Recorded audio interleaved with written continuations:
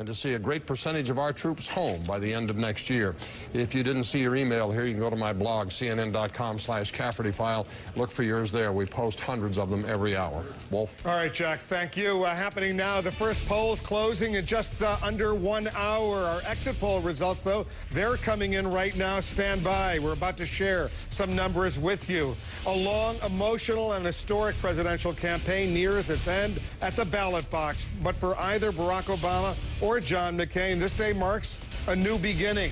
Americans turning out in what may be record numbers. There are long lines, mechanical breakdowns, and in a rainy Virginia, even some damp paper ballots. We're tracking all these voter problems. You're reporting them to us as well. And what it means for you, we've got Election Day covered from coast to coast with several special reports and expert analysis. And I'll also speak this hour with former New York City Mayor and former presidential candidate Rudy Giuliani. We want to welcome our viewers in the United States and around the world. I'm Wolf Blitzer at the CNN Election Center. You're in the Situation Room.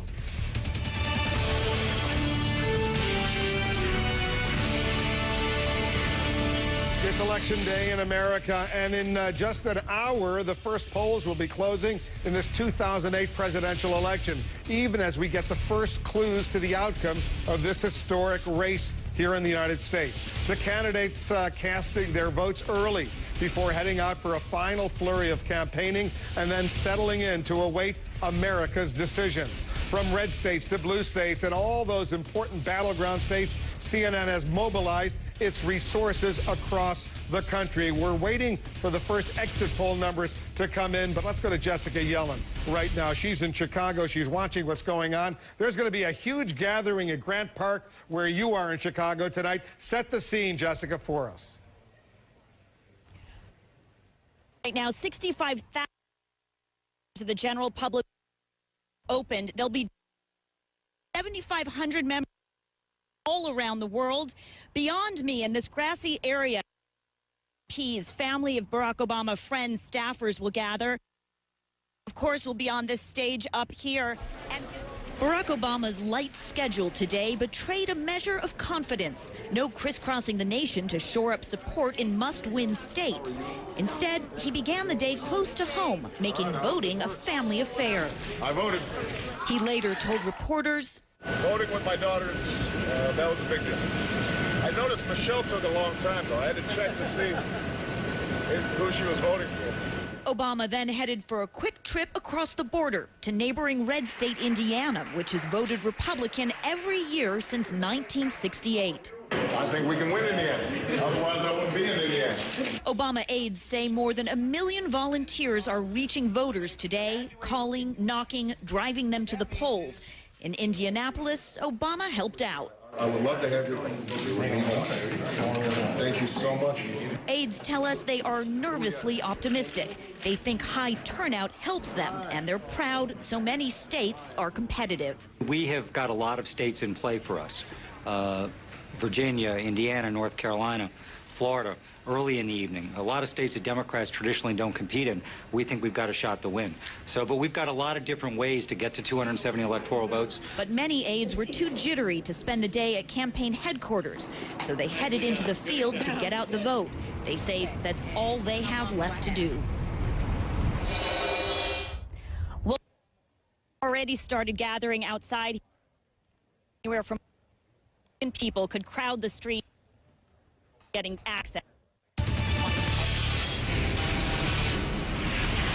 All right, we're getting the first exit poll numbers coming into the Situation Room right now. Let's go to voter analysis here at the CNN Election Center. Soledad O'Brien and Bill Schneider are standing by. Soledad, what's coming up? This, Wolf, is the voter analysis board, and the exit poll data comes directly into here, into the CNN computers, real-time, raw data, all sorted, constantly updated. So, as you said, the first information coming in. Bill Schneider, what are you seeing? What are we seeing? What was the top issue on the voters' minds across the whole country? And here is the answer. The economy clearly dominated this election. 62% of voters said that was the issue on their minds. Iraq, which a year ago you would have thought was going to dominate this election, just like the 2006 midterm, only 10% said Iraq was their top concern.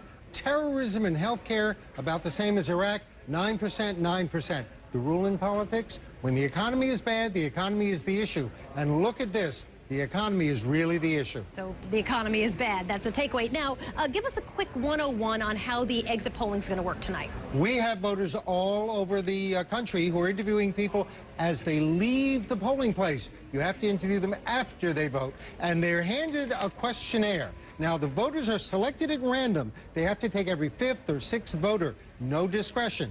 And they're handed a questionnaire that looks just like this. In fact, this is it. This is a questionnaire. There are several different versions, but it's a form. And they privately look at the form, answer the questions front and back. It's covered with all kinds of questions like, how did you just vote? Would you describe yourself as a born-again or evangelical Christian? Issue questions, explaining their vote. They fill it out. Their name is nowhere on this form. They hand it back.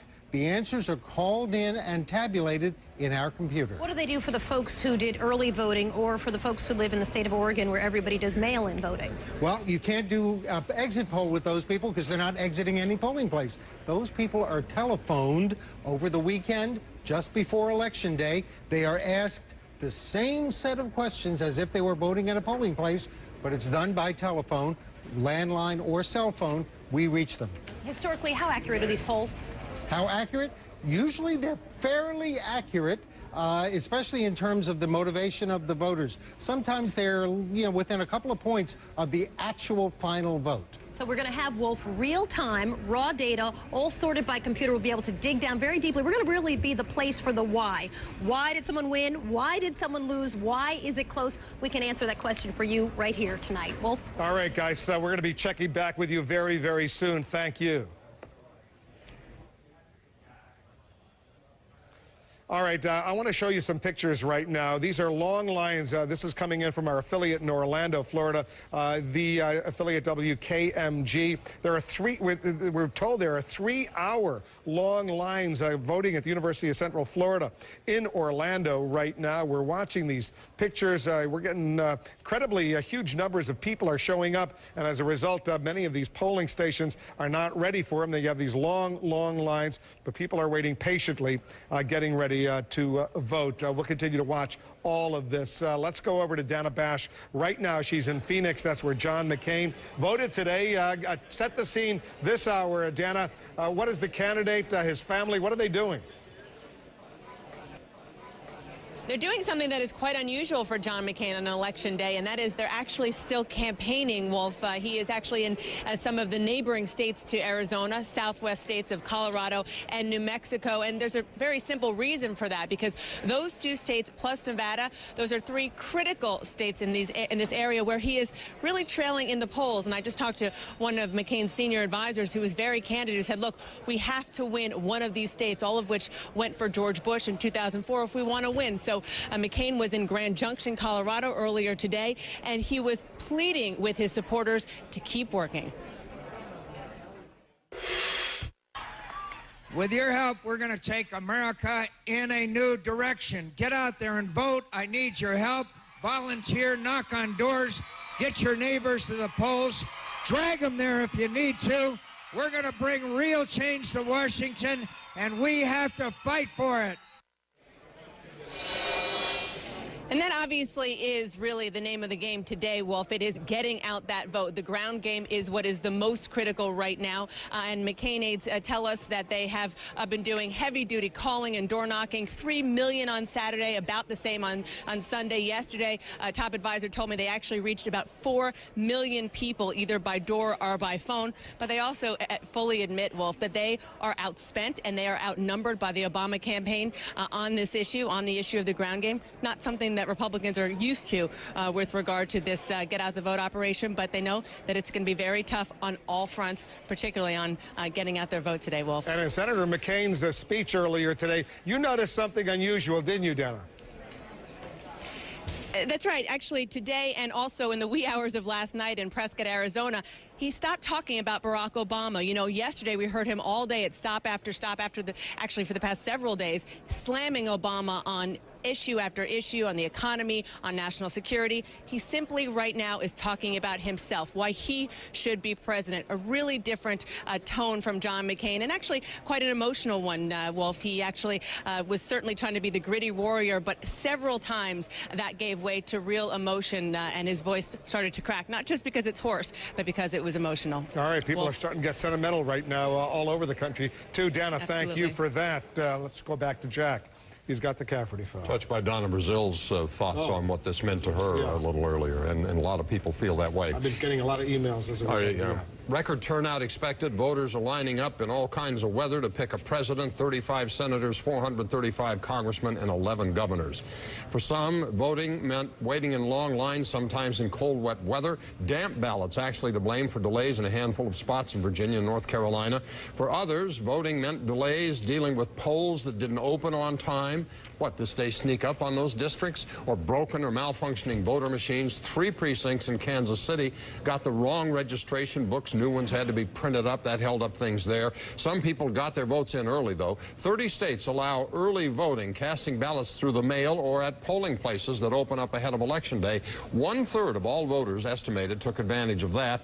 But that process wasn't seamless either. At least 2 presidential elections, the last 2, shrouded in controversy. In 2000, the Supreme Court, in effect, appointed our president after an agonizing weeks-long wait down there in Florida. In 2004, strong suspicions that some voting machines had been tampered with, and that affected the outcome of that election. And there are a lot of us that don't trust that these election results tonight are going to be legitimate either. A lot of suspicions surrounding what is arguably a very badly broken system. The question this hour is this: how would you change the way we elect our presidents? Go to CNN.com/Cafferty file and post a comment on my blog. It is ridiculous. The fractured differences that exist state to state, all of the requirements. Different rules all over the country. It's nonsense, you know. It needs to be standardized and cleaned up, and we say that every 4 years. And then they forget about it. And then we have this discussion the next time. Right. Yeah. Get ready for the same discussion in 2012. That's right. All right, Jack. Thank you. Sarah Palin anticipating victory. Tomorrow, I hope, I pray, I believe that I'll be able to wake up as Vice President-elect and be able to get to work in a transition mode with the President-elect, John McCain. She went home to Alaska to vote, and we're going there live to hear what she's saying about history being made. Also, thousands of voting problems across the country. We've been reporting on them. We go to one state where voting problems include some bad machines and even some soggy ballots. And the states and the counties to keep your eye on as we start getting voting results right at the top of the hour. John King is standing by with the Magic Map.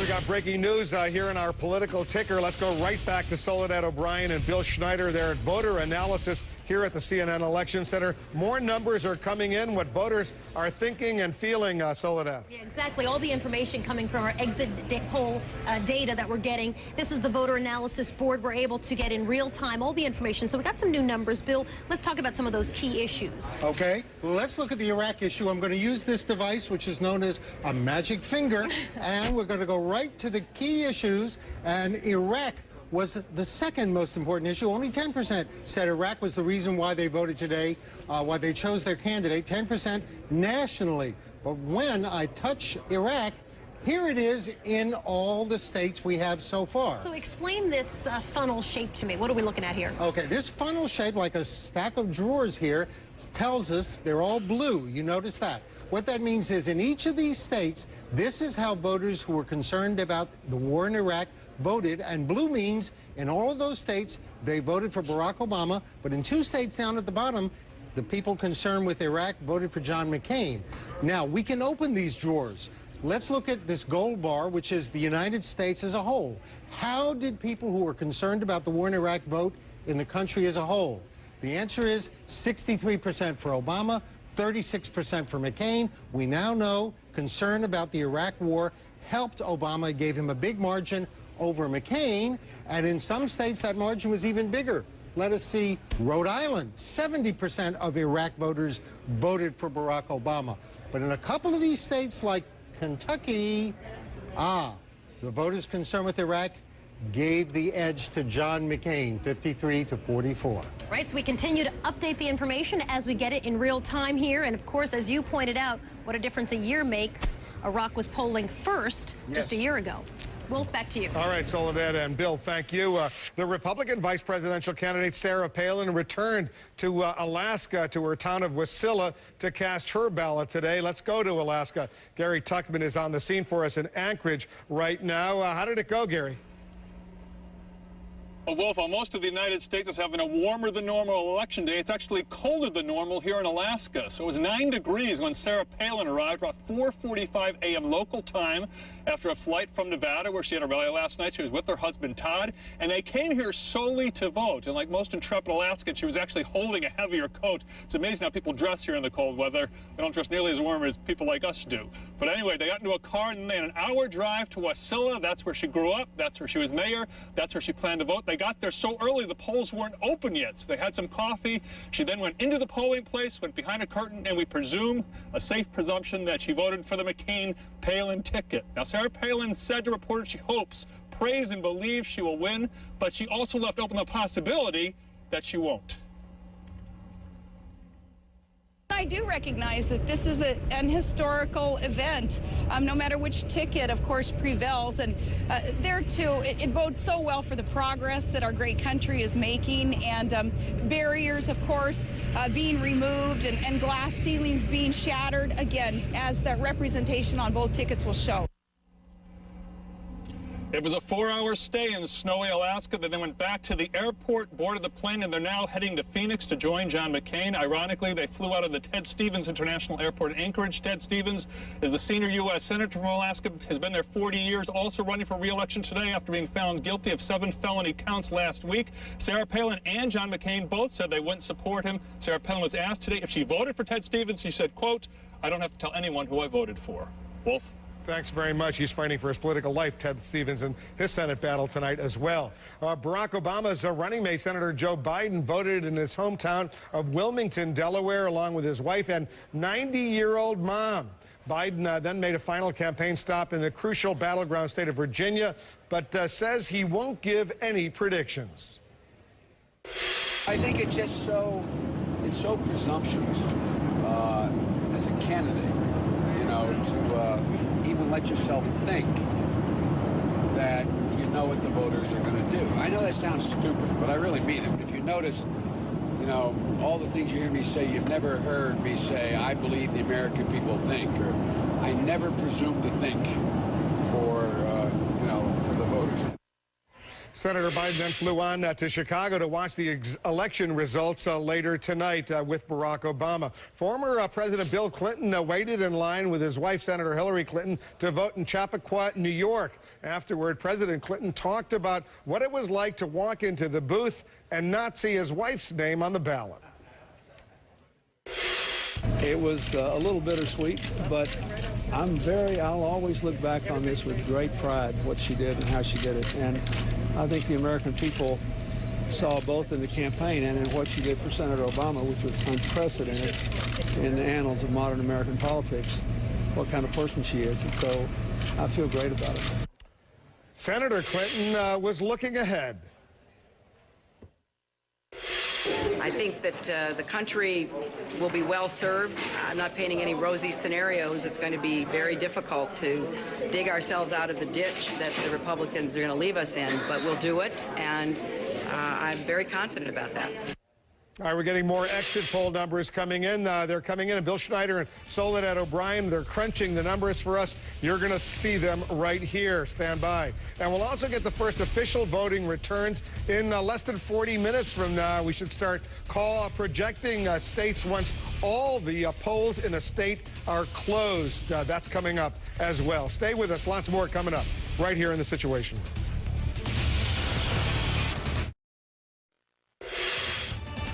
America's mayor, Rudy Giuliani, the former mayor of New York, he's here with us in the Situation Room. We're going to talk with him shortly, but I want to go out to Richmond, Virginia right now. Dan Lothian is our man on the scene. Dan, I understand there have been some problems out in Virginia, a key battleground state. That's right, a key battleground state, and we did have some problems here, in part because of the weather. We had rain early part of the day, continues to rain now in the evening. And what happens was people were going into some of these polling places to use these optical scan machines. They had wet gear on, umbrellas, water was getting onto the paper ballots. They were finally able to fix that situation. In addition, here in Richmond, there was one polling place where 5 of the 7 voting machines were broken. They had to shift over to paper ballots. They were eventually able to bring in some additional machines. And I can confirm as well that 1,000 people were in line in Chesapeake, Virginia. We were told that they were simply overwhelmed. They had to bring in additional people to help out there. But overall, officials are saying that they don't have any major problems here in the state. Now, right now where I am, no long lines behind me. But earlier today, we did have long lines. And we had a chance to talk to some of the folks who said they're just happy and proud to be taking part in this historic election. Wolf? Dan Lothian, thanks very much. We'll check back with you. It truly is an historic election day here in the United States. And the former Republican presidential candidate, Rudy Giuliani, is here to talk about it. He's a major supporter of John McCain, as you know. We'll also get to our political contributors, James Carville and Bill Bennett. They're standing by live as well. We'll hear what they think. The best political team on television and more right here in The Situation.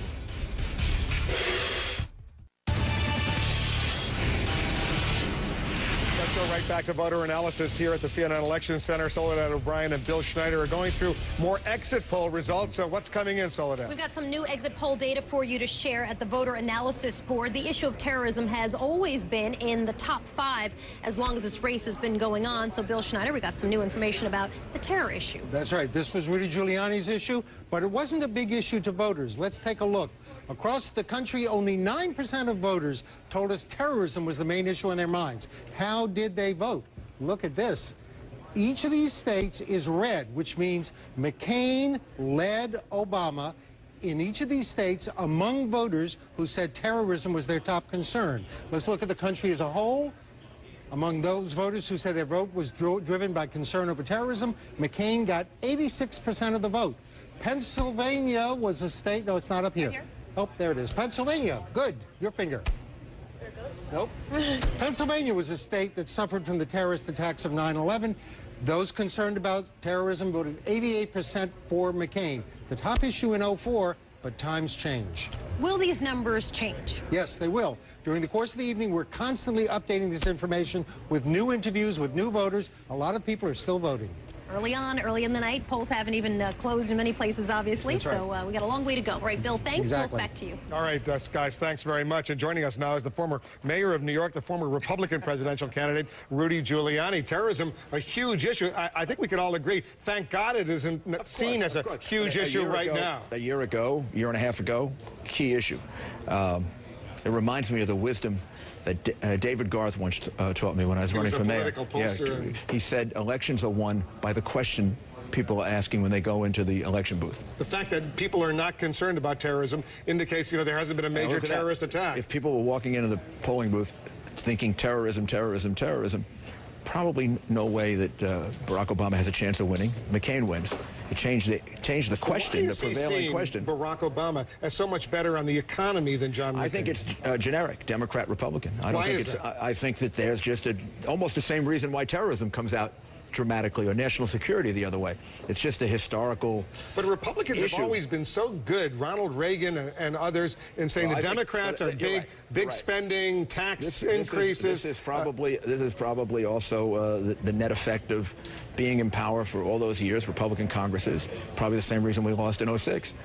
Republican Party lost some of its credibility on the economy. Because spending exploded over the 8 years of the Bush administration. When you think economy, you think Republican, you think low taxes, low spending. Some smaller government. But the era of big government is here. We got the low taxes, but we got the big government. And huge government right now, a lot bigger than it was 8 years ago. Right. The national debt has doubled over these past 8 years. Lost our part of our brand. Was that environment, if in fact Obama goes on to win, and it's still a huge if, we don't know who's going to win right now, but if he goes on to win, what will be the, what will you look back at and say was the changing moment? If we're going to reestablish the base of the Republican Party, the real base of the Republican Party has to be based on smaller government, less spending, getting control over spending. Doesn't mean no spending. It means disciplined spending. I mean, I throughout have thought that the president right now should be talking about a 5–10% spending decrease in Washington. Just impose it. Mike Bloomberg is doing it in New York to get ready for the deficit that he sees coming. It's going to be a big deficit here in New York, too. He's got a lot of problems. Right. Whoever is elected president tonight is going to have to unite this country and bring this country together. How divided? You've traveled all over. You've campaigned for right now, John McCain. How divided is the country right now? So it's an enormous challenge to either Senator McCain or Senator Obama. These are patriotic people. They love their country more than they love their party. Sometime tonight, after one side or the other is very angry, right? They're going to realize this is about having a president. But it's doable to bring this country together. Give me some advice, quickly, a piece of advice to both of these men, what they need to do to try to unite the country. I mean, I won in a Democratic city twice. You know, I knew that I won, but 5 to 1. People were of the other political party. First thing you do is talk to them, and you tell them it's not it's all over. It's not. There's no Republican way or Democratic way to govern the country or govern the city. It's just one way to do it. And now I work for all of you. So that's all they really have to do. And the American people love that. I mean, we know how to get over these things. Some of the people in Washington don't know how to get over it. But the people in America know how to get over it. Do you have any interest in serving once again in public service if McCain wins or if Obama wins? And they said, you know what, you'd be a pretty good attorney general. I am real happy where I am. I'm not looking for a job. I wasn't doing this, John, because I was looking for a job. But it's hard to say no to a president. It's almost impossible to say no to a president. But I did what I did for the last couple of months because, I mean, I don't mind saying I really love this man. I think John McCain is, I mean, you remember, I think it was your debate where I said I wasn't running, I'd be supporting John McCain. That was my debate. A couple of my colleagues got angry at me. You support him for why not me? Yeah. Because I really believe in him. He did something in his life that I'm not sure. Well, no matter what happened, I was very fortunate to have you as a supporter. We were very fortunate to have him as a candidate. Hope we have him as a president. God willing. Thanks for coming in. It's Election Day, America, and our CNN political contributors, James Carville and Bill Bett, they're standing by live. We're going to talk to them about what's going on. First, Jeannie Mo says another most unusual look at candidate voting. Think you're alone on your condo balcony, and then someone points to spying press. It's the ballot secret. And finger licking good. But the media took a licking, running this way, running that way. Running for the widows, trying to get shots of Senator McCain voting. We need you back, sir. We need you back, guys. Sir, we need you back. God bless you guys. And God bless the wife who knows when not to get out of the candidate's hair. Jeannie Mo, CNN, New York. In San Antonio, an election judge helps a partially paralyzed woman vote in the back of an ambulance.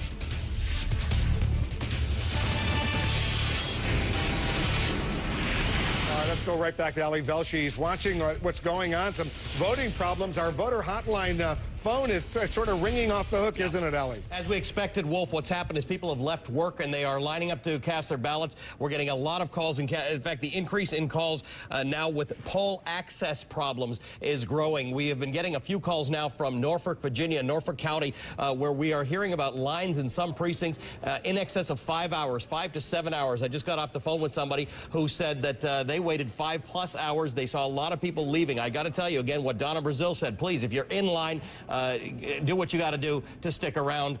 Bring a book, bring a friend. If you are in line before the polls close, you will get to vote in every precinct around the country. They'll block off behind you, and then you'll get to vote. So far, as I said, we've had 3,000 calls come in the last hour. Please call us if we have problems, because we can get onto those. The number is 1-877-GO-CNN-08. We'll get onto those problems, and we'll track them down and see if we can solve them for you, Wolf. Thanks very much, Ali. We'll continue to watch this story.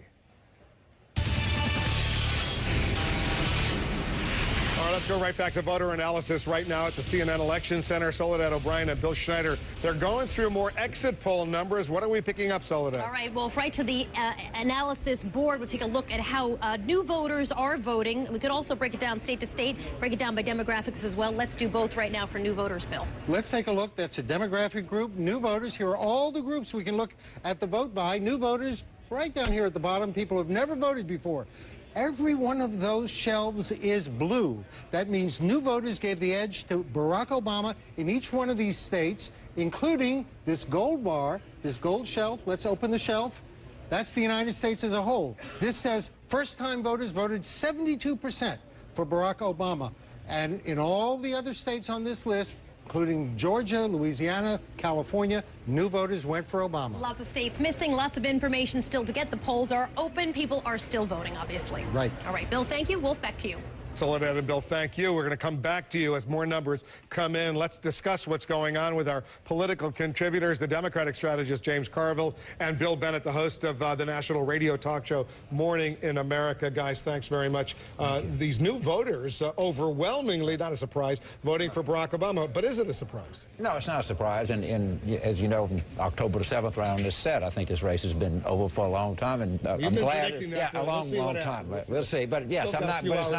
But it's not surprising that they had a very aggressive. That campaign did a magnificent job. Was very aggressive, getting people out, getting them registered. So I'm not surprised at this number at all. That 72% is high. Is that a surprise to you? No, I think they did a lot of great grassroots work, and the kind of idealism to which they appealed.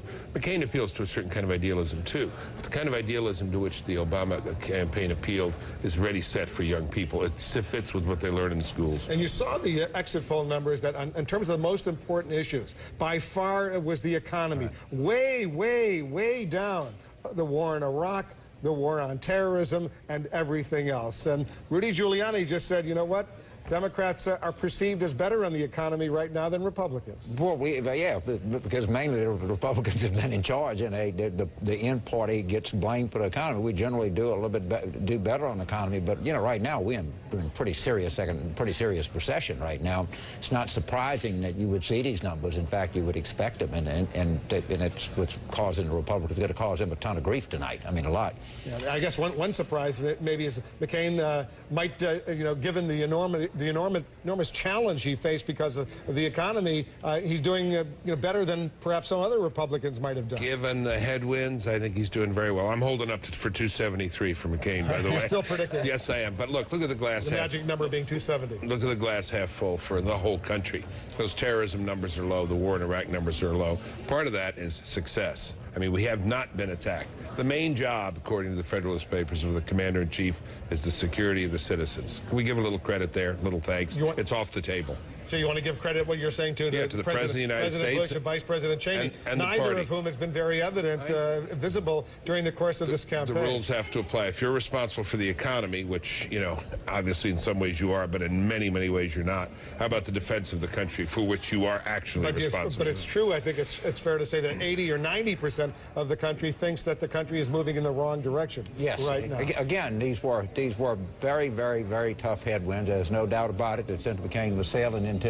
And it's, you know, it's going to be overcome, and this is going to be a big night. A really big and when night. you look at these pictures, you look at these live pictures, those are aerial shots coming in from Grant Park in Chicago, where hundreds of thousands of folks are expected to show up. They're not yet there, but they're expected to show up. Bill, they're either going to be really, really happy or really, really sad. We don't know what the outcome is going to be. Take a look at this live picture. This is coming in from the Biltmore Hotel in Phoenix, where John McCain's going to have his rally tonight, his event, after we know who wins and who loses. Well, that's not a bad place to be, no matter what happens. Yeah, We've all been at Grant Park, because someone else will have to speak to it. But listen, if he gets 273, McCain, I'm up all night. I'll go right to the radio show from here. Yeah, I will say this: Grant Park is a great urban area. What they've done at Lakefront Chicago is magnificent. But the Biltmore is out, but obviously first-class hotel. We've stayed there many times. But I think there are going to be 1 million people there, which is going to be pretty remarkable. It's a great night for democracy. It's a great night. No matter what happens. That's right.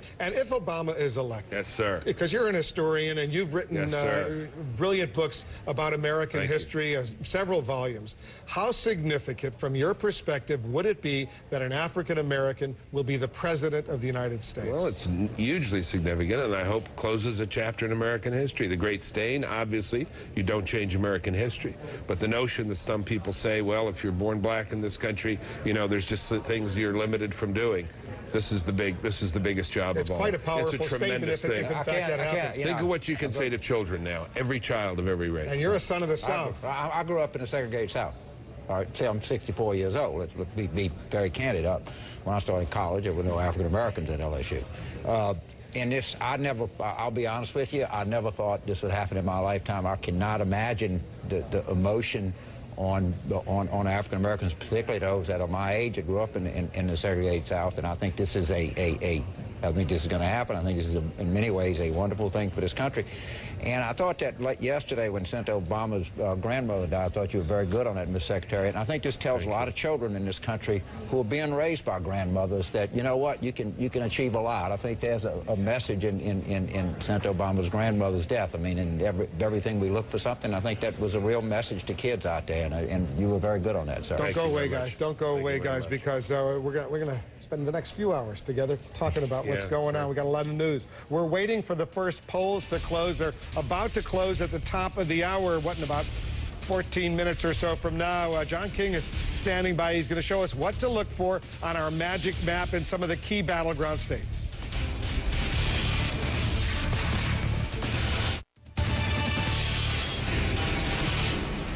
During the course of these final days of the campaign, you've heard a lot about these so-called robocalls, these phone calls, these automatic phone calls that are going out. There's a new one that's coming out today warning people about Barack Obama. This put out by the RNC in Florida especially. Cuban Americans are attracted to this one. Listen to this. It's going to be in Spanish, but the English translation will be on the screen. Urgente, estoy llamando de parte de John McCain para decirles que hoy a las 1:28 de la tarde, la independiente agencia de noticias Reuters reportó que el dictador cubano Fidel Castro le ha dado su apoyo al demócrata Barack Obama por ser más inteligente y más culto que John McCain, igual que Hugo Chávez, Daniel Ortega y Evo Morales. Los hermanos Castro prefieren a Barack Obama. No le den a Castro lo que él quiere. Vayan a votar ahora mismo por John McCain y eviten que se establezcan en Estados Unidos políticas como las de Cuba. Quedan unas pocas horas hoy para votar por John McCain. Esta llamada ha sido pagada por McCain Palin 2008 866-558-2875. All right, that was, as you just heard, if you speak Spanish, that wasn't an RNC robocall. That was a McCain-Palin robocall. Let's go to our man in Florida right now, John Zarrella. John, it's a little late, isn't it, to start these? That's a pretty powerful robocall, if I say so myself.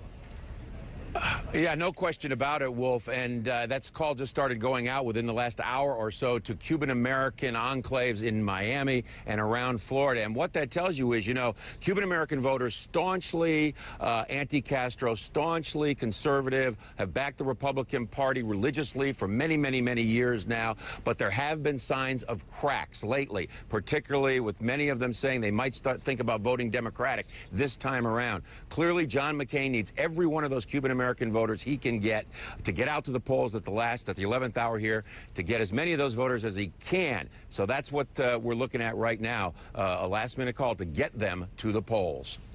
All right, John, thanks very much. John Zarrella working the story in Florida. John King is here at the Magic Map. John, walk us through what our viewers should be looking for, because in a few moments, the first polls will be closing in 2 states. Wolf, and we're going to try to use our map to give some ideas of places we'll be watching very closely. We showed a few in the last hour. I want to show you 2 in this hour, and I want to start in North Carolina. This is a state President Bush carried quite handily 4 years ago, but as you well know, it is in play this time. The key for Republicans here, and certainly the key to President Bush in North Carolina and elsewhere, was the support of evangelical voters. We've not talked as much about them in this election cycle because of all the focus on African Americans and Latinos, but the evangelical vote would be critical to the Republicans. We visited a big evangelical church down here. Pastor Loran Livingston tells us that he has many congregants who come to him and say they like Obama on the economy, they like McCain on the social issues. What should they do? The pastor says he doesn't tell them to pick a specific candidate, but he says listen to the Bible. You can't start weighing an economic situation versus a spiritual or an eternal situation. Economics change, but how God feels about life and marriage never changes. So I tell them, find a candidate whose philosophy lines up most with Scripture, pray a lot, and vote your heart. So evangelical turnout in North Carolina and many other states, Wolf, is one thing we'll be watching tonight. Another thing we'll be watching is the impact of race in this race for president. Barack Obama obviously trying to make history as the first African-American candidate. You remember the congressman from this state, Pennsylvania, Jack Murtha, his district is out here. He said he thought many people in his district would vote against Obama because he is black. Well, in its canvassing in the final days, this is in the Philadelphia area, but it's going out across the state. The Obama campaign has targeted white working-class neighborhoods, trying to convince people, vote the economy, don't vote any past president. prejudices. We talked to the veteran Democratic pollster Peter Hart about this. He said 6 months ago it was a big issue, but he said Barack Obama's performances in the presidential debates, in his view, has greatly reduced the risk of people voting against Obama simply because of the color of his skin. Fascinating. I think voters have moved to a comfort level, and a lot of people who didn't think that they could vote for an African-American candidate are looking at the economic situation and are looking for help and hope. And they look to Barack Obama and say, that's a potentiality. This is the future. I can't vote to reinforce the past. So I think many of the racial problems that were there have diminished. It hasn't disappeared, but it's diminished. The impact of race on the election, another thing we will look at, Wolf, in the key battleground states, including Pennsylvania. We visited 31 states over the past few years, and going to watch many of them tonight as we watch the results come in. It's getting exciting out there. All right, thanks very much, John. Just ahead, we're going to go back live to the candidates, the presidential candidates, Barack Obama in Chicago, John McCain in Phoenix. We're awaiting the first poll closings in just a few moments. And in our political ticker, Jeannie Most has a most unusual look at the candidates voting. Joe Biden arrived holding his mom's hand, then voted behind blue curtains, while Sarah Palin voted behind red, white, and blue curtains. Biden exited and kissed his wife, while Palin exited to snow and the sight of her own breath in 18-degree Wasilla, Alaska, saying she prays and believes I'll be able to wake up as vice president-elect. She got lots of warm, furry hugs. Forever I'm going to be Sarah from Alaska. Even Santa was there. Talk about a red state. Jeannie Most, CNN, New York. Check back with Jack Cafferty for the Cafferty File. Jack. The question this hour is, how would you change the way we elect our president? Oh, Jack, your microphone is turned off, so maybe you should turn it back on. Yeah, I will. Okay. My apologies. Okay, is it turned on now? Can you hear him now? Yeah. Okay, The question is, how should we change the way we elect our presidents? There are many things, this is Sarah writing this, many things need fixing: campaign financing, the useless debates, the length of the campaign, the day we vote, the electoral college, the list goes on and on. The most important thing to fix is the shambles at the actual polling stations. Every other major democracy in the world has a uniform system for voting and the capacity to get the voters through the polls. Why the hell can't we? Susan in Illinois, voting ought to be on the weekend using an electronic scan for quick counting and a paper receipt for the recounts. Matt in Illinois, shorten the campaign period. Federally finance the campaign with private or corporate contributions so that everybody has the same war chest, and have real debates about the issues rather than fluffy platitudes. Holly writes, I can bank online, I can day trade online, file my taxes online, shop online, all securely. But people have to go and wait hours in line to cast a ballot in a federal election. Give me a break. If we can't even get our act together and set up a secure and functional voting method 4 years after the last election fiasco, I have no faith we're going to be able to turn the economy around. Jim, in my hometown of Reno, what bothers me most about our elections? Negative campaigning, the lies, distortions, and just plain filth. I honestly don't know how to purge our elections of this muck and keep the political discourse on a high and dignified plane, but that's no more recounts. If you didn't see your email here, you can go to my blog, cnn.com/Cafferty File. Look for yours there among hundreds of others. Dueling. It's a concept. Yeah, not a good one. All right, Jack, thanks very much. Happening now, we're set for the first vote results in this 2008 presidential election. We're watching for returns coming in from key states. Also, hanging in the balance right now as Americans cast their ballots, several House, Senate, and governor races. Democrats could significantly increase their grip on Capitol Hill. And scores of voters are enduring long lines, even problems at the polls. You're going to see what's happening, and you're going to find out what you can do about that. All that plus the best political team on television. We want to welcome our viewers in the United States and around the world. I'm Wolf Blitzer at the CNN Election Center. You're in the Situation Room.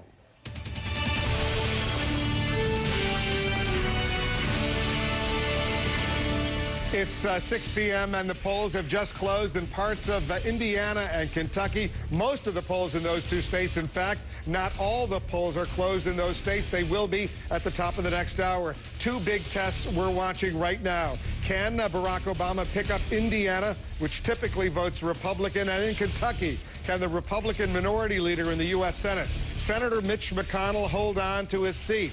Moments from now, we'll be getting the first real votes coming in this historic election. And you can keep an eye on the bottom of your screen where the results will be streaming in. Stand by for that. Meanwhile, there's breaking news. Let's go back to voter analysis right now. Soledad O'Brien and Bill Schneider, they're standing by. And they're getting new numbers on these exit polls that are coming in. Soledad? That's right, Wolf. Right to the voter analysis board and some of these new numbers for exit polling coming in. One thing that's not going to change are some of the issues, and the big issue, which is the economy. How does it look? How does it look? Let's take a look at where it is now. Still, the economy is the #1 issue. 2004, it was terrorism. 2006, it was Iraq. This year, the economy. Let's dig a little bit deeper. Break it down for me. How do people feel about the economy now? What do they say when they're polled? Stinks. How about that? 93% say the economy is not so good or poor. Very negative assessment. They also ask the question about the future. Are you optimistic looking forward? What do they say? They're pretty optimistic. 47% think the economy is going to get better. That's twice as many who think it's going to get worse. So the economy may be terrible, but people are optimistic. Interesting to see over the last couple of weeks, both candidates have been talking about the other guy raising your taxes. And that was a question in the exit poll. We asked people, do you think Obama will raise your taxes? Do you think John McCain will raise your taxes? And look at this.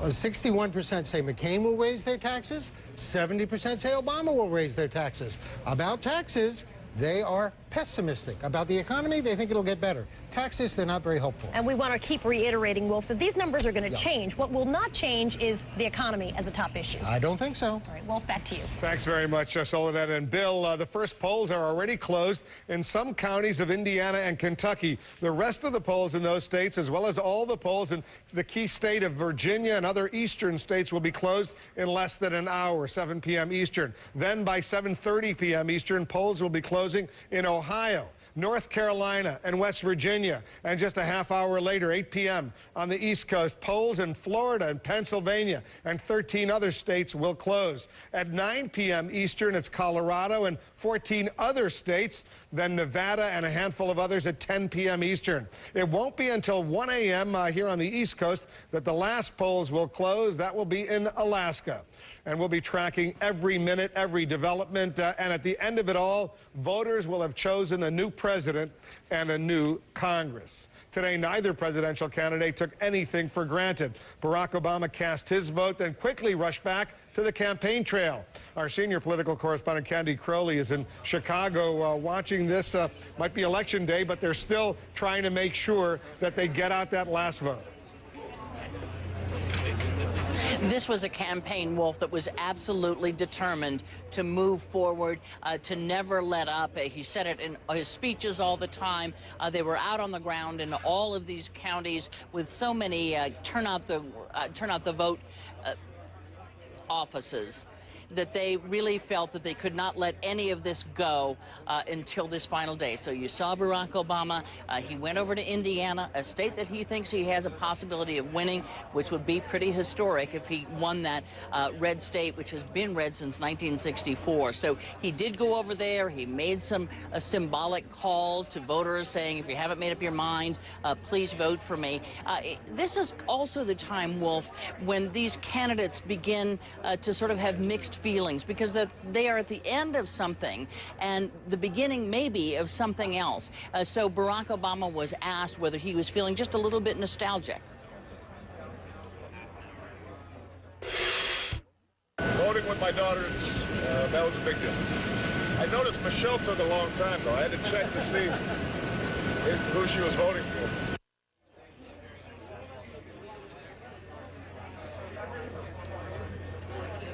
All right, unfortunately, I think we've lost Candy. Her audio, I think, has gone away, but we'll fix that and get back to Candy Crowley in a few moments. She's in Chicago. That's where Barack Obama's getting ready for his event later tonight. He's watching the poll results coming in Chicago. Let's go out to Phoenix right now. Dana Bash is with the McCain campaign. They're going to be watching the results where you are. I take it they're getting ready for a big bash out there, right, Dana? They're certainly getting ready for a big event here. It's really unclear, obviously, what kind of event it's going to be. And in terms of the mood, I just ran into one of John McCain's senior advisors coming out here who used the word stoic to describe the atmosphere inside the McCain campaign. I've actually been talking to advisors for the past couple of hours who say that they are determined to remain optimistic, but they certainly are realistic as well, Wolf. They are continuing to say, probably even more and more, saying that they understand how tough an environment this is for any Republican. Now, as for McCain, he was out campaigning all day today, and he is more and more trying to say, look, defy the pundits, defy the polls, and his standard stump lines are getting more emotional and more sentimental. I've been fighting for this country since I was 17 years old, and it's been the honor of my life, and I've never lived a day, in good times or bad, that I didn't thank God for the privilege of serving the United States of America.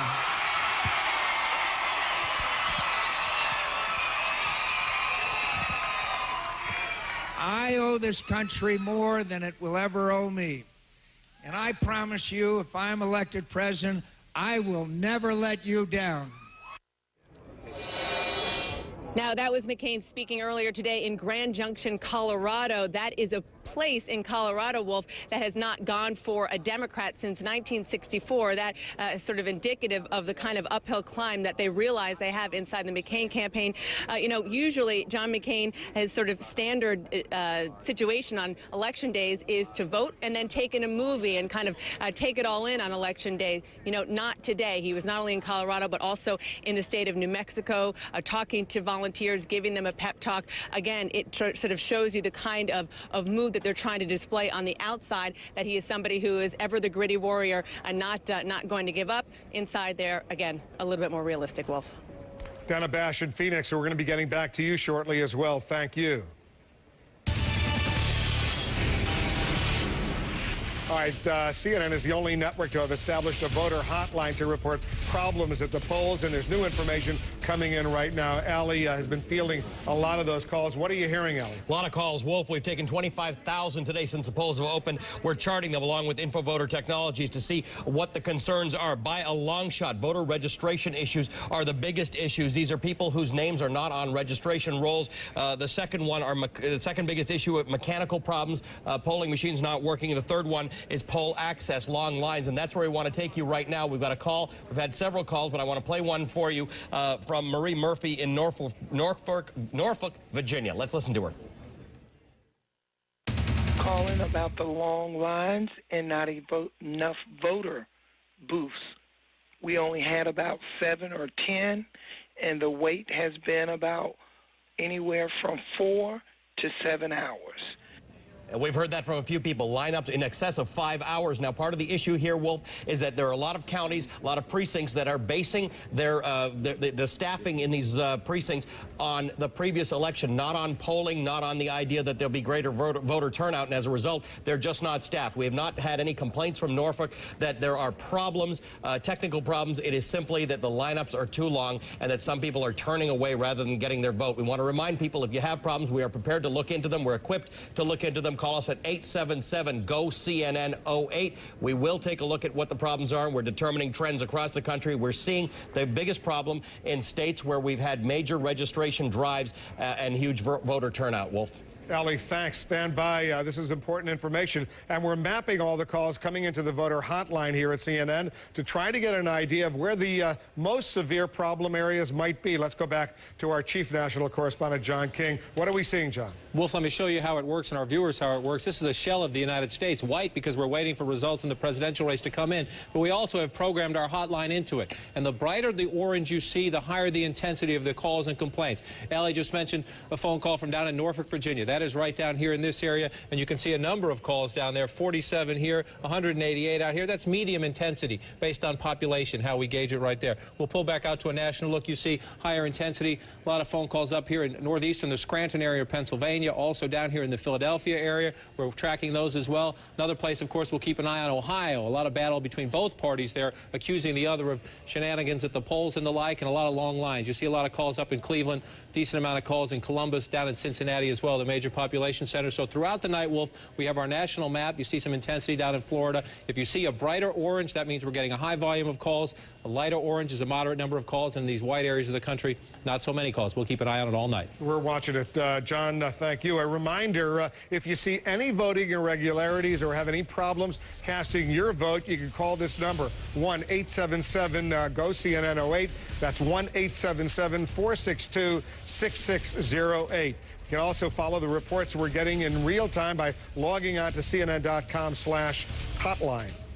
The first exit polls, the first polls, that is, have now closed in 2 states. We're waiting for the first results to start coming in from Indiana and Kentucky. Stand by. In fact, Kentucky numbers are coming in right now. Stay with us for that. The White House isn't the only landmark up for grabs tonight. As you know, there may be a lot of turnover in Congress. We're watching what's happening there. John King will be back to take a look at the balance of power in our new virtual Capitol.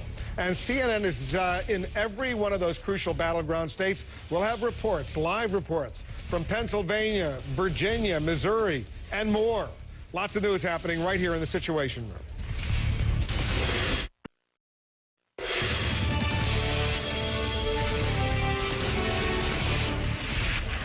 In our political ticker right now, it's not, of course, just the White House that's up for grabs. It's both the Senate and the House of Representatives. The balance of power at stake right now in this historic election. Campbell Brown is here. John King is here. Campbell, this is a new technology we're about to unveil to our viewers. Set the scene for us, you and John. Well, as you said, I mean, this is going to be a huge night in both the House and the Senate. A challenging night would probably be a nice way of putting it, John, for Republicans in the House and the Senate, where they're expected to lose seats in both places. But set the stage for us before we get into the nitty-gritty about where things stand right now and what it looks like. Well, I'll show you the numbers first. If you just look at the numbers up here on the screen, the Democrats have a majority in the House, 236 to 199, and they have a majority in the Senate. This shows the race is up right now, but it's 51-49. I'm going to try this for the first time on live television there and give you the Capitol. Roll, please.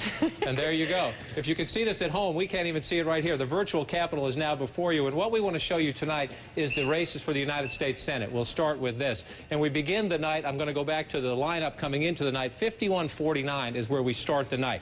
Now, there are 35 Senate races tonight, so we'll hit live results, and you see those races flash up in the middle. And most parties believe of the 35 up tonight, Democrats are defending 12, the Republicans defending 23. That's a hard challenge for the Republicans. Most believe that that number of seats are relatively safe. You see the blue filling in the middle, the red filling in the middle. Those are seats we believe are safe. So you get to some pretty big races, Campbell, early on in the night in the state of Virginia. You see the candidates there on your screen. Mark Warner, the former Democratic governor, on the right of your screen. Jim Gilmore, the former Republican governor. 2 heavyweight candidates, but Democrats expect that they will win this race and win it quite handily. So I'm going to hypothetically assign it, and you see how the numbers change on our map. 51 there. Another pickup the Democrats expect is out here in the Southwest in Colorado. We'll see the results come in, but so you get familiar with the technology, let's assign that one to the Democrats for the sake of argument. Again, you see the numbers going up. Democrats expect another Udall to win in New Mexico. We'll watch that one go up. And a big race early on will be this. Oh, that one doesn't want to work, so we'll send that one back. We're frozen up at the moment here, but Campbell, as we go on throughout the night, we'll have any number of races that we can bring up. We'll work out the kinks in the technology. For Democrats, of course, the goal is the magic number of 60, which would give them a big enough majority to block a filibuster in most cases. We'll see if that plays out. Most Republicans think the Democrats will win 7 or 8. Will they get to the magic number 9? That's a big issue. A race to watch out there, of course, way out in the West, Alaska. Ted Stevens just convicted of corruption charges. Right. Can he hold on? And we'll watch the House balance as well, because whoever is the next president will have to deal with the Congress. And if Barack Obama wins, how much in control of the Congress will his party be? And if John McCain wins, how much of a Democratic majority will you be fighting in the Congress? And John, quickly, without getting into specific House races, in last election, Democrats picked up 30 seats in the House. I've heard predictions range from 20 to as much as 30 again in the House this round. So this could be a real game changer. And it depends highly on the turnout today. Younger voters, do they just vote for Barack Obama, or do they stay engaged and vote Democrat for Congress?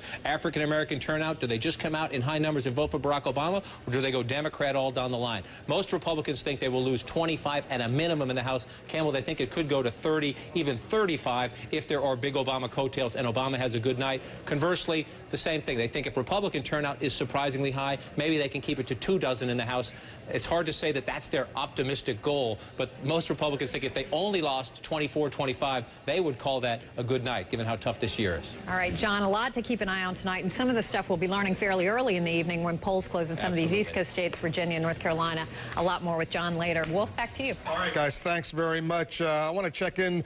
First of all, some poll results are coming in. Indiana, most of the counties are closed there. We have no results yet in from Indiana. You can see 0%, 0%, but we should be getting some results coming in from Indiana very soon. All of the polls in Indiana won't close until 7 p.m. Eastern. That's at the top of the hour. Remember, 11 electoral votes in Indiana, which is turning out to be a key battleground state. Kentucky, not so much a key battleground state. Right now, only a few polls results are in. Less than 1% of the precincts have reported in Kentucky. McCain had 59% to 40%. These numbers are just coming in right now. They're going to be changing dramatically. We have correspondents in all the key battleground states, and I want to go briefly and check in to see what's going on. We'll start off with Brian Todd over here. Brian, you're in Philadelphia. What's the latest in Philadelphia? A lot of energy and excitement here, Wolf. We just found out they may not be expecting a record turnout in Pennsylvania, about maybe 80% at most, but that will not exceed the record, we're just told. At this voting station, a very smooth operation. People getting processed in as we speak. This poll closes in a little over an hour and a half. People are coming in and out. There were long lines here earlier today, snaking around the street. In Pennsylvania, the only reports of irregularities, some people showing up at the polls thinking that they're registered and finding out they are not. They're given provisional ballots. We're told that is not a widespread problem. Also, in this precinct and in others, some voting machines malfunctioned. In the cases where they did, they used paper ballots, and everybody got a chance to vote. But overall, a very smooth operation here. Very, very high turnout. We're going to know in a couple of hours how the campaigns did. They really blitzed this state. We're going to know in a couple of hours, Wolf. We'll check back with you, Brian. Let's go to Dan Lothian. He's in Richmond, Virginia, where we knew there were some problems during the course of this day. Dan, tell us what happened. Well, what we had is that in one precinct here in Richmond, we had a particular polling place where 5 out of the 7 voting machines broke down. They had to turn over to paper ballots, and they were finally able to bring in some additional machines. Also, in the Chesapeake, Virginia area, we had about 1,000 people. We confirmed that about 1,000 people were in a line there. They were simply overwhelmed. They had to bring in additional personnel to help out. We're told that situation was rectified. But in general, officials telling us that really they prepared well for this, and they did not get all those problems that a lot of people had feared. Polls closed in about 40 minutes, and we're told that if there are long lines like we saw earlier today, anyone who is in line by 7 p.m. will get to vote. Wolf? We'll watch in Virginia with you. Ed Lavandera, we're just outside St. Louis, Missouri. Is that right? Ed, is that where you are? Right, we're in the suburb of Webster Groves, an interesting area to be tonight. As the polling location that we're at, you can see it's starting to trickle down now. The amount of people that have been coming through here, there's about an hour and 45 minutes left in voting. The polls close here at 7 a.m. or 7 p.m. Central Time. At this particular location, they're approaching 80% turnout, which is a little bit more than what they're expecting for the state across the state of Missouri. They're expecting about a 76% turnout. Everything we've heard so far is that is still on track to be the case for today. But in the north part of St. Louis County, we are hearing major reports of long lines in various places, kind of a wide range of reasons for why that is happening. But from what we've heard, we had a producer on the ground at one of those locations, and they were reporting that people seem to be in good spirits and willing to wait out the lines this evening. But these ballots, not just the presidential election, but there's a lot of local issues on these ballots. So many officials are telling us that it's taking people a long time just to get through all of the different measures and all of the different choices they have to make on these ballots. Wolf? Well, we have to be patient on this day if they want to vote in so many parts of the country. Ed, thanks very much. I want to remind our viewers also to keep an eye on the bottom of the screen. You'll see the numbers coming in. As we get them, you will see them throughout the next several hours. And in Kentucky and Indiana, where a lot of the polls are closed right now, you'll see those numbers coming in rather quickly over the next hour. All the polls in those 2 states will be closed at the top of the hour. We're moving into this final phase. Polls in parts of 2 states, as I said, are already closed. We're waiting for the returns, more returns from Indiana and Kentucky. Here's a question. Why are some people voting the way they do, the way they vote? We're taking a closer look at the issues that mattered most in the voting booth and tracking real-time results. How you can keep up with numbers at CNN.com. This is information you need to know right here in the Situation Room.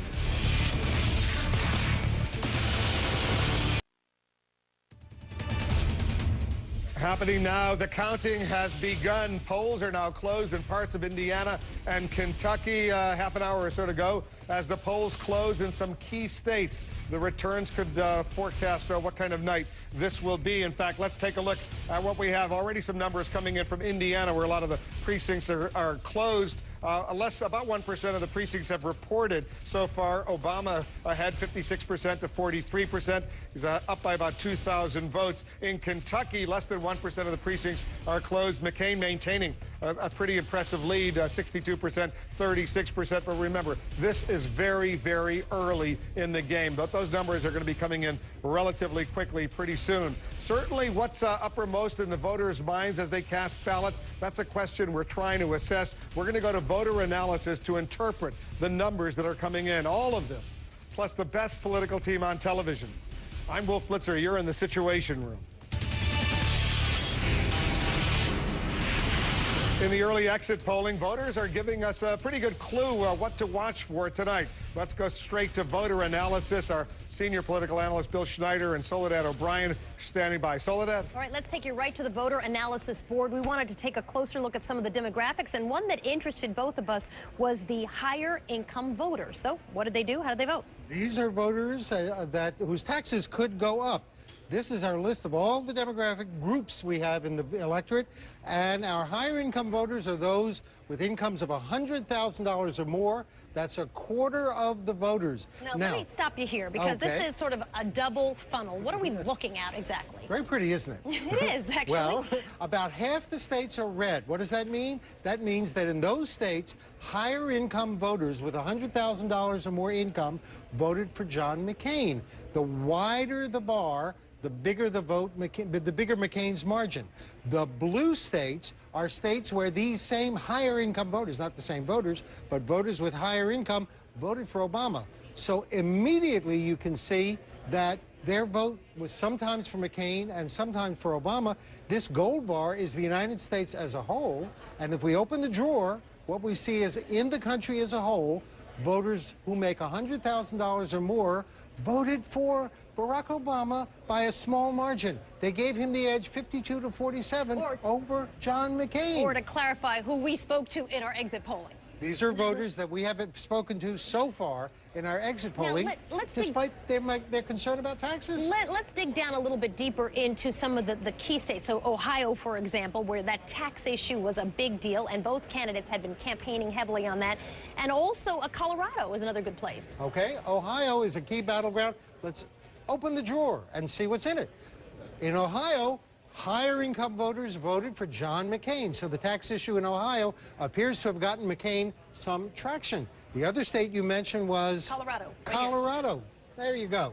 In Colorado, the tax issue worked for Obama, not for McCain. Higher income voters weren't put off, apparently, by his pledge to raise taxes, not of voters over 100,000. He said he would raise taxes only of voters who make more than 250,000. So apparently that didn't faze those voters too much. The voters over 100,000, they voted almost, 11 points margin for Barack Obama. All right. Thank you very much, Bill. And Wolf, we'll send it right back to you. All right, Soledad and Bill, thanks very much. Let's get some analysis of what's going on. And we got the best political team on television standing by right now and throughout this night. Gloria, let me start with you. These early exit poll numbers, we're seeing by far the economy, the most important issue affecting voters on this day, which doesn't necessarily bode well for John McCain. No, I think the economy has been a huge issue in this election, particularly, I would think, since September 15th, when Lehman Brothers closed.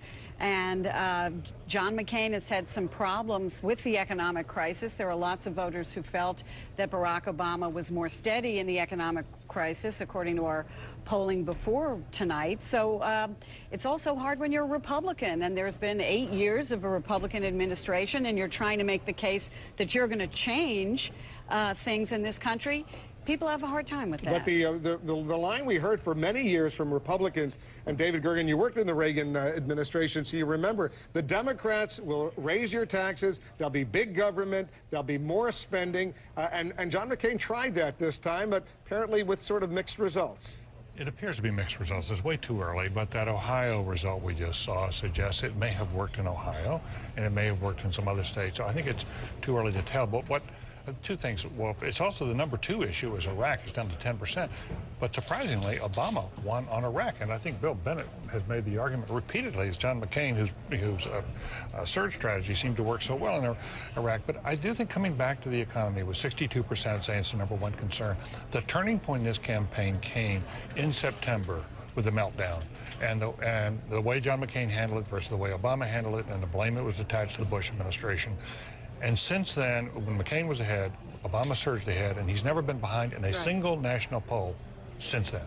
Because when it comes to Iraq, with the surge working as it did, people who said Iraq was the most important issue for them, they voted, apparently, according to these exit polls, more for Barack Obama than John McCain. Yeah, the problem is, and it's a good thing, is that because John McCain's advice was taken, the issue came off the screen. It lost its priority. It's not down at the bottom because we lost a war. It's not there because we're having some great success. And notice terror. I think Bill Schneider reported was at the very bottom. Remember the job description, the Federalist.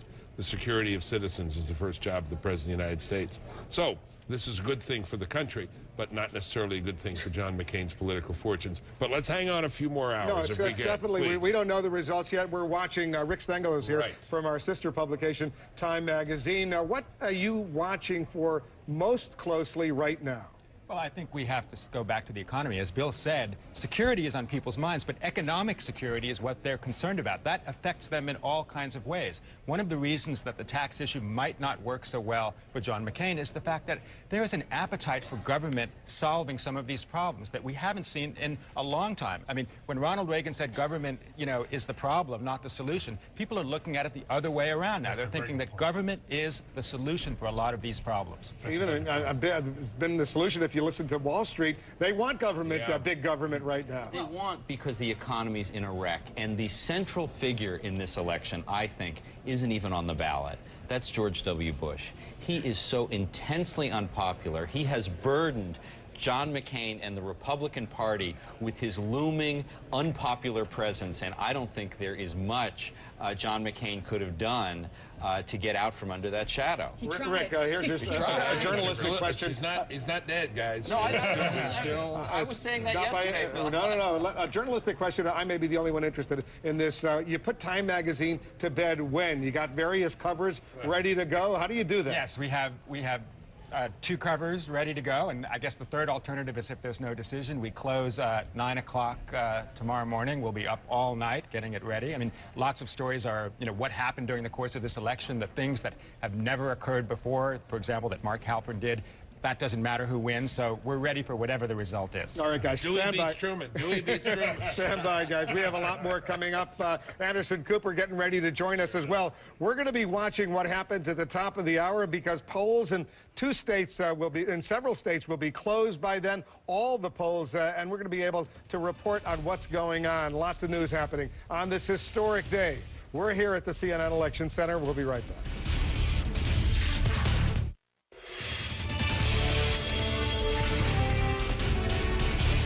All right, the polls will be closing in 6 states at the top of the hour, about 20 minutes or so from now. Those 6 states are Vermont, Kentucky, South Carolina, Georgia, Indiana, and Virginia. Stand by for that. Although most of the precincts have already closed in both Indiana and Kentucky, very early numbers are already coming in. You see them changing even as we speak. In Indiana right now, with only 1% of the precincts reporting, 51% for Obama, 48% for McCain. Very, very early. McCain doing much better in Kentucky as expected. 66% so far from McCain, 33% for Obama. He's 3,600 votes ahead. Only 1% of the precincts reporting.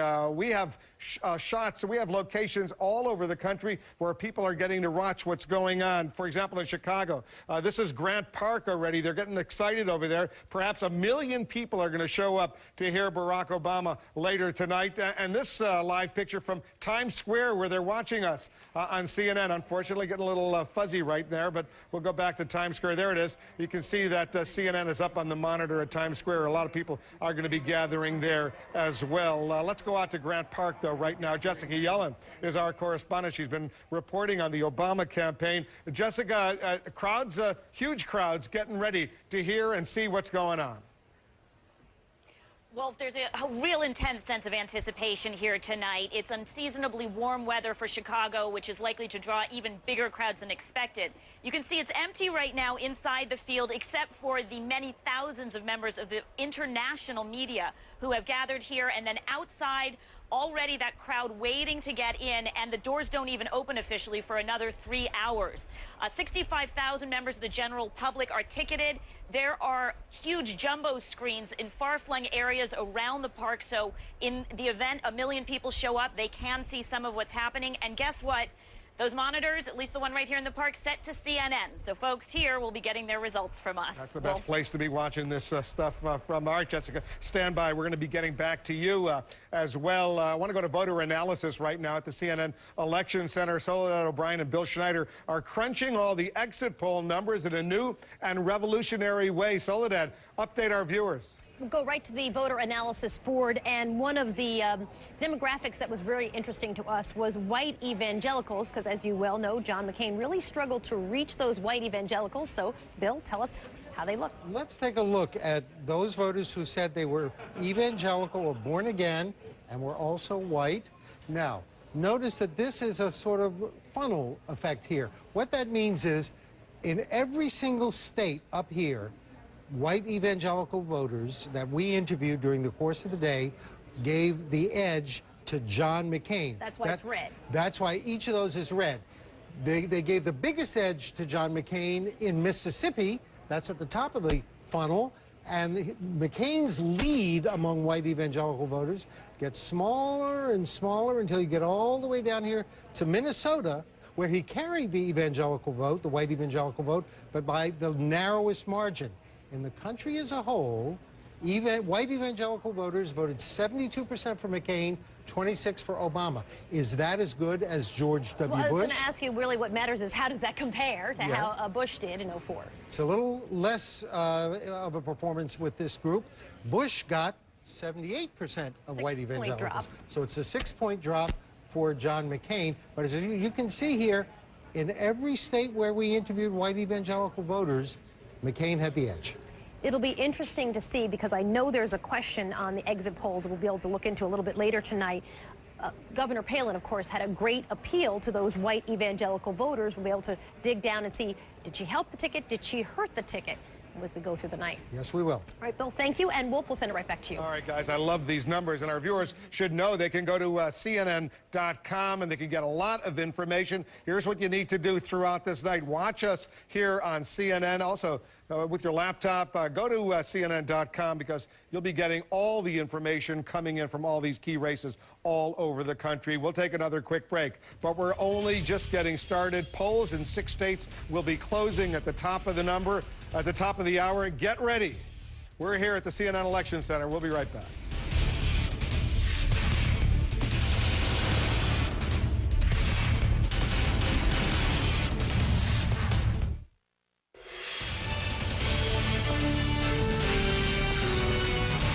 We're back here at the CNN Election Center. Anderson Cooper is here. I hope you relaxed a little bit today, Anderson. Did you eat well? Because, you know, we're going to be here for a long time. I ran, I worked out, I'm all ready to go as late as it takes. Central Park, is that where you're on a machine, anyway. But we got a lot of exciting races coming up. We got about 12 minutes to polls close. Some key races that will really give a sense of where this race is heading tonight. We're going to find that out in the next 11 minutes. Yeah, let me walk over, because some states are closing at the top of the hour. Let me show our viewers what's going on. In 11 minutes and 49 seconds, Georgia, Indiana, Kentucky, South Carolina, Vermont, and Virginia. Those states will be closing. 2 of those states, polls have, and a lot of the states have already closed in Kentucky and Indiana right now, and we're getting the results, and you can see those results coming in at the bottom of the screen. But all of those states, the polls will be closed. Georgia, we're anxious to see what's happening in Georgia, because it wasn't expected to be a battleground state. We'll see if it turns out to be a battleground state. There's an important Senate race that's underway way there as well. Indiana and Virginia, those are battleground states, so we're going to be watching those very, very closely. Kentucky was widely assumed to be going for John McCain, as was South Carolina. Vermont solidly in the red corner, but we're going to be watching all of these. More states will be closing at 7:30 p.m. Eastern, then at 8, 9, 10, and beyond. All right, we're going to go back to Anderson Cooper. He's got the best political team on television ready to assess. I'm really interested in Virginia and Indiana. I think, like all of us, see what happens at the top of the hour. It is remarkable when you think about it. Virginia, Indiana has not gone for a Democratic president since Lyndon Johnson. Georgia went for Bill Clinton in 1992. That was the last time they voted for a Democrat for president. What are you looking for in Indiana, in Virginia, in Georgia, which is going to happen in the next 10 minutes? Well, I think Virginia is going to be a key, because if Virginia goes for Obama, then yeah, I think you will have a sense that Obama would be having a very good night. It's a state that folks in the Obama campaign believe that John McCain took for granted, Anderson, and they think that McCain should have been in that state more. I was told, for example, an Obama staffer said to me, "Where did we go the day after we got the nomination?" We went to the state of Virginia.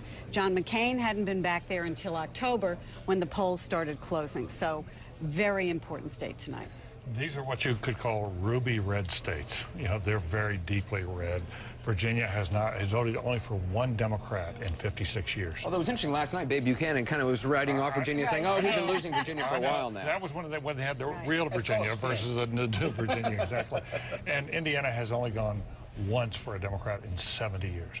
And both of them are competitive. I think Virginia is the one we're all watching, because it's a linchpin for Obama. If he can win Virginia, it's very hard to see a road back for McCain, even if he were to take Pennsylvania.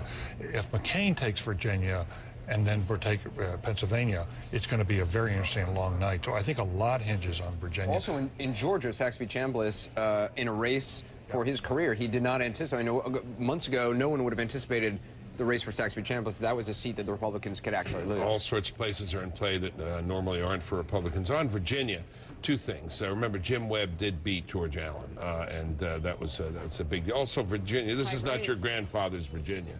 I work in Northern Virginia. Northern Virginia, Roslyn area, a lot more people there than in the Richmond area. So it's a different state. It's indistinguishable, really, from suburban Maryland, that whole D.C. area. But look, I want to give credit to someone whose name hasn't come up often, Howard Dean. Whatever the outcome, and let me just say the outcome isn't in yet, all right? Oh, sorry to be a broken record. No, that's right. And that is, Howard Dean was criticized for saying we should play on a national table. I think he was absolutely right. And he said that before Barack Obama. Absolutely. Was really Remember, people scene. said, "What the heck's he doing in Mississippi? What's he doing?" Yeah. It was a very good strategy. I think. Barack Obama has a right. He was right, but this is a Barack Obama strategy. Oh, sure. But Howard Dean was indeed critical, and I had a piece on CNN.com about this, because Howard Dean, what he laid out in terms of the internet fundraising, but also saying we've got to rebuild infrastructure. What also helped Obama is that you had an energized base in some of those states to build upon, and so I'm very hoping. One of James Carville back there, who was one of the folks who called for Howard Dean to get run out of town because of that 50-state strategy, if he may say that Howard kind of was right.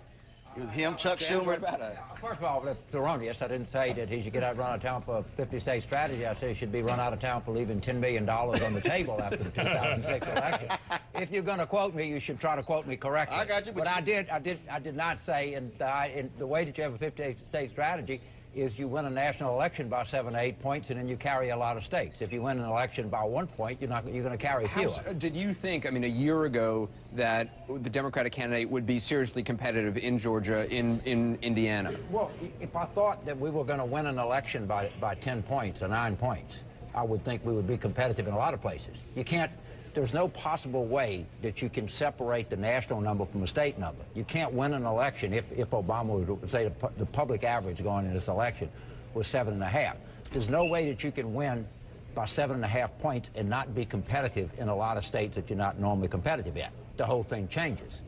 And the idea that you have two-party staffers in a state is going to matter when you have a trend and a wave election. If this turns out to be a wave election, you're going to be competitive in a lot of places. When you have a national strategy and a national economic meltdown, it's smart to have a national strategy. But if you hadn't had that, and we'd be fighting over a few states, Howard Dean wouldn't be as smart. But by the way, let me just add something to somebody at the table over there said, that somehow America has decided that more big government in Washington is the answer. What we really want is, hey, we're thrilled with the way Washington's working and we want more of that.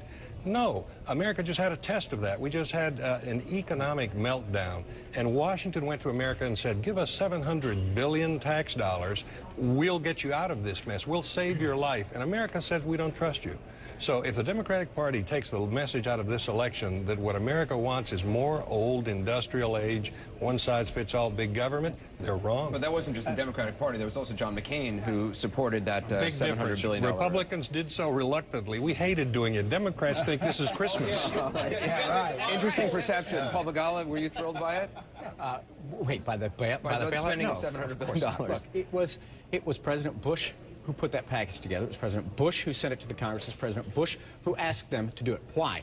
Because the metaphor they were using to sell it, Hank Paulson went to the Democrats, he said the house is on fire. Well, if in fact the house was on fire, it was a case of arson. It was not a lightning strike. It was a man-made, policy-driven catastrophe, and those policies were all Republicans. And, you know, I'm never going to like what they do. Alex always will. It doesn't matter what we think. Voters are weighing in here. That's what I mean. I don't want to get into too mired in debate about the bailout. Let's talk about Indiana, Virginia, Georgia, what we're anticipating. Well, people are voting on the economy, and they're voting against the Republican economic theory. And Alex may not like that. He may think it's socialism or whatever. I'm not really interested. He's not a swing voter. In some of these states, though, it's going to be hard to get perhaps an accurate sense of what's happening. Polls close at 7, but we may not know for quite a while. In Indiana, I mean, it depends on the region where these votes are coming from. The Indianapolis area is very different than other parts in Indiana. And, in places like Virginia, they're also starting to have some problems. You're starting to see Virginia, Florida, and other places where they're having problems with machines. They're already issuing lawsuits, as we're reporting on our website tonight. So I think it's going to be a long night for some of these states. And quite frankly, early on, I couldn't see Virginia going towards Obama's way. But I think certainly this is one of the states that we're looking at very, very seriously that possibly could. I mean, obviously that would be historic. And so I think, to your point, though, I have to pick up on this because I think part of the revolt against Republicans is that Republicans didn't keep their word as it relates to spending and taxing. Those are one of the issues that voters are grappling with because George Bush, in their eyes, didn't keep his word, and Republicans didn't keep their word when it came to bringing down the taxes and all of that. So I think that this is something that we're not in this new zone of wanting more and bigger government. We're in a zone of wanting something different than more of the same. And so that is what voters are looking at this election. And I think Alex made some very good points in that regard. I don't think this should be a message that we want bigger government. James, if the Democrats are to pick up a 60 seats, to get a 60-seat filibuster-proof majority, you say it's pretty tough. But Saxby-Chambliss would have to lose in Georgia to make that happen. They would have to either win in Kentucky, Georgia, or Mississippi, one of those three, to get to 9 seats. They can get to 8 seats with Alaska and Minnesota. They can't get to 9 without a win in one of those 3 states. All right. A lot to look for in the next, couple of minutes. Roland, I know you want to get in. We spent a lot of time in the Democratic primary talking about West Virginia, Ohio, and Pennsylvania, the old Democratic map. The Obama campaign from day one always said that Virginia was the most important state for them because when you look at that Western strategy of Colorado, New Mexico, and Nevada, they said you win Virginia, we have to win Ohio or Pennsylvania. So a lot of Democrats were saying, but no, the old model, they said, no, this is the new model. That's why Virginia was key. Virginia's a new state. It's had a population surge of almost 50% in the last 10 years. It isn't, your father's Virginia, your grandfather's Virginia. The reason why Obama can compete in all these places is he had so much money. He had so much money, more than John McCain. But, it's easy, frankly, to do strategy when you can buy advertising all over the country, and that's what he's been doing. But even before they had the money, that was still their strategy. Yeah, that's the point. The brilliance of the Obama campaign, and I think we will conclude tonight by however else it comes out, I think we'll all conclude he ran one of the best campaigns we've ever seen in modern politics. Yep. And his capacity to take the internet, Howard Dean started this, he picked up on it, and he did something Dean did not do. He married the internet to community organizing. So he not only was able to use the internet to raise money, but to mobilize thousands upon thousands of volunteers in ways we've never seen before. And took advantage of things like early voting, for example. example, just the way he did the caucuses when we went through the whole primary process. Barack Obama knew how to organize the caucuses. Exactly. He knew how to get his voters out there. It seems in a way, though, voting. that the Hillary Clinton's people just did not understand. I mean, they seemed strategic in a way that no one else, even in the primaries, was. But mechanics and materialism aside, and these are all important considerations in the race, this is a really, really good candidate. I mean, as good, a natural, as we say in sports. And again, however it comes out. This guy, I mean, a flawless campaign, but almost flawless in his execution, in the debates and the speeches and almost everything he made else. one mistake. He made one mistake on the guns and the bitterness. Yes, it was right, one big right. mistake. Over 2 years, one mistake. That's a pretty good batting average to continue the sports metaphor. Somebody who hadn't run for the presidency before, who hadn't run for the vice presidency before. Who was an Illinois state senator 23 months before he declared. That's correct. We got a lot to talk about over the 24 hours that we will be here. Sorry I raised the Howard Dean thing. we'll smooth it out over the break. Praise him. Let's go back to Wolf. We like it. Good discussion, guys, and we're only just getting started. We're only a few seconds away from the top of the hour, and polls will be closing in these 6 states. At the top of the hour, we're going to be able to make some projections about what is going on, and this is only just the beginning of what is going to be a fascinating night to make a projection.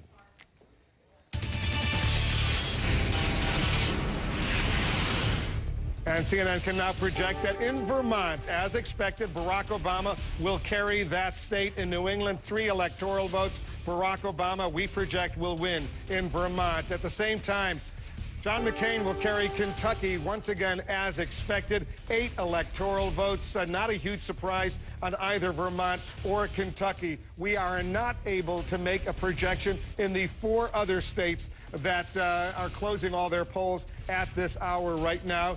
And some of them are battleground states: Georgia, Indiana, South Carolina, and Virginia. It doesn't necessarily mean that it's going to be close or not close. The reason why we cannot make projections sometimes is because we simply don't have enough information, and we're not simply going to rely on the exit poll numbers that have come in. Exit poll numbers are pretty good, but they're not always perfect, so we're going to wait to see the real numbers come in before we make a projection in these 4 states. We're watching Indiana very closely because that's turned out to be a battleground state, and Virginia.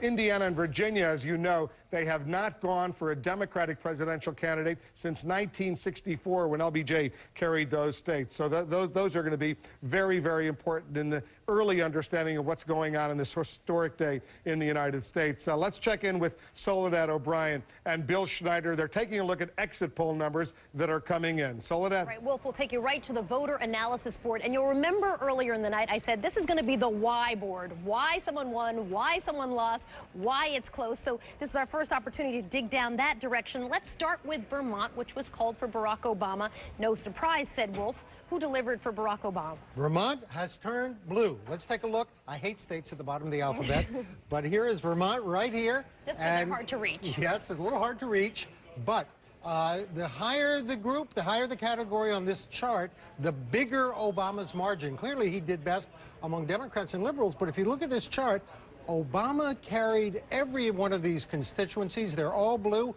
Men, white men, voters with and without a college degree, Catholic voters, all went for Obama. The only groups in Vermont that didn't go to Obama are the 2 red groups at the bottom, conservatives and Republicans. Not exactly a shocker there. Take me to Kentucky, which we are calling for Senator McCain. Okay. Kentucky is a red state here on this board. And look at this. Many red categories, best, of course, Republicans and conservatives.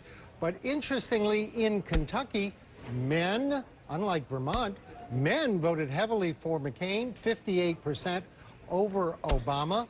And Kentucky is a very rural and white state. Look at white voters in Kentucky. These are Appalachian whites who were always a problem for Obama. 63% of whites in Kentucky delivered for John McCain, only 36% for Obama.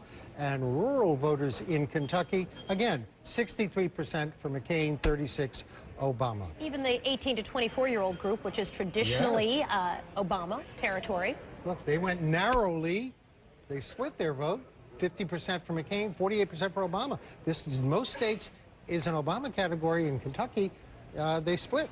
But as Wolf said going in, no big surprise here. Both of these states were safe states, Kentucky for Senator McCain and Vermont for Senator Obama. So, Wolf, that's the why. That's why we have the winners in those two states. All right, guys, thanks very much. I want to take a look at these two states right now. Indiana, about 120,000 votes have already been counted in Indiana. 4% of the precincts have now reported. Look at how close it is. 50% for McCain, 49% for Barack Obama. Only a difference of 1,255 votes. So it's close. We don't know which of these precincts have reported yet, what part of the states, because some parts of the states are more Democratic than other parts, some more Republican. But it's close with 4% of the precincts now in. As far as Kentucky is concerned, 10% of the precincts have now reported. And Senator McCain, we've projected he's the winner in Kentucky with 52%, 47% for Barack Obama. He's almost 8,000 votes ahead. This is with 10% of the precincts having now reported. So it's still very, very early. But based on the exit polls, based on the real numbers that are actually coming in, we've projected that Kentucky is going for John McCain. Vermont, as we noted earlier, we've projected that Vermont is going for Barack Obama. And we're getting some new numbers right now. Take a look at this. In Virginia, we can now project that Mark Warner, the Democratic former governor of the state, will win, beat Jim Gilmore, the former Republican governor of Virginia. This is a pickup. It's the seat that John Warner, the longtime Republican senator from Virginia, no relation to Mark Warner, has vacated. But Mark Warner, a very, very popular former governor of Virginia, and now Virginia will have a sitting Democratic governor, Tim Kaine, who's long supported Barack Obama, and two Democratic senators, Mark Warner, once he's sworn in, and Jim Webb, who won back in 2006. So that's for a supposedly reliable Republican or red state. That's pretty impressive that now both senators, the incoming senator and the current senator, the incumbent senator, are both Democrats, as well as the sitting governor, Tim Kaine of Virginia. But this is a pickup. It's one more Senate seat that moves the Democrats, Anderson, closer to that 60 filibuster-proof majority in the Senate. Right now they have 61 if you include the two independent senators who have caucused with the Democrats. But this is not a huge surprise, but the Democrats are pretty happy about Mark Warner getting elected in Virginia. Not a big surprise at all, though, but this race in Georgia, Saxby Chambliss, also at 7:30, polls close in North Carolina. Elizabeth Dole facing a real challenge, the greatest challenge of her career. Do you think she can hold on tonight? Well, in the polls that we've seen going through this race all along, she is the decided underdog here. It's not a great year to be a Republican incumbent generally, and she's had some problems in the state. She's running against a very good competitor there. Also in Georgia, Saxby Chambliss, you know, 5 or 6 weeks ago, he was fine. He was floating to re-election. There was no problem. What was it? The turning point? The economy? I think it was the economy. Obama had all about left the state, and then suddenly, when you had the economic turnaround, he started broadcasting commercials in that state, started putting the heat on in that state. Turnout's going to be very important in that state. 29% black electorate. You get a huge black turnout, and then the Martin folks, they were blown out by it. And Obama came back in, we put more money back in the state, not necessarily to win it, but to help Martin win the Senate seat. Yeah, from the Obama point of view, if they could win Virginia and they could win the Senate seat in North Carolina and win a Senate seat in Georgia, that would make them look more like a national president as opposed to being a blue state president. So there's a lot riding on this for Obama, how these things come out. In North Carolina, I happen to be from there. You know, Elizabeth Dole and Bob Dole, of course, have been staples of Republican politics for years. They're part of the brand. She made a terrible mistake right at the end, and this was the ad she ran against Kay Hagan, you know, talking about godless money. And Kay Hagan, and because she'd gone to a fundraiser held by an atheist, and Kay Hagan happens to be an elder in the Presbyterian Church who teaches Sunday school, and it backfired on Elizabeth Dole, and it just may help Barack Obama in North Carolina. But sometimes the candidates themselves matter. You know, Elizabeth Dole was ranked, according to one of these rankings, the 93rd most effective senator, and Kay Hagan made an ad using that fact. And, you know, Elizabeth Dole has made almost no impact as a senator. She's a very famous person, but in 6 years in the Senate, she had very little to point to. She also had only been in the state of North Carolina for 16 days in the year 2005. That's the definition of going Washington. So you can talk about sort of all the national trends, but you know, she just hadn't really done her job as a senator. But it could help Obama. Her weaknesses now could help Obama. Reverse coattails? Yeah. Again, the body's not cold, but I'd like to point out that the results aren't in. But I spent a lot of time in North Carolina. The problem of constituent service is an issue for Elizabeth Dole. And I think David's point is a really good point. The reason I brought up the Howard Dean thing, and I didn't mean to create chaos here. No, it's all good fun. But that is, are the Democrats a coastal party? Remember those maps, and we'll see maps over the next few days, and we'll see maps of the counties. You remember the red country, right. And then here are the university towns, right, and or the liberal votes and so on. If he gets a Georgia, a North Carolina, Virginia, say he gets 2 out of 3, it changes things very much in terms of people's perception. And also gives him, I know I'm jumping ahead, were he to become president, leverage with liberals in Congress that want to push the party to the left, which is what we're hoping they'll do. Well, that's something we want to talk about. For either candidate, whichever candidate wins, whether it's Barack Obama or John McCain, the question of leading, and will either candidate have a mandate to lead and a mandate for their policies? We're going to talk about that a lot in the hours ahead. An important thing, not just winning this election, but actually leading this country for both these men, whomever may win tonight. We have a lot more ahead, hours and hours of coverage. CNN.com is the place to go while we're in commercial break. Check out what is happening there. You'll see all the polling that we are getting. You'll see it also on CNN.com. You can pretend to be John King at your home and impress your friends and your family. We'll be right back here on CNN.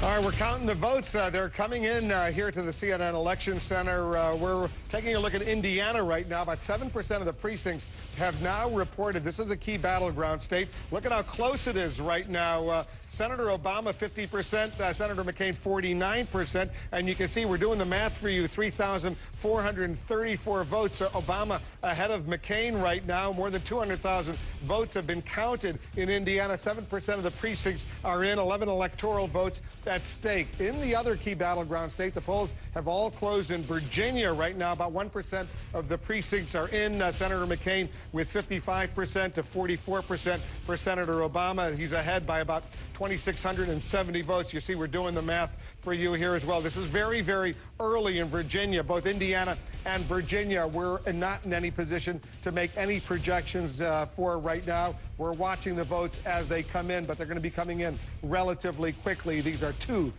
important battleground states that could set the tone for what could be happening later tonight. I want to show you also some live pictures we're getting in from Grant Park in Chicago. That's where Senator Obama eventually will be showing up, and people are showing up in huge numbers there right now as you can see the crowd getting ready for what they hope. These are Obama supporters in Chicago. They hope it will be an exciting and positive night for them. But you know what? We're going to have to watch these votes actually come in.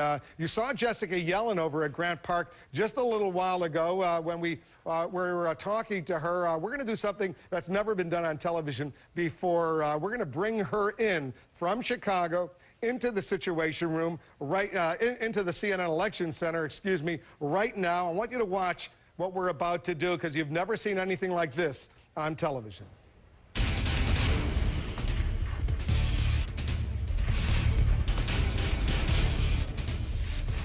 Hi, Wolf. All right, big round of applause. We did it. There she is, Jessica Yellen. I know you're in Chicago, but we've done something, a hologram. We beamed you in. We beamed you in here into the CNN Election Center. I want to talk to you as I would normally be talking to you if you were really face-to-face with me. I know you're at least 1,000 miles away, but it looks like you're right here. Tell us what's going on in Chicago right now. Well, there are massive crowds gathered outside here, as you just saw. 65,000 ticketed people are going to be let in, but as many as 1 million are expected to be outside surrounding this Grant Park location. And walking on the streets outside, Wolf, you can feel the intensity, the excitement, the anticipation for what they hope will be a truly historic night. He's their hometown boy here in Chicago, Barack Obama is, and so there's real passion for him in this town, Wolf. And where is he and his family? Where are they now? Where are they watching all of this? They might be watching us right now on their own monitors, wherever they are.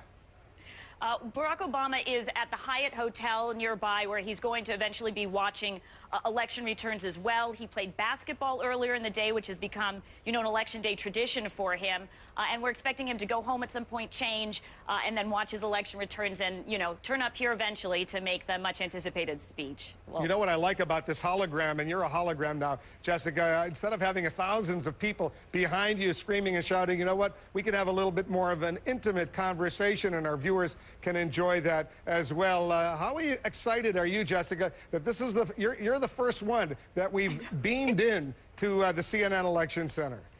I know, it's like I follow in the tradition of Princess Leia. It's something else. It's the first time it's been live on television, and it's a remarkable setup, if I could tell you about it for a moment. I'm inside a tent in Chicago that's been built. Engineers spent about 3 weeks doing it. There are 35 high-definition cameras ringing me, in a ring around me. I'm in the center, and they shoot my body at different angles, and I'm told that transmits what looks like an entire body image back there to New York. These cameras, I'm told, talk to the cameras in New York, so they move, and they know when to move when the cameras in New York move, and it looks a little different from a real person there, but it's pretty remarkable. It's still Jessica Yellen, and you look like Jessica Yellen, and we know you are Jessica Yellen. Let's get back to the important politics of this night. What are they looking for right now, the Obama campaign? What are they most interested in seeing in the early part of this evening?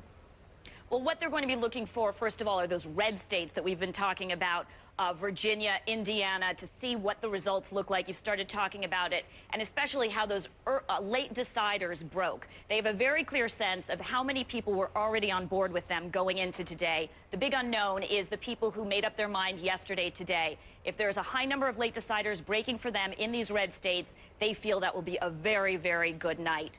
And so they're feeling nervous. Everyone I'm talking to, very, very nervous right now, Wolf. I think a lot of people are nervous out there. All right, Jessica, you were a terrific hologram. Thanks very much. Jessica Yellen is in Chicago. She's not here in New York with us at the CNN Election Center. But you know what? It looked like she was right here. It's pretty amazing technology. Let's take a closer look and see what's going on right now. All the polls in Florida won't close until 8 p.m. At the top of the hour, but a lot of the polls have already closed in Florida, and so they're giving us their numbers. So far, less than 1% of the precincts have reported. Senator McCain slightly ahead. This is very early, 54% to 46%, a difference of 6,575. But as I said, this is very, very early in Florida. We'll see how close this contest is. All the polls in Florida, out in the western part of the state in Pensacola, Panhandle, they're not going to be closed until the top of the hour, so we can't make any projections there. In Indiana, all the polls have closed in Indiana. About 9% of the precincts are now reporting. Senator McCain slightly ahead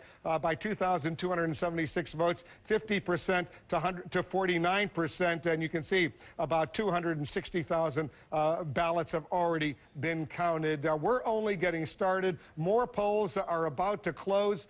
We're going to continue our coverage from the CNN Election Center right after this.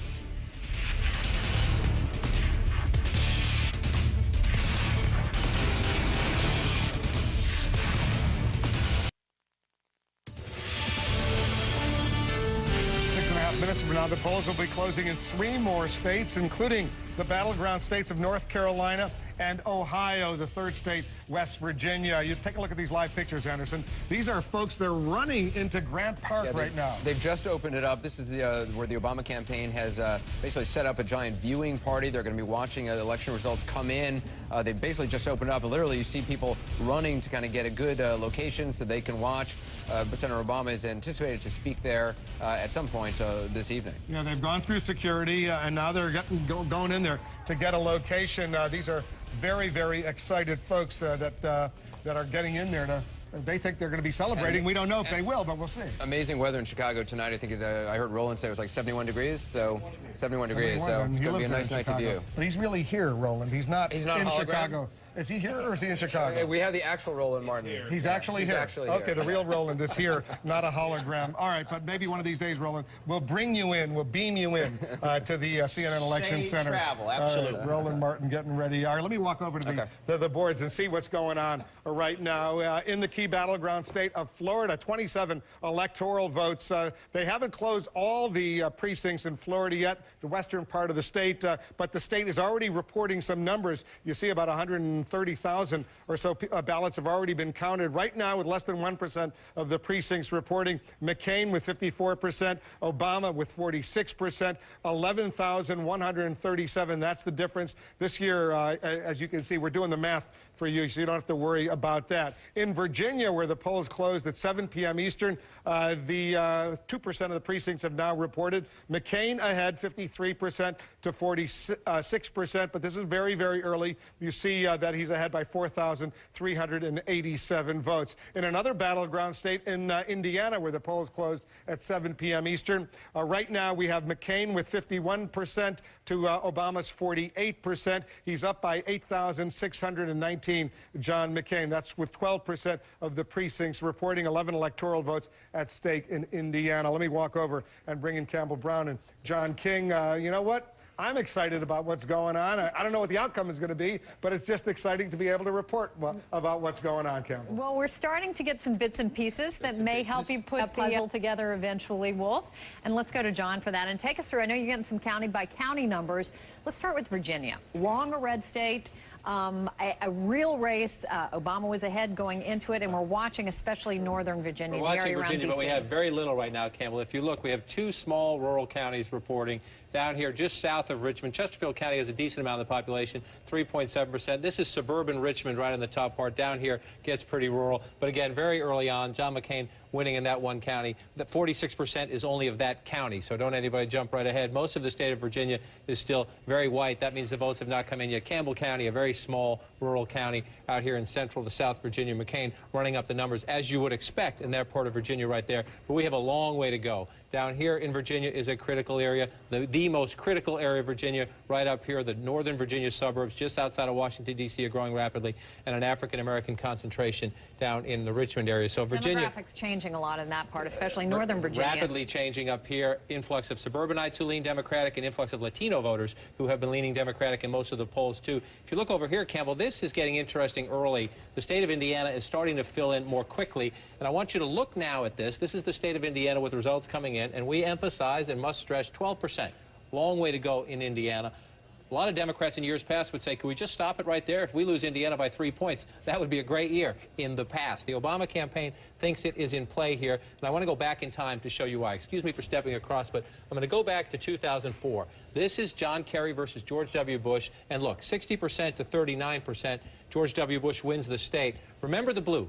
Indianapolis has a Democratic base. Bloomington is a college town, has a Democratic base. And up here, you're essentially in the Chicago suburbs, closest over here, Gary, Indiana, Hammond, Indiana. And you move across here, there's a Democratic base. Remember now, those are the blue areas. That's where John Kerry did well 4 years ago. Right. Now let's come fast forward to where we are tonight as we watch the results come in.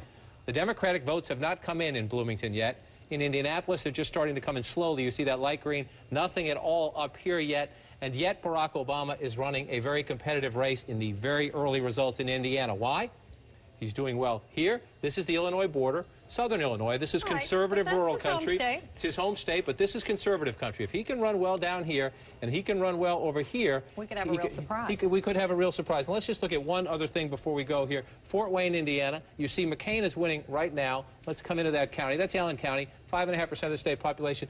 McCain is winning 52% to 47%. But one way we judge, is Barack Obama competitive statewide in Indiana? Again, excuse me for stepping across. Let's go back in time. 4 years ago, that was 63-36. So at the moment, Obama is running stronger than the Democrat, even in the counties he is losing, and that is critical. When you're competing in a state that defaults to the other side, Republican in the case of Indiana, yes, you want to win where the Democrats are, as we saw John Kerry do 4 years ago, but you also want to perform as strong as possible in the places the other guy's going to win. Limit the margins, run up the numbers in the Democratic communities, and Barack Obama has a chance in the very red state of Indiana.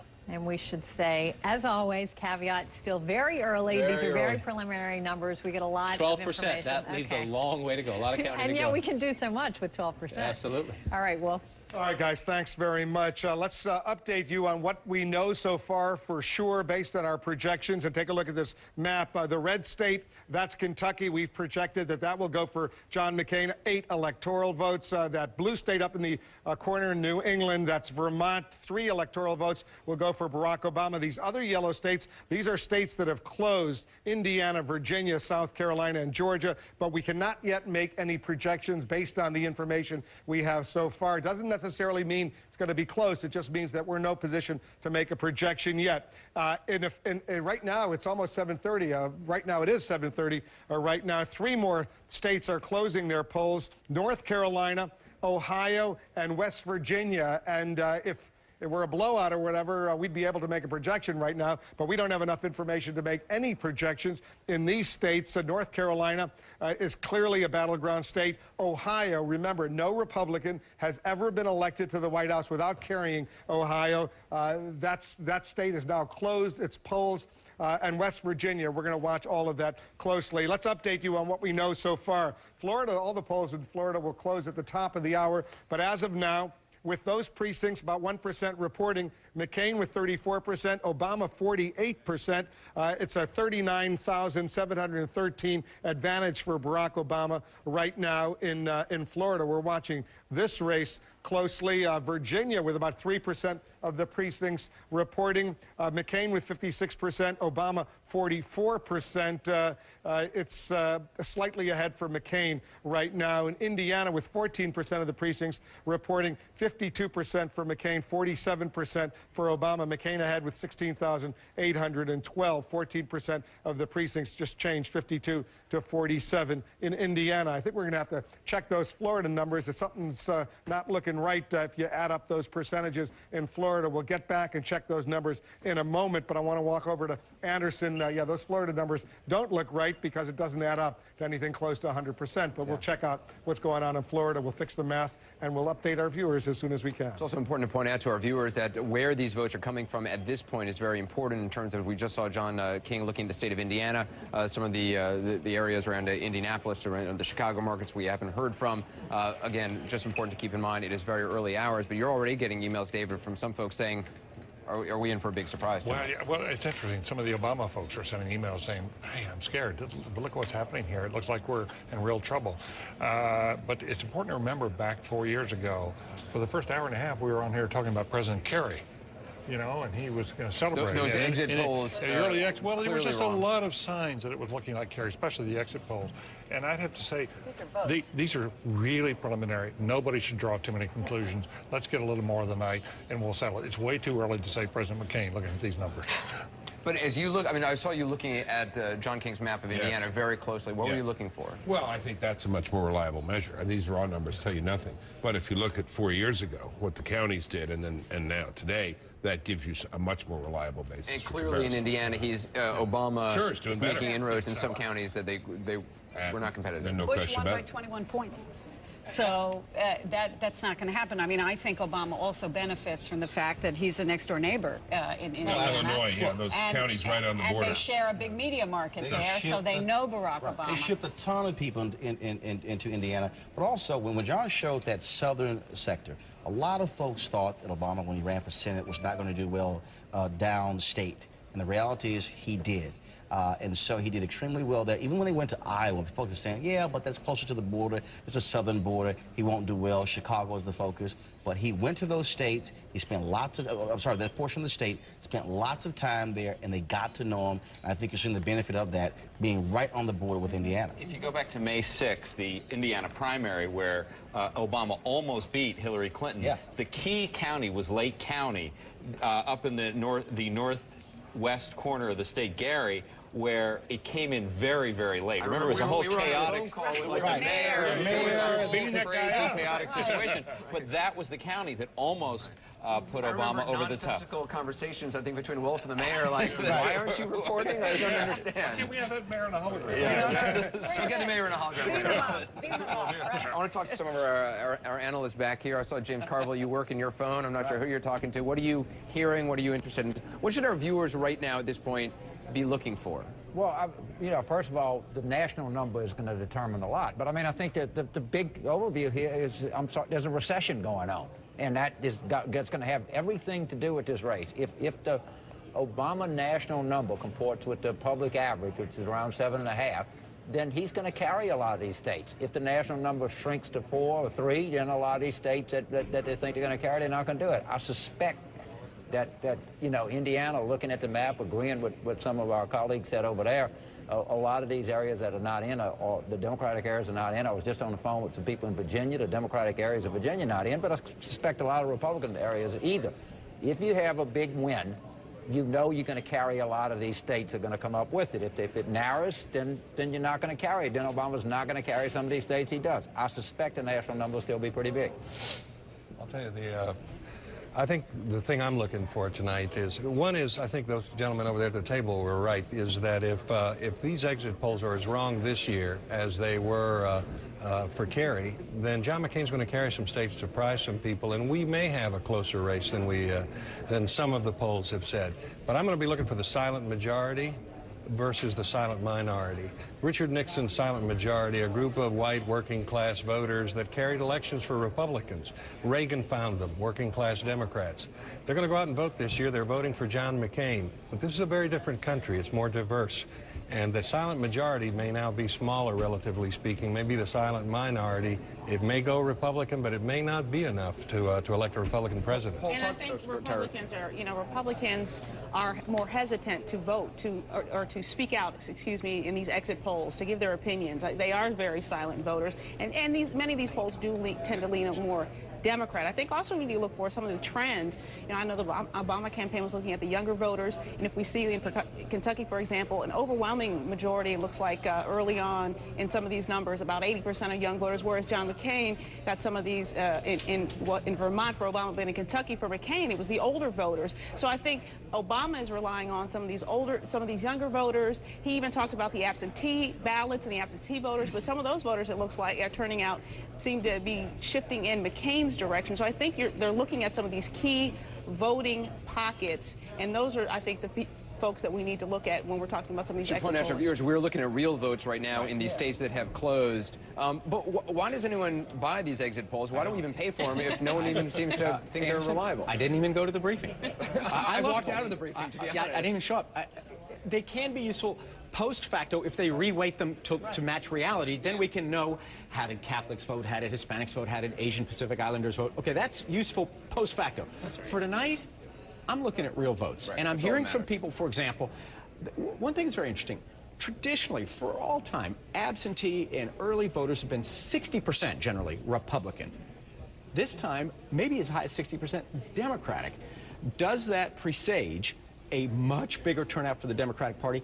Anecdotally, you keep hearing that, but we don't know until the real votes come in today. In other words, did the Democrats simply shift their votes? Right, did the people who are going to vote anyway just vote early? Right. Or do we have, if it's a big vote for everybody, does that negate the Obama advantage? Is he just filling a glass that's already full? If everybody votes, then, hey, Republicans may have had a good turnout operation, too. We just didn't know it. It's interesting watching on this big board over here, the pictures from Grant Park in Chicago, where thousands of people clearly have already gathered. You see a lot more people coming in as they get in through security. We are watching them as they are watching us right now. We got a lot more ahead. Let's go back to Wolf right now, Wolf. All right, guys, thanks very much. I want to update our viewers on what we know right now. These are not exit poll numbers. These are real numbers, real ballots that already have been counted and have been released by these respective states. In North Carolina right now, less than 1% of the precincts have reported. Right now, Senator McCain with 48%, Senator Obama with 51%, only a 439 vote advantage for Senator Obama. But remember, it's very, very early in this race, 15 electoral votes in North Carolina. Florida, we fixed of the technical problems we had. These are the latest numbers coming in from the state of Florida. 2% of the precincts reporting Obama ahead, 57% to McCain's 43%. That's 151,000 advantage for Barack Obama. You can see we're doing the math for you to make it relatively easy. Those are 27 electoral votes in Florida at stake. All of the polls in Florida will be closed at the top of the hour, 8 p.m. Eastern. In Indiana right now, almost 20% of the precincts have closed. That's a significant number. McCain ahead slightly, 51% to 48% for Barack Obama. 17,000 just changed, 406 votes difference, an advantage for Senator McCain in Indiana. And the popular vote right now, with about 1% of the precincts reporting nationally in all 50 states and the District of Columbia, the numbers that have come in so far. Right now, Obama with 51%, McCain with 48%. It's a 64,251 advantage for Senator Obama. About 2 million votes have already been counted nationally, but it's very, very early in the process. If you want to get all these numbers in real time right now, go to CNN.com. A lot of information there. You can plug in the contests that are of most and greatest interest to you, and you can be updated constantly throughout this night. We'll take a quick break. We'll continue our coverage from the CNN Election Center right after this.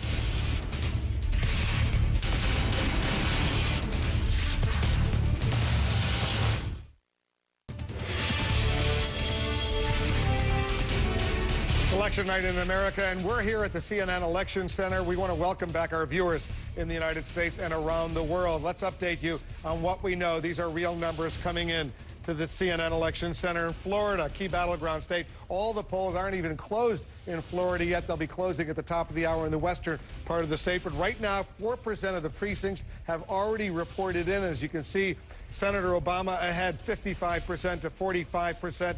He's ahead by 143,000 votes so far. North Carolina, under 1% of the precincts reporting Senator Obama slightly ahead there. It's very, very early in North Carolina, 50% to 49%, 15 electoral votes at stake there. In Indiana, significant number of precincts already have reported 21%, and Senator McCain slightly ahead, 51% to 48%. He's ahead by 16,239 votes, 11 electoral votes in Indiana. And in Georgia, only 1% of the precincts have reported. Senator McCain has 70% so far to Senator Obama's 29%. We're watching Georgia closely. It has 15 electoral votes. I want to go to Suzanne Malveaux. She's in Chicago at Grant Park. She's standing by. Let's go to Suzanne. Suzanne, you got a crowd over there. These are pretty excited folks. Set the scene for us. What's going on? Absolutely, Wolf. They are actually listening to our broadcast here.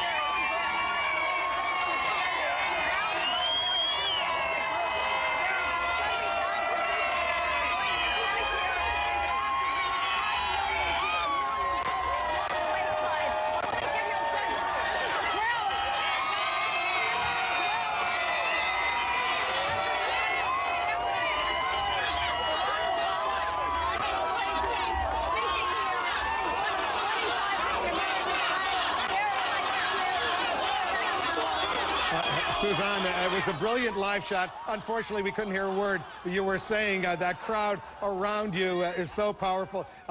Maybe we could get a handheld mic for Suzanne Malveaux, because I really want to hear what's going on. But unfortunately, that crowd is so enthusiastic. You really can't blame them. They sense that maybe history will be made tonight. Suzanne, stand by. We're going to get you a better microphone so we can hear what you're saying in Grant Park in Chicago. You see the folks there. They've gathered, and they're pretty excited. But you can't compete with that level of noise, no matter how loud a voice you have. Suzanne, stand by for that. Anderson, I've got a pretty powerful voice. I don't think I could compete with that. We've all done live shots where you have like 10 people behind you, like doing that, but they have a crowd of like thousands of people behind them who are watching her on TV, and so everybody is doing it. It makes the hologram all that more effective. She was brilliant, wasn't she? She was very good. I thought what she said, from what I could tell by the reading of her lips. Great suit. Yes, but that's the shows the benefit of the hologram, though. You don't have any of those crowds. We'll try to beam maybe Suzanne in a little bit. In terms of what the crowds, though, are going to be watching for tonight, what should viewers be anticipating in the next, I mean, it's now 10 to 8. What should we be anticipating the next half hour, an hour? I mean, when do you think we're going to get some real numbers? I think we'll get Virginia. Virginia's been pretty good about reporting pretty early, Anderson. And, of course, Ohio is another big state. I mean, this is a true toss-up. We've talked about Indiana being a toss-up, Ohio a toss-up. Should also point out the polls close in Pennsylvania in about 10 minutes from now at 8 o'clock. Right. Pennsylvania, the McCain campaign, I mean, correct me if I'm wrong, David, they have been saying they have to win in Pennsylvania. It's a must-win for them. There's so many ways Obama gets the 270 if Obama wins Pennsylvania. And we do know that there was some closing there, but it was still about a 7-point race, 5-point race coming into the final day. So it would be an upset for McCain to win Pennsylvania.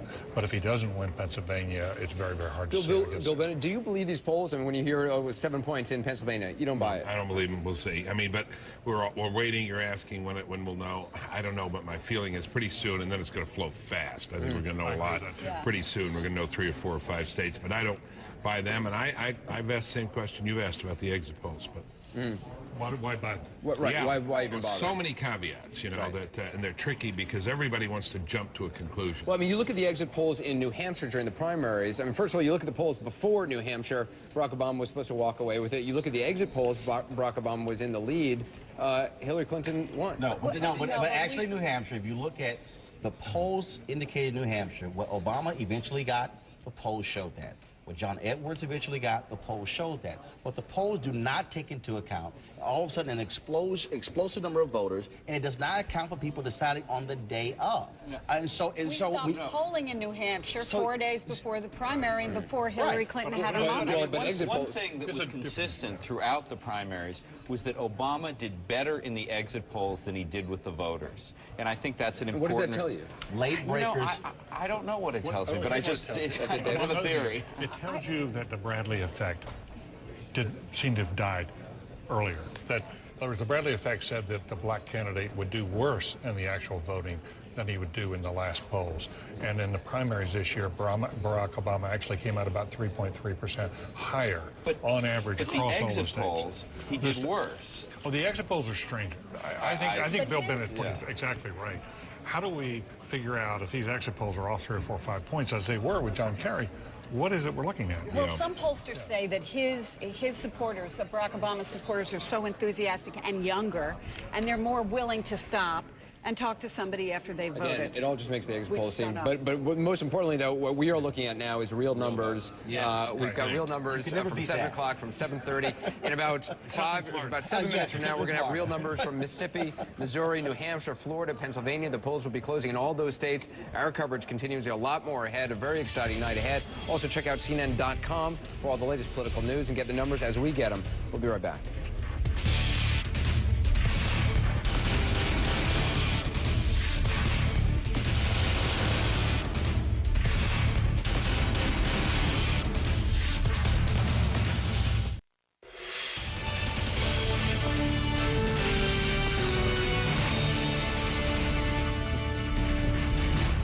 Welcome back to the CNN Election Center. We're getting close to the top of the hour. Anderson, 15 states and the District of Columbia, they'll be closing their polls in a few moments. And a fascinating state to watch, of course, Pennsylvania, a state which the McCain campaign has said they have to win. And it's a Democratic state, but they've made an enormous effort in Pennsylvania to see what they can do. Let's walk over and see the states that are closing in 6 minutes and a few seconds. Alabama, Connecticut, Delaware, the District of Columbia, Florida, Illinois, Maine, Maryland, Massachusetts, Mississippi, Missouri, New Hampshire, New Jersey, Oklahoma, Pennsylvania, and Tennessee. These states closing in about 6 minutes. We'll see what we can project at the top of the hour. Pennsylvania, I don't think we can stress that too much, Campbell and John. It's going to be fascinating to see what happens there, because almost everyone says if John McCain can't carry Pennsylvania, he'll have a tough challenge ahead of him. One to keep a very close eye on, but Wolf, we want to mention we are getting some interesting numbers. If you look a little bit deeper at some of the states from earlier, Indiana and Florida, John has been looking at, and again, we should say always the caveat here is that this information is so early yet. But there's some interesting trends, especially if you compare it to 2004. Look at Indiana. Early, but some is telling. And you notice we're filling in more. We're up to 26% in the state of Indiana now. We were at 12 last time we talked. So the results are starting to come in. And some of it is pretty telling. Number one, Indianapolis, you expect Barack Obama to do well here. There is a small but significant African-American community in the city of Indianapolis, 56 to 43%. I want to go back in time 4 years ago just to double check that against how John Kerry did in Indianapolis, 51 to 49. So right now, Barack Obama is running ahead of where John Kerry ran in Indianapolis. That's one way a Democrat can be competitive. Now, let's come back to 2008 and look at some of these other counties. Again, this is a huge Democratic area up here. We have absolutely nothing so far in Gary and Hammond and Lake County, right up along the Chicago suburbs. That's one place. This is a conservative Democratic area down here. That's the place you want to watch. But, Campbell, one of the things you look at are the margins within the conservative counties, and I'm just going to hit one randomly. And I'm going to say here in, I'm going to try that one, Kosciuszko County, it's 1.2% of the population. Look at this, 66% right now for McCain, 33% for Barack Obama. That's a big McCain lead in that county. Well, let's go back in time and just see. How did the Democrat run in that county last time? 21%. So Barack Obama is running ahead of where Kerry ran in these rural areas. Noble County, you come back over, 69 for Bush, 30% for Kerry.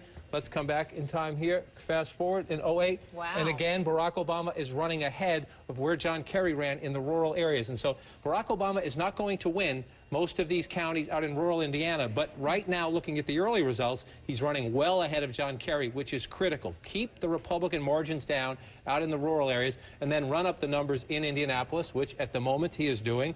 Another key area, college campus is huge for Barack Obama. South Bend, Indiana. We know it is there, the University of Notre Dame. Right. It's a Catholic county, St. Joseph County there. Barack Obama right now running ahead of John McCain there significantly, and 82% of the vote is in here. So this is almost done here. 59% for Barack Obama in this county. One more check back in time, and you see George W. Bush carried this county 4 years ago by a narrow margin, but Barack Obama, again, outperforming John Kerry, and in some of these counties, even outperforming George W. Bush. Still a long way to go as we watch that. But at the moment, if you're the Obama campaign, even though at the moment McCain is leading in the state, if you're the Obama campaign right now, you are very encouraged. And a lot to keep an eye on here in Gary, as you said, which is generally Democratic in Evansville. We got a projection, so let's throw it back to Wolf, and we'll come back and do Florida in a minute. Wolf? All right, Campbell, here we go. CNN now projects that South Carolina and its 8 electoral votes will go to Senator McCain, even though he's down with 1% of the precincts reporting.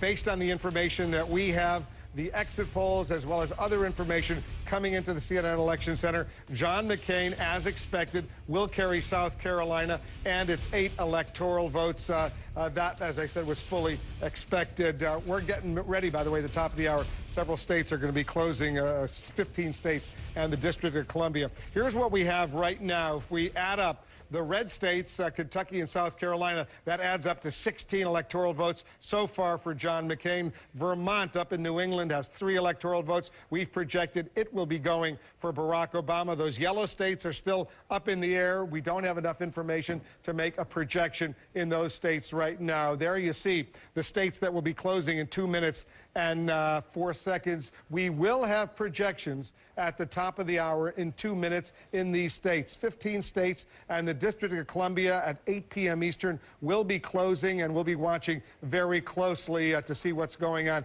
Anderson, you know, as we wait another minute or so before the polls close in these 15 states and D.C., I think all of us are going to be looking forward to seeing what we can do and what we can say about Pennsylvania. Yeah, as we said before many times, the McCain campaign says they have to win the state of Pennsylvania.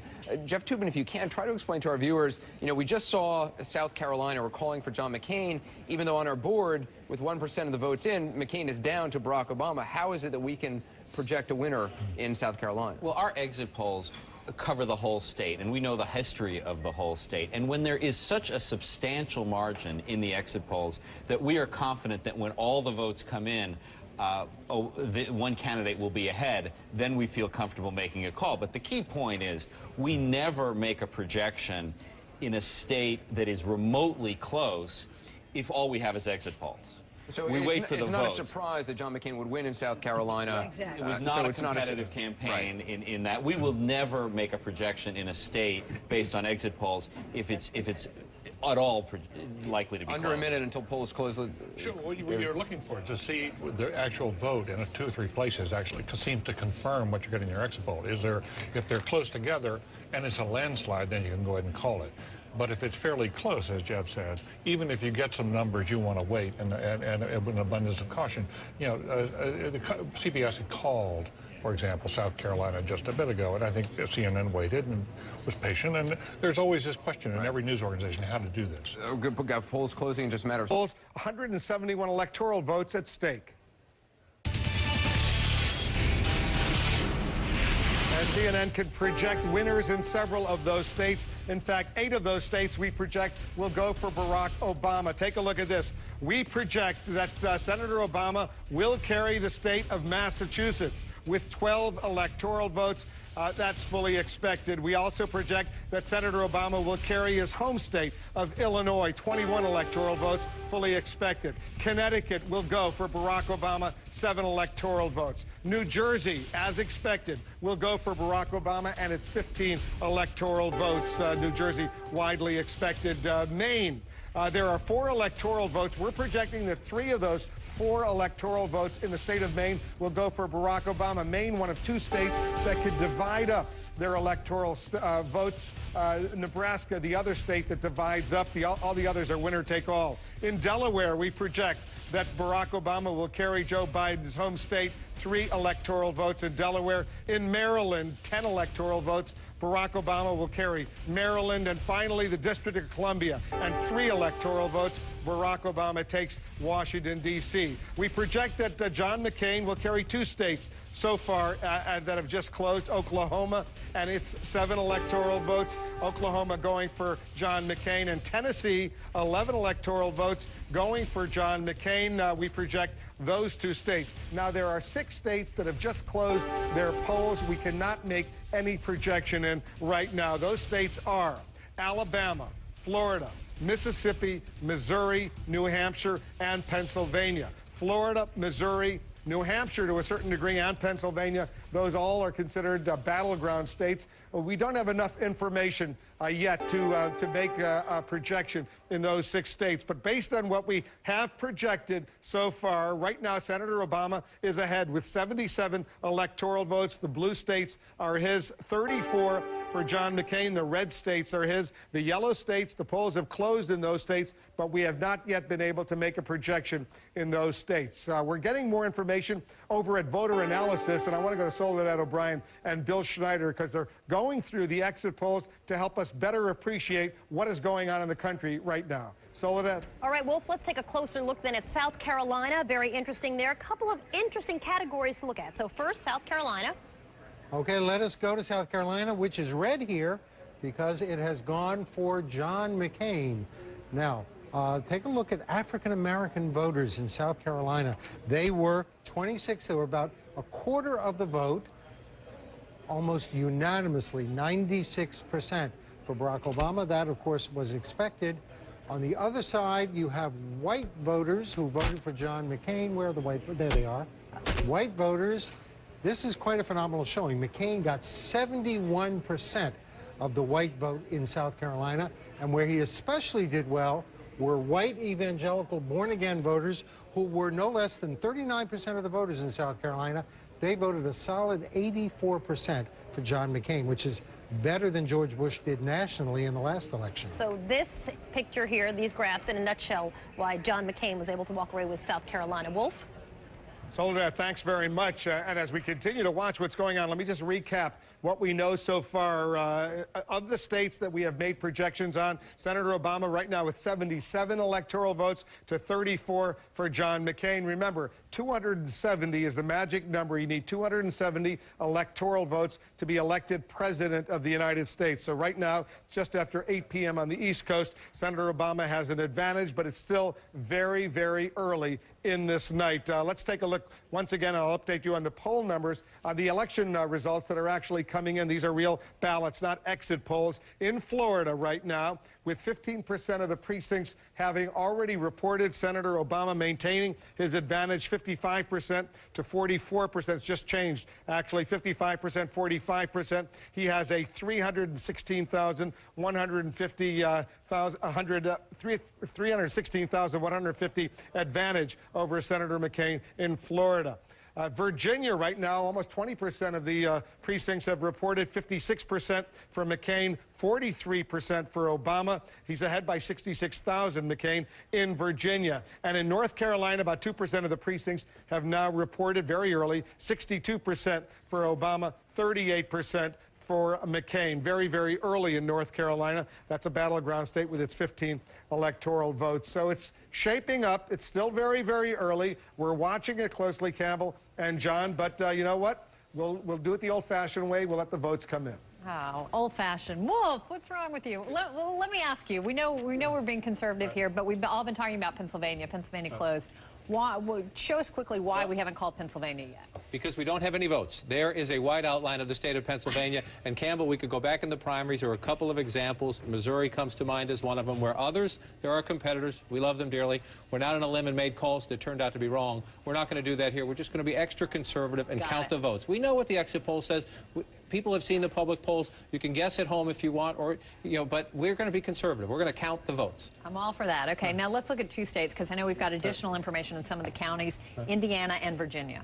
I want to go into Virginia first. We'll look at Virginia here, and it's starting to fill in, and you see a lot of red here, and you see Senator McCain running ahead right now, only 20% of the vote in. A couple key things. Number one, this is a key battleground area. I'm going to turn this up and stretch this out a little bit. This is a key battleground area down here in southeast Virginia. You have Christian conservative area in Chesapeake, also in Norfolk, a military community, naval bases, key to Senator McCain. Also, though, in Norfolk and Hampton Roads, a significant African-American population. This is a battleground in southeast Virginia. We have no votes. That's why it's white there. I want to come back up here. We also have very few votes up here in the Washington suburbs, and this is ground zero for the state of Virginia because of the fast growth of the Washington suburbs and the more Democratic leaning over the past 10 years of the Washington suburbs. So not much in there yet. So if you're the Obama campaign, you see these early numbers and you're saying, let's wait and see what happens more up in the state. I do want to show you something. We just showed this in Indiana. I want to show it again in Virginia because we're beginning to see a pattern state by state, and we can go to Florida and see it as well. I'm going to randomly pick a county. I didn't know where I was going. We're going to Louisa County in central Virginia, and you see John McCain getting 57% of the vote with 36% of the vote in. Here's what I'm doing, Campbell. I'm just going back in time and testing a trend because we're seeing this everywhere. I'm going to go back to 04, 59-40. That one's not so bad. That is more comparative, pretty close to 4 years ago. Let's come fast forward again, and let's pick another one in another part of the state to see if John McCain, the reason I'm doing this, to see if John McCain is running as strong as George W. Bush in some of the critical areas. You come down here along the North Carolina border, Halifax County, McCain 52, Obama 47, 91% of the vote in. So we're close to a full county here. Let's go back in time. Again, not much population there. We just want to see the trend then and now. Let's go back 4 years ago. McCain has 52 now.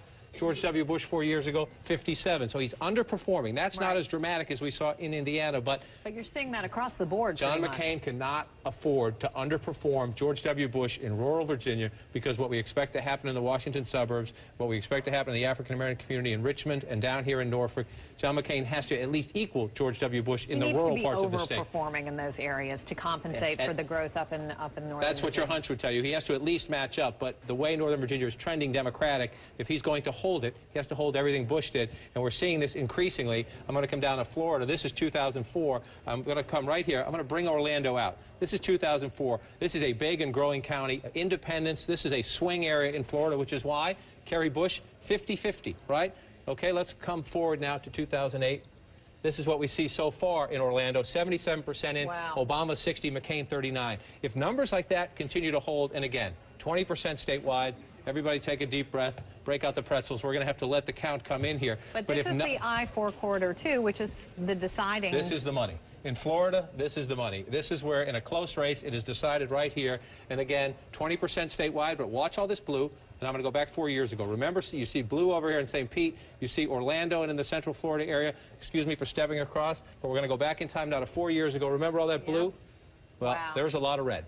And if Barack Obama continues to hold those counties right in here, and if McCain continues to underperform the Bush numbers, You can see where the night's going. Demographic changes here, too, a big factor? Absolutely, absolutely. This is one of the areas, and we can show you that, actually. Let's come up to the demographics here. We can show you that it's a little more difficult to see here, but this is an area where we see, the more you see the colors, is the more intensity of something. You're beginning to get a larger Hispanic population up here in the I-4 corridor. You also have registration changes, Campbell. Used to be more Republicans. Now there are more independents. Democratic registration is up. Independent registration is up. Republican registration is down. This is the swing area in Florida. I want to turn that off and come back to where we are. If a lot of this is blue at the end of the night, Barack Obama has a pretty good chance of winning Florida. George Bush turned it red 4 years ago. This is a critical battleground. Do we have time? Let's go to Indiana real quick and get your read there, because I know we've got a few more counties in Indiana, and it's that same trend, comparing it to 2004. This is filling in, and you see a very competitive race right now. McCain ahead 32%, so we got about a third of the vote in. We have a long way to go. But again, if you look at it, remember what we said before. This, we know, will be a pretty Democratic area. It's not in yet. This is a college campus area right here. It's not in yet. Turn off the telestrator so I can bring this out. This is a college area. It's not in yet. You move over here. Obama's running pretty well in these rural counties. And key, again, let's just pick one out of the blue. We're going to go. We came there before. Let's try another one over here, and let's come up here to the corner. Steuben County, only 0.5% of the population. McCain's getting 54% of the vote. Let's go back in time. Compare him to George W. Bush in Steuben County. Wow. Bush getting 65% of the vote. Everywhere we look, almost everywhere anyway, McCain is underperforming Bush, which is a problem. A bad sign for McCain in Indiana. We'll keep an eye on it. Still, as you mentioned before, John, still only 33% total, I think, for the state of Indiana reporting. So a lot more ahead. Wolf, let's go back to you. All right, guys, thanks very much. I want to show our viewers what's going on. First of all, in Chicago, this is Grant Park. You're looking at these live pictures. Thousands and thousands of people have shown up there. Eventually, they anticipate that Barack Obama will be speaking there at some point down the road. That's where they've gathered. And out in Phoenix, there you see the ballroom at the Biltmore Hotel. Senator McCain eventually will be speaking there. They're getting ready for that. They're in Phoenix in the ballroom at a beautiful hotel, the Biltmore Hotel. I want to go back to Grant Park in Chicago right now. Suzanne Malveaux is our reporter there. She's right in the middle of that crowd. Suzanne, we got a better microphone for you this time. Hopefully we'll hear what you're saying, because you have a very enthusiastic crowd, and they're going to be screaming no matter what you say. Wolf, I'm going to try this again. Hopefully you'll be able to hear me, but they're watching CNN. They're listening to CNN, so they are very, very excited. We expect about 70,000 people to be here in Grant Park. I want to give you a quick overview here. You've got the crowds gathered here. You've got hundreds and hundreds of cameras of media from around the world covering and watching this particular event. If you go over behind me, you'll also see the podium. That is where Barack Obama will be speaking. It's in front of 25 flags and glass plates to protect him. Unprecedented security. And then, of course, you see the monitors in the background watching themselves, watching the excitement, the anticipation, Wolf. You can't believe they're not waiting for the results. They are already starting the party here in Grant Park. And I'm telling you, it's not just here. They're expecting 500,000 to 1 million folks along the lakeside. It has already started here, Wolf. All right, it's very exciting. We heard every word that you said, Suzanne. I love those microphones. We were using those at the conventions, and our viewers not only can see us, they can hear us as well. That's really important. Suzanne Malveaux will be getting back to you. I want to go to Dana Bash right now. She's over at the Biltmore Hotel in Phoenix, Arizona. There you are, Dana. You got a nice microphone. Tell us what's going on where you are. Well, a very, very different kind of atmosphere here at the Biltmore. But you know what? This was not planned to be anything close to what you're seeing from Suzanne and from Camp Obama in Grant Park there in Chicago. People are starting to gather in this relatively small ballroom here. They are watching the returns as well. Every time they have seen one of those solidly red states so far go for McCain, there have been wild cheers here. But what's going to happen is at some point, people who are here are going to move outside to a great lawn, and that is where John McCain is going to address his supporters here in Arizona. And I got to tell you, in terms of the mood, again, talking to advisors who are here, they're monitoring everything that they can in terms of numbers that are coming in. And it hasn't changed much. It is still stoic. It is still realistic. And they are trying to sort of keep their chin up and realize over and over and over, they tell us, this is a very difficult year for any Republican, and they say that there will be time for postmortems in the future, but right now they say they're just going to keep keep their fingers crossed that John McCain can do what he has done many times before, which is pull off a big surprise. But again, I think realism is probably the best word to use to describe Camp McCain right now. Good word, and they're applauding. They're not applauding Dana Bash, the Phoenix Boys Choir behind her. They're applauding. They did a nice job. Exactly. We can hear them in the background during your report, Dana. We're going to be getting back to you soon. All right, Dana Bash is in Phoenix. Suzanne Malveaux is in Chicago. Let's update you on what we know right now. Here are the votes as they're coming in, with all these states now having closed. In Ohio, less than 1% of the precincts have reported. Obama ahead 68%, 67% to 32%.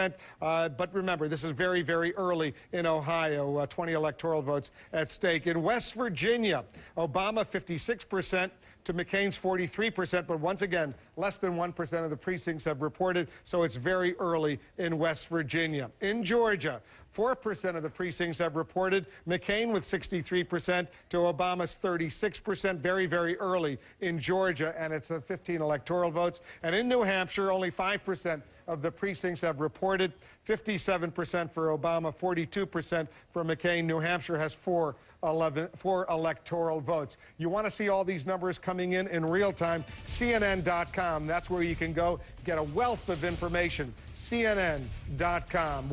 Our coverage will continue from the CNN Election Center right after this.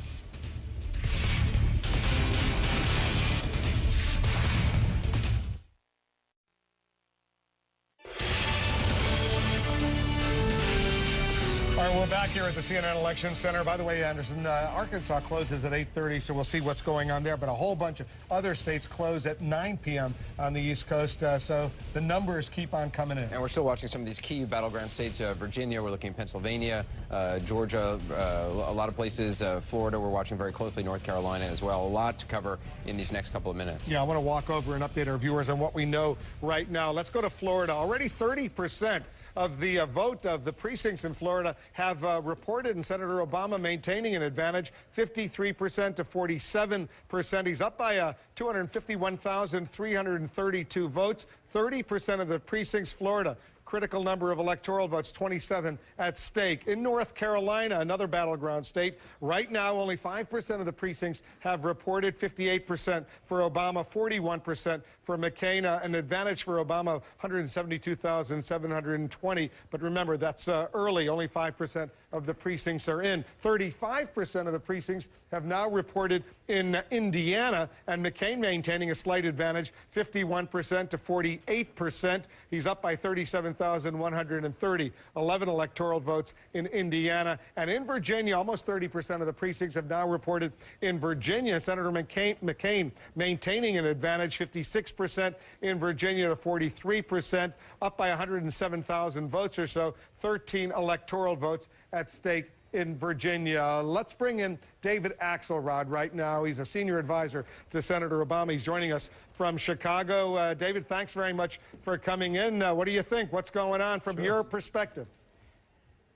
Well, good things, Wolf. I mean, we like what we see around the country. We like the turnout. We like the early returns. We're thrilled that Indiana is competitive. Obviously, Pennsylvania was a key. The McCain people identified Pennsylvania as a must-win state for them to put their 270 together. So, and we're looking forward to the returns from the western states where we think we're going to do really well. Early vote out there was really robust. North Carolina looks interesting. And, you know, I mean, the inspiring thing is that all over this country today, people came out sometimes waiting in long, long lines for hours and hours to participate in this process of changing the direction of the country. And we think at the end of the day that's exactly what we're going to do.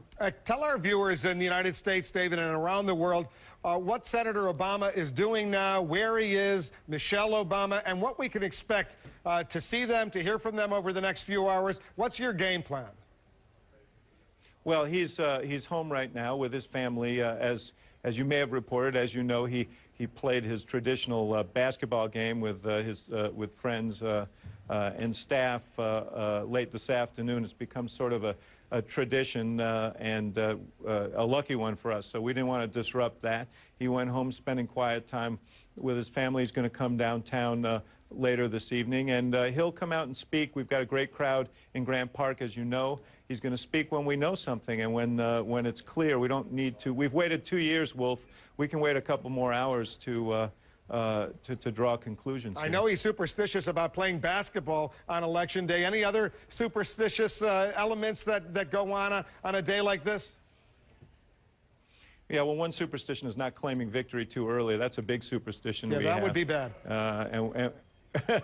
And so that's something that we're not going to do. But no, that's the big one. You know, he carries around some, people give him lucky charms around on rope lines and at town hall meetings and so on, and he's carried those in his pocket through this campaign. But look, I think ultimately this isn't really about luck. It's about whether or not the American people respond to your message and believe that we should move in a new direction. And I think tonight we're beginning to see that that's exactly what this country wants to do. All of us were deeply saddened yesterday when we learned that his grandmother, his 86-year-old grandmother, passed away. How's he dealing with this enormous loss? We know how much he loved her and what a critical role she played in raising him. Well, no doubt she played a formative role in his life, and much of who he is as a result of her love and her guidance. But it was not a huge surprise. She had been ill. He had been told that things were grave. That's why he went to Hawaii, you know, toward the end of the campaign, because the doctor said it may well be that she wouldn't make it to the election. And I think yesterday he was feeling very happy that he had done that he had been able to see her, and that meant a lot to him. But of course it's hard, and you know, I think he's been buoyed by the enormous outpouring of people who've sent their good wishes. And yesterday in that crowd, you could sense it. There were tens of thousands of people, and they were all there supporting him through that difficult moment. So, you know, that's some solace right there. Yeah, I'm sure. Our deepest condolences to him and his family. Is there anything you're seeing, David, right now that is giving you a little heartburn? Any problems out there as far as voter irregularities or surprises that you might not necessarily like? Well, of course, there are always issues at the polls, Wolf, and we want to make sure that everybody who's been in line gets a chance to vote, and we're making sure that that happens. But if you ask me what's giving me heartburn, it's that I can't exactly figure out what should be giving me heartburn right now, and that's an unusual position to be in, and I'm trying to deal with that, you know. The main thing is just to, you know, we would love to make the clock go faster and get the numbers counted and come to some conclusion, but everything we see at this juncture seems positive to us, and not just positive about the outcome, but positive about the possibility of putting together a new coalition. He's spoken since 2004 about breaking up this red state, blue state paradigm. I think we could possibly do that tonight. But you haven't unleashed these thousands of lawyers that you have on standby all over the country. That has not been necessary right yet. Is that true? Well, and there have been places where we've needed to intervene to make sure that there were more voting machines or ballots available. But I don't see any gross irregularities, any pattern of irregularities, just the normal stuff you'd see on an election day, and that's very positive. But we're prepared even now for anything that might arise. And finally, I just want to show our viewers once again the live pictures. Thousands of people are gathering in Grant Park right now. They're obviously very excited in Chicago along the lakefront there. But at some point later tonight, you anticipate Senator Obama and his family making the move and going over there. That's where he's going to address his supporters. Is that right? Absolutely, yes. He'll be there, and we're looking forward to it. It's great to be back in our hometown to be with our great supporters. So we're looking forward to that, and we're just asking for a little bit of patience while the votes get counted here. All right, you've been patient a long time. You can be patient a little bit longer. David Axelrod, thanks very much. We'll be talking. David Axelrod is in Chicago. We're watching all of this unfold. We've got new numbers coming in, more poll closings, getting ready for that. CNN.com is where you can get all the results coming in live. Stay with us. Our special coverage from the CNN Election Center continues after this.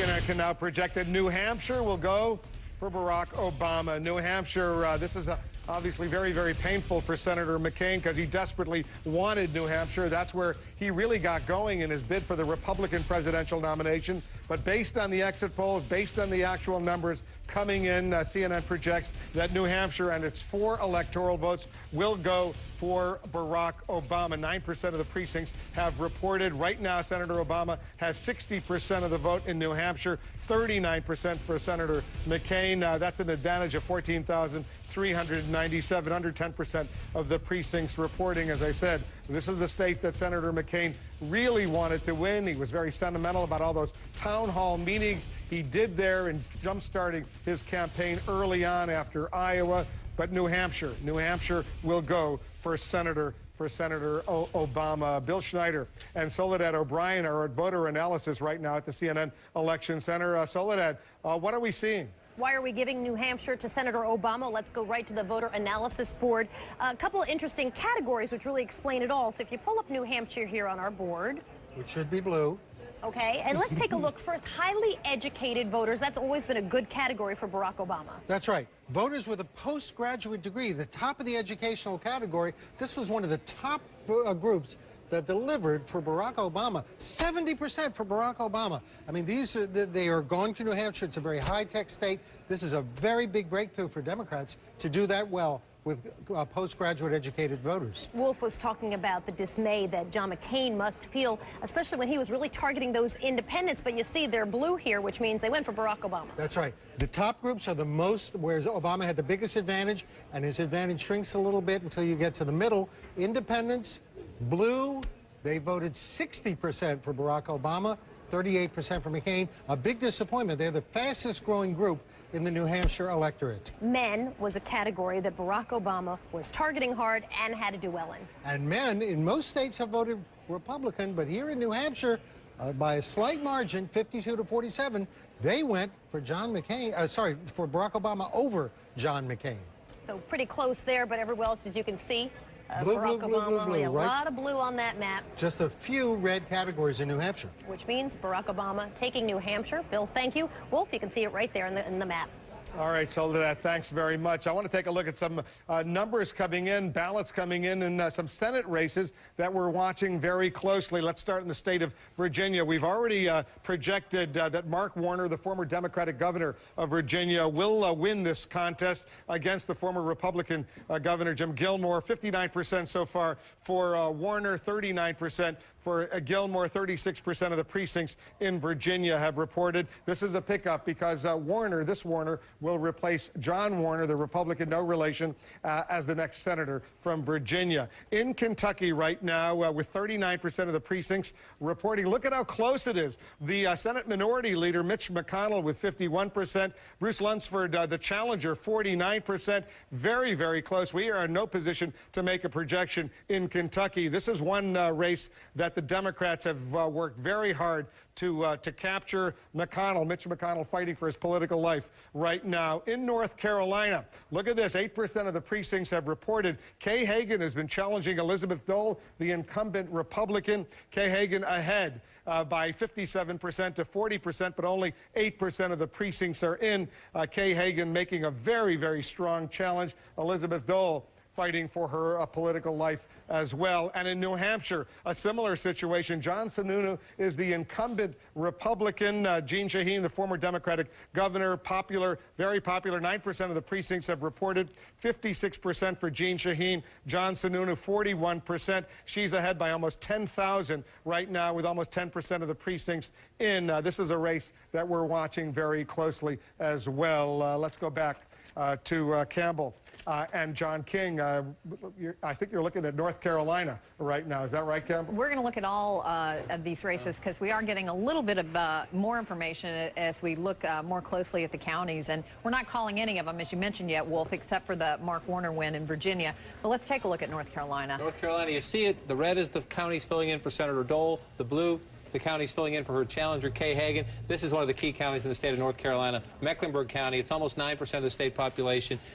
African-American population there, but also, Campbell, the banking community that's been in a lot of trouble there because of the financial meltdown. Wachovia Bank headquartered right there. A lot of economic issues there. Senator Dole is at the moment not performing as strongly as she needs to in Mecklenburg County. You come out here to the more Democratic counties and Hagen running. These are early results. Well, these counties, 72% out here. If the Democrat is winning out here, then the Democrat's in pretty good shape. But we'll watch the rest of these results as we come in. I want to go north to this. This race is a blowout, but I want to show something here. This is the state of Virginia. Right. This was a Republican state not all that long ago. Look what Mark Warner is doing to former governor Jim Gilmore. Jim Gilmore is not a nobody candidate. He was a former governor of this state in the past decade, and this is a blowout. The Republican Party in the state of Virginia is going to be having a long talk with itself about what to do next. Which bodes well for Obama in Virginia. Certainly as we does. Wait for those numbers Certainly as well. does. Now, Warner has his own personal popularity because Mark Warner left as such a popular governor, but the Republican Party of Virginia has a many months ahead trying to figure out what happened there. This is New Hampshire, Campbell. 10% of the vote in. Jeanne Shaheen, the former governor there. This is another battle of heavyweights among Senate candidates. A former governor against an incumbent senator who is the son of a former governor and the former White House chief of staff. This looks kind of bleak. You say there's not much vote in, but most of the people live here. And actually, most of them live even further south. Concord, the capital, most of them live here. Let's stretch this out a little bit and look. Many of you might be familiar with this area from the Democratic primary. This is Manchester, almost 9% of the population. And this is what Jeanne Shaheen needs to win. She's running very well in this blue-collar area. This is where Hillary Clinton beat Barack Obama in the Democratic primaries. It's where the people live. You want to get them there. And one other key place is out here on the coast, Portsmouth, Democratic town out right near the coast of New Hampshire, and Jeanne Shaheen running well ahead there with about 40% of the vote in there. So the early numbers suggest the Democrats are in for a strong night in New Hampshire. We will watch because this part of the state, more rural, right. Sununu will do well up in here. The question is down here where the people live, and one of the places we haven't seen anything yet is Nashua. That's another big city in the state of New Hampshire. Let's take a quick look at Kentucky, because this one, as Wolf pointed out, is still way too close to call. But this is a crucial seat. Mitch McConnell trying to hold on to a seat here. He is the leader of Senate Republicans, and in a year when you know the President of the United States is largely being repudiated by the vote happening tonight. John McCain is in a very tough race, and let's assume for the sake of the argument it's a long way to go, but if McCain loses, who is the leader of the Republican Party? Well, Mitch McConnell, the Senate leader, is one of the highest-ranking Republicans in the country right now, and as you can see, he is in quite a race here. Let me erase this so you can see the numbers more clearly. This is one of these races, Obama put some money in the state. The Democrats put some money in the state because they would like to beat Mitch McConnell. It's also a place, though, where the leadership supported that financial bailout. Right. That was the thing the leadership had to do, and but some voters didn't like it. In many places, you do see a bit of a backlash for people wanting to blame somebody for what has happened to their 401ks and everything else, and the uncertainty in the banking community, the uncertainty in the economy. If you're an incumbent, especially a Republican incumbent on the ballot who supported that, you're having a tougher race. And this is an interesting map when you look at it filling in. The Democrat is doing well where he needs to. Out here, when you start getting out into these rural counties, Democrats putting up some respectable numbers. We're going to be watching this one for a while. Mitch McConnell, the Senate Republican leader. If he were to lose tonight, then we would have a Democratic wave. Right. Still early. Again, the only race we've called is Mark Warner in Virginia. But as you said, things looking very good for Democrats right now in terms of the balance of power. Wolf? Guys, thanks very much. Let me update you on these votes that are actually coming in from these battleground states, including in Florida. Almost 40% of the precincts have now reported in Florida, and Senator Obama continues to maintain his advantage, 52% to 48%. He's up by 178,000 votes in Florida. 39% of the precincts have reported. We'll walk down to North Carolina right now. 12% of the precincts have reported. Senator Obama ahead here as well, 56% to 44%.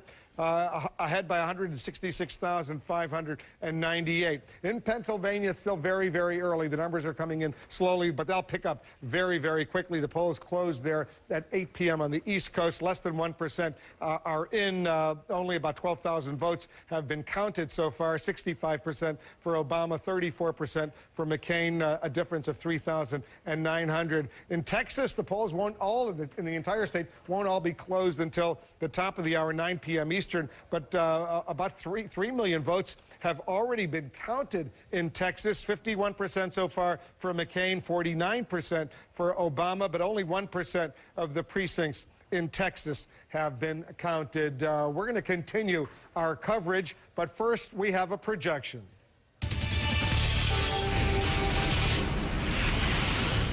And this is a big one. CNN now projects Pennsylvania and its 21 electoral votes will be going for Senator Obama. This is a projection that the Obama camp desperately wanted, and the McCain camp desperately tried to secure Pennsylvania.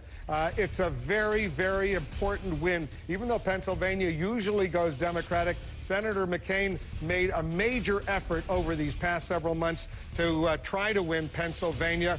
But unfortunately for Senator McCain, it wasn't to be. These are live pictures you're seeing from Grant Park in Chicago. They're watching us on the big screen there, and they can see. They must be very excited. Those are Barack Obama supporters with Pennsylvania. We project now going for Senator Obama. This is a state that they fought fiercely over these past several weeks. Senator McCain a few weeks ago gave up on Michigan, not that far away. It was in Pennsylvania that he made a major effort, going from the east part to the west part, north and south Pennsylvania. But Barack Obama will go forward and win this state. Candy Crowley is over at Grant Park in Chicago watching this. Candy, they must be thrilled because this is a huge projected win for Senator Obama. And what's really interesting is they know that. The fact of the matter is we have talked a lot about Pennsylvania, as you mentioned. It has been a Democratic state for some time, but John McCain put so much of his last-minute time and so much of those precious dollars into Pennsylvania, and this is a crowd that knows that. I mean, that's how closely people have been watching this race. I have been amazed from state to state to state how many people understood the whole process, knew which states were important, understood where John McCain had to win, where Barack Obama was doing well. I mean, the specificity of the knowledge of some of these voters has been amazing. I think we've seen that, obviously, in our coverage and our numbers, and I see it out here on a daily basis, how really in tune these voters are, and that's, I think, what you're seeing here, because Pennsylvania got the biggest applause of all as you've been going through these states, calling them for either Obama or McCain. And clearly, inside Obama headquarters, although they expected this win in Pennsylvania, Pennsylvania wasn't even on Obama's itinerary in the final days rolling up. He was totally in those Republican states. So they were pretty confident about Pennsylvania, but this just obviously reinforces that confidence, Wolf. All right, Candy, stand by. I want to go out to, I want to show our viewers, first of all, Times Square.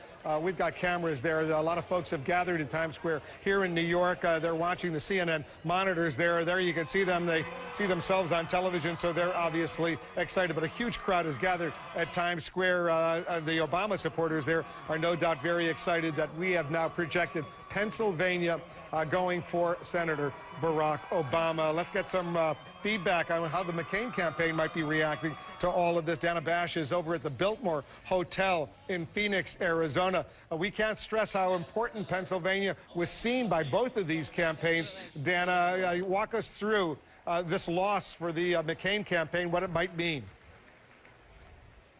It means a lot. It is a big loss, and Candy just laid it out from the Obama campaign's point of view. But from John McCain's point of view, we spent both days of the last weekend there. He was there several days last week. He deployed his running mate, Sarah Palin, to that state because they, particularly in the last couple of weeks, put everything into trying to turn that blue state, the state that has been blue for 20 years, red. They knew it was an uphill climb. They have said over the past week or so that their internal numbers did see that it was closing a little bit. Public polling, I think, did reflect that as well.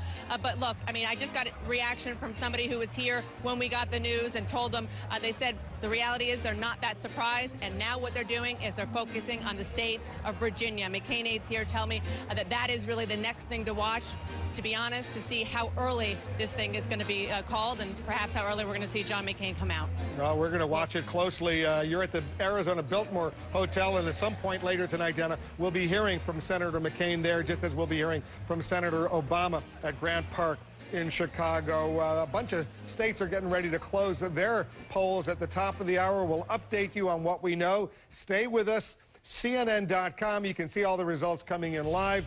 Our coverage continues after this.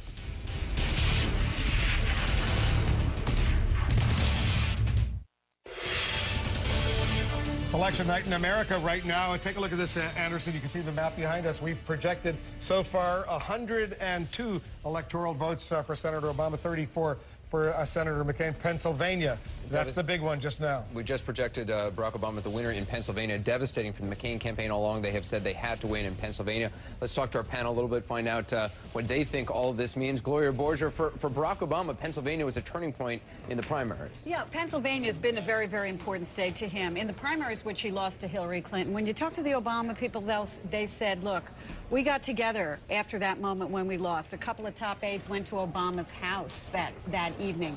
He decided to take ownership of the campaign. After the loss in Pennsylvania, they started holding nightly conference calls with top advisors, which Obama runs up until, yesterday for 5 or 10 minutes each night. They understood that loss in Pennsylvania. They understood how Hillary Clinton beat them in Pennsylvania, and they knew they had a lot of ground to cover. That was then. This is now. Tonight it's a win for Obama. Huge. Is there still a path forward for John McCain? Hard to see one. I think we know two things now, Anderson. One is that victory is almost within the grasp of Barack Obama. We'll have to wait for a little more. But I think it's also very interesting what John King has been reporting on the county by county and how many instances, Orlando being the most important, that Obama is doing so much better than John Kerry did 4 years ago, and McCain is doing worse than Bush. That suggests this could be a very big night for Obama. Not just a win, but a very big win. We need more information. Bill Bennett, do you see a path forward for John McCain? Not much. Extremely difficult. If I heard correctly, CNN has called both New Hampshire and Pennsylvania. That really closes off a lot. And given what John King is saying about these counties in Florida, very difficult to do it from here. And for the Democratic National Convention, a white male labor leader pulled me aside. He said that we are going to our members and saying, look, African Americans have been behind us supporting our candidates, and we're going to get in the face of our fellow brothers and say, we're going to back this Democrat, and he's an African American.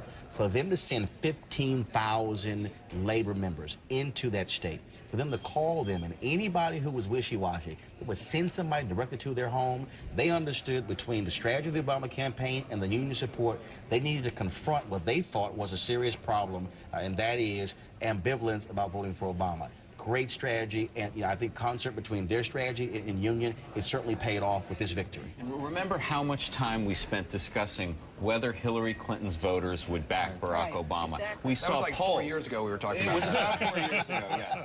But I mean, we saw polls that said half of them wouldn't vote for Barack Obama, and we are going to see close to 100% of Hillary Clinton's voters. And part of that is due to Hillary Clinton, who has campaigned like an absolute soldier for Barack Obama, and I think that is a significant But message isn't going to win tonight, those too. rural voters over that he lost to Hillary I Clinton? want to bring back in the state of our other Pennsylvania. panelists over here. James Carville, what do you see on the map right now? What are you looking at? Do you see a path forward for John McCain tonight? No, obviously it has not a path that he can win. I'm looking at these Virginia returns, and I can't, I don't have a conclusion to draw there. I think the Kentucky Senate is going to be very difficult for the Democrats to win. Mitch McConnell versus Lunsford. Right. I think Mitch McConnell's looking pretty good now because of the Eastern time zone in the 1st and 2nd congressional districts in the Western time zone. These are more Republican districts. Last I saw, though, for that, it was 50-50. Right, but you'd have to do, my sense is, in talking to people on the ground in Kentucky, that the Democrat would have to do better than 50-50. The state has two separate time zones. It have to be doing a little bit better.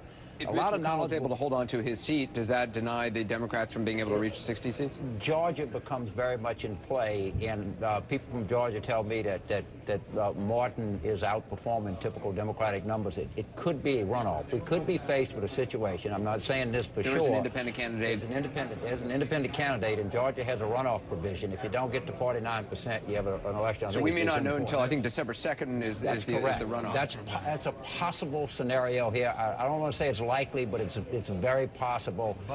And like Columbia County, other places, people are telling me that Martin is running pretty good for a Democrat. But very similar to what happened actually last election in your home state of Louisiana. When George Bush won, there was a runoff there, and they basically voted for a Democrat to keep a check on the Republican president, George Bush.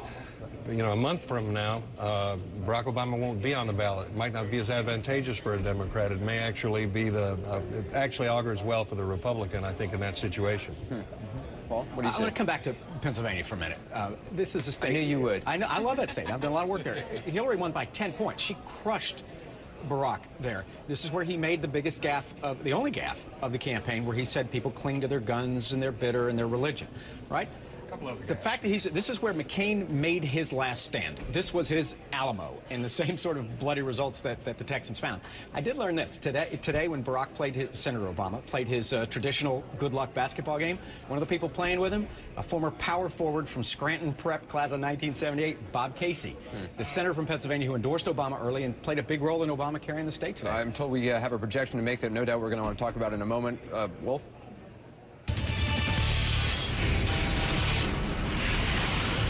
We project right now there will be a new senator from the state of North Carolina, and that would be Kay Hagan defeating Elizabeth Dole, the incumbent Republican. This has been a fiercely fought battle in North Carolina, but Kay Hagan, a longtime Democratic legislator in the state of North Carolina, going forward and defeating Elizabeth Dole, a former cabinet secretary, the wife of Bob Dole, John King and Campbell. You're there. A huge, huge loss for the Republicans. Another Democratic pickup in the U.S. Senate. And you said it. Well, this was a race that got very ugly at the end, especially Elizabeth Dole running an ad against Kay Hagan, accusing her of godlessness.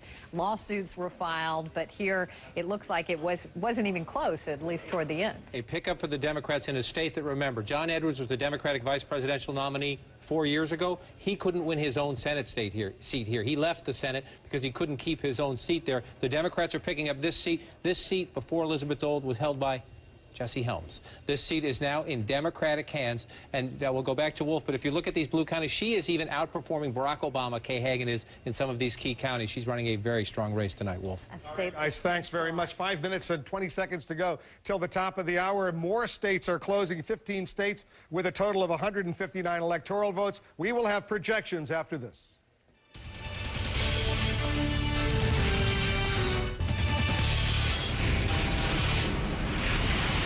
CNN is ready to make another projection right now. In the state of Alabama, we project that John McCain will carry Alabama. They closed almost an hour or so ago. Only 1% of the vote is actually in. Obama's slightly ahead right now, but that's only 1%, very early. But based on a lot of information that we're getting right now, including the exit polls, Alabama and its 9 electoral votes will go for John McCain.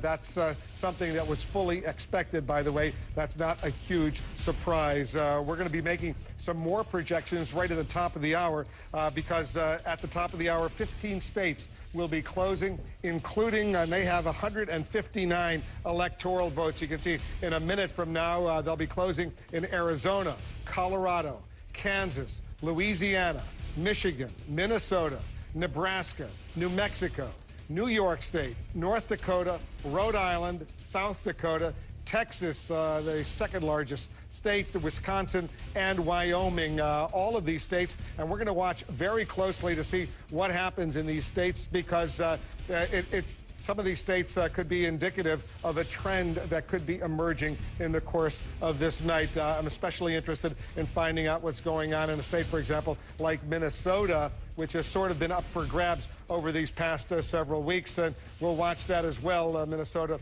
Wisconsin, and a few others. Some of these states are not expected to be any great surprise. As we watch what's going on, we want to remind our viewers that this is a state's Congress, the House and the Senate. Let's pause.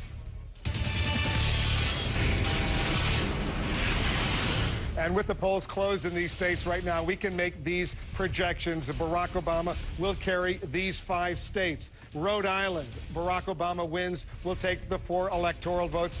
That's not a surprise. Michigan, McCain basically gave up there a few weeks ago. Michigan, 17 electoral votes for Obama. Same for Wisconsin, and it's 10 electoral votes. Wisconsin will go for Obama. So will Minnesota, and it's 10 electoral votes for Obama. And New York State, 31 electoral votes. Not a surprise, but that's a bonanza of electoral votes going for Barack Obama. John McCain will carry Wyoming, and it's 3 electoral votes. That was expected. In North Dakota, and it's 3 electoral votes. That will go for John McCain as well.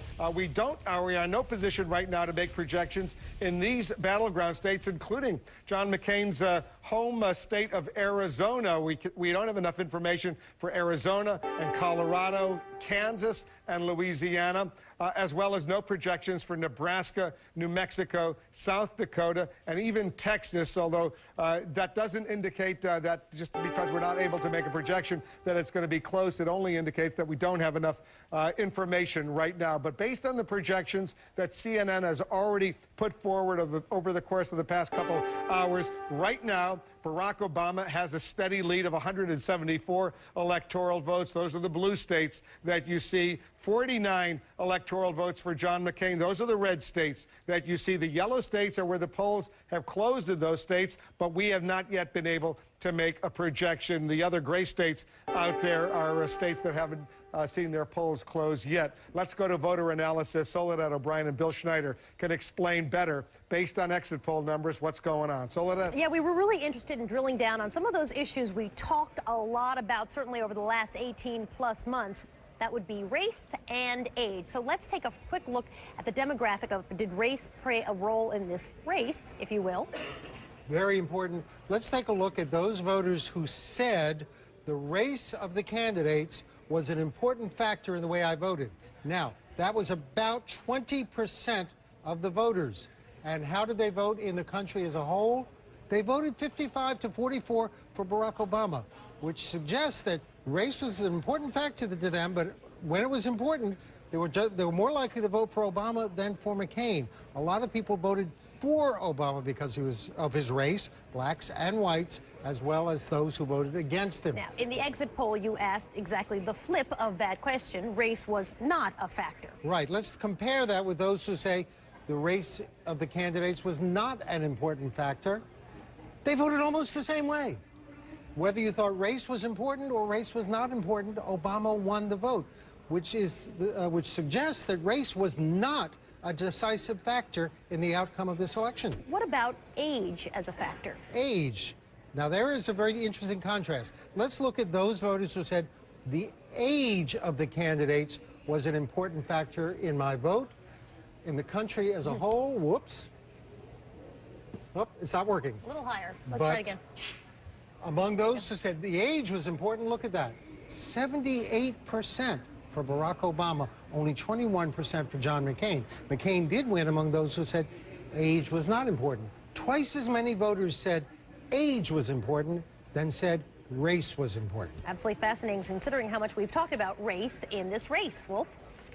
Soledad, Bill, thanks very much. We're watching all of this. Let me just update our viewers once again on the projections that we've made. You see this map of the United States. 174 electoral votes we've projected going for Barack Obama, 49 going for Senator McCain. Remember, keep in mind, the magic number you need to be elected president of the United States is 270 electoral votes.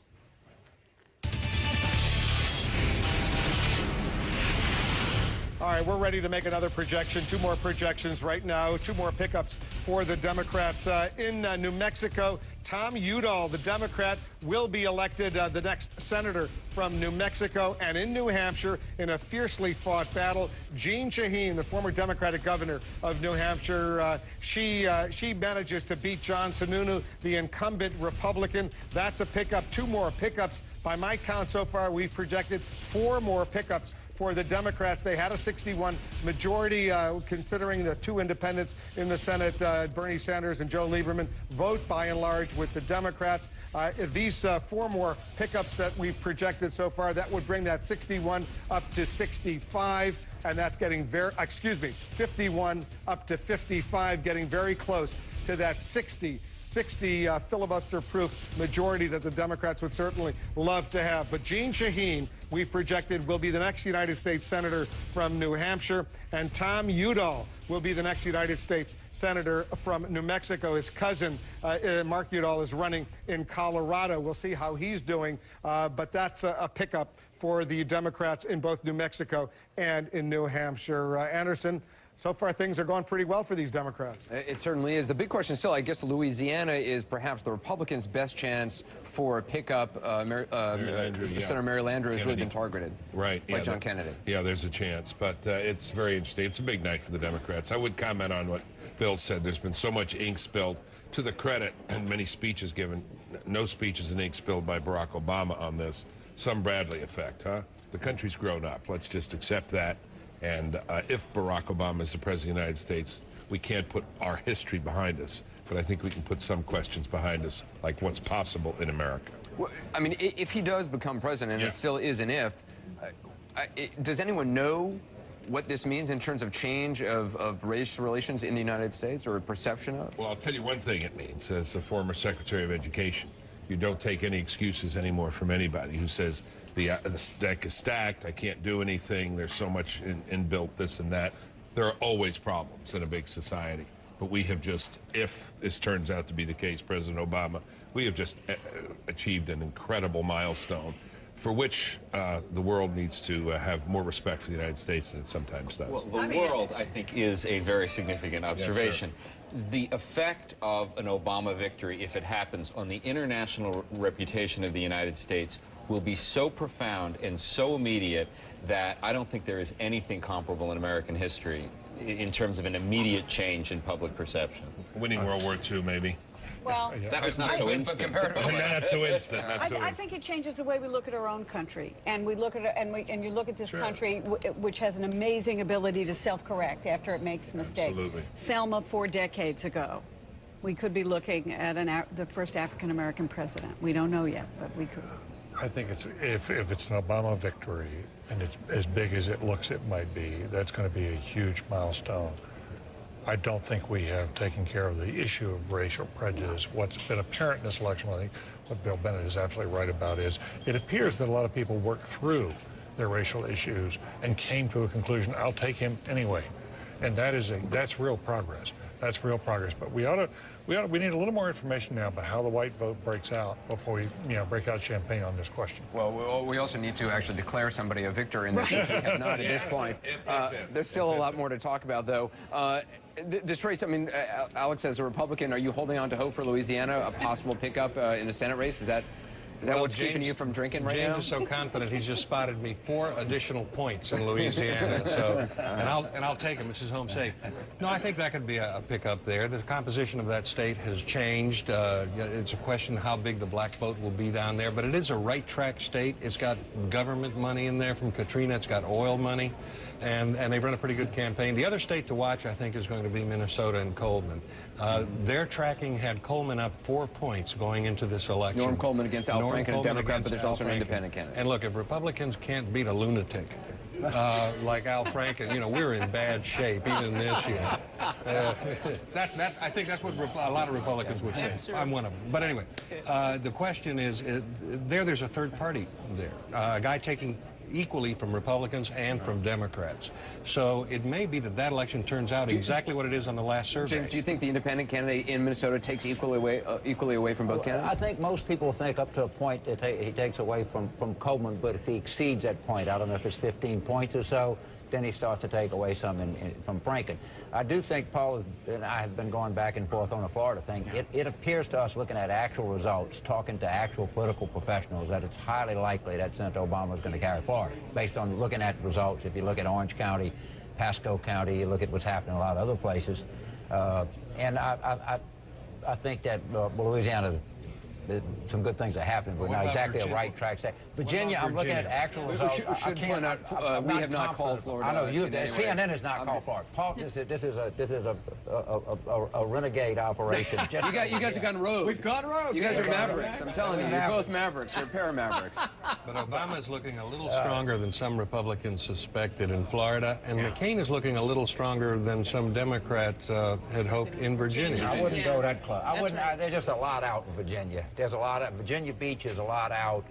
Fairfax County a lot out. Prince William County is another big one to look at in Virginia, and I think that Republicans are kind of looking for these small victories right now in some of these states, Ohio, Virginia. But Tara, I mean, do you at this point see a path forward for John McCain? It's very difficult, obviously, at this point. But again, looking at these small victories, even the governorships like Mitch Daniels in Indiana, where it was one of the races that was in question for a governorship. But I think that, again, Republicans will look at these small victories, hopefully, in states like Ohio, Virginia, Missouri, St. Louis County.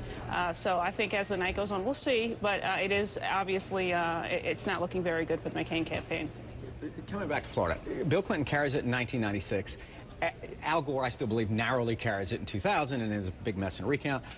John Kerry lost it by a significant margin, you know, too close to, by too much to even consider it, you know, stolen or anything silly. But now, if this thing, the early returns from places like Orange County, where John King, you know, drew those two red lines across the I-4 corridor, that's remarkable. This is now McCain's last chance in the eastern coast, right? If he loses Florida, it would be, as my son Billy says, peace out, Cub Scout. That's it for McCain if he loses Florida. More than most states, an elderly population really hurt by an economic meltdown. You know, these folks are living no margin for error lives. You know, every dollar in their budget is committed, and when an economic meltdown, something like that happens, they're rocked. So it's not just, you know, you can blame the McCain campaign, but when you have an economic meltdown do you think in Florida, it was just the economic meltdown, or do you think the Clintons helped, Joe Biden helped? What do you think? Well, I think both. And I think, you know, basically what helped is that the Republican brand is held in as low as esteem as any political party in the history of modern polling. I think that, I mean, that's a very obvious thing that's going on in this country. By the way, in terms of young voters are going to break for Senator Obama by probably 65, 35. That's probably been the key is the younger voters. Let's just pause for that.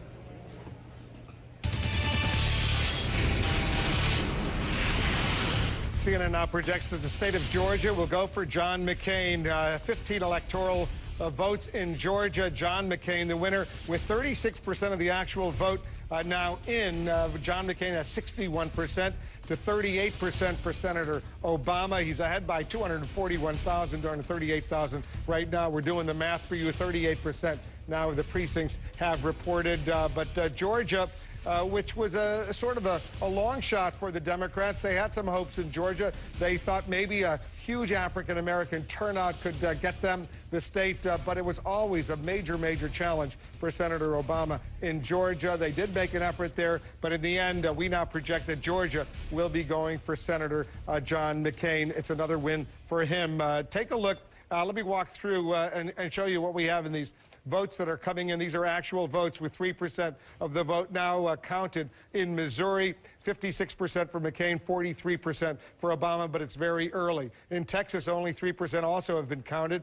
52% for McCain, 48% for Obama. In Ohio, that's a key battleground state. 8% of the vote in Ohio is now in. No Republican has ever won the White House without Ohio. Obama is ahead right now, 57% to 42%. He's up by almost 200,000 votes in Ohio, but only 8% has been counted so far. And in Florida, almost half of the precincts have now reported in Florida. 52% for Obama, 48% for McCain, almost a 200,000 margin for Barack Obama in Florida. That's a huge prize. 27 electoral votes. A lot of people do not see how John McCain can be elected without Florida, but we're watching it. We're watching the votes coming in. Almost half of the precincts there have been counted. CNN.com. Go there. There's a lot of information you can get on your most important races, on the presidential race, the Senate, the House, the governor's races. CNN.com. That's where you can go. Our coverage continues right after this.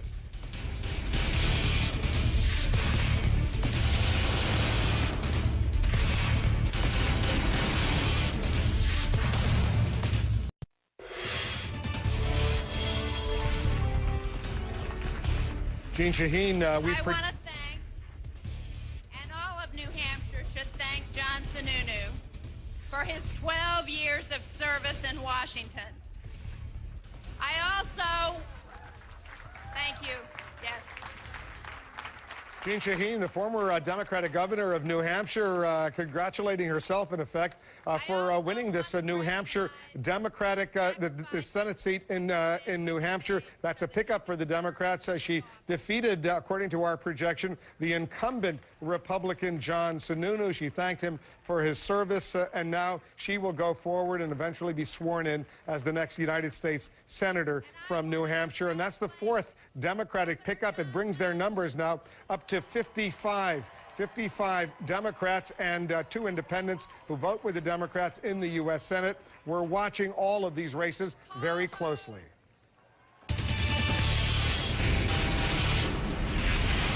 And here's another one, a major win for the Republicans this time in the state of Kentucky. The incumbent Republican Mitch McConnell the minority leader in the U.S. Senate. We project he will defeat Bruce Lunsford and get reelected in the United States Senate. Right now, with 65% of the precincts reporting, he's slightly ahead, 51% to 49%. That's 23,517 advantage for Mitch McConnell. But based on the exit polls, based on other information that's coming in, where this vote, the actual vote, is coming in, we are now ready to project that Mitch McConnell has been re-elected in Kentucky. He was in a fierce battle for his political life. Bruce Lunsford put on a very strong challenge, but in the end, Mitch McConnell will go forward and carry his own state. That's the same state, Kentucky, by the way, Anderson, that John McCain, we've projected, will go with.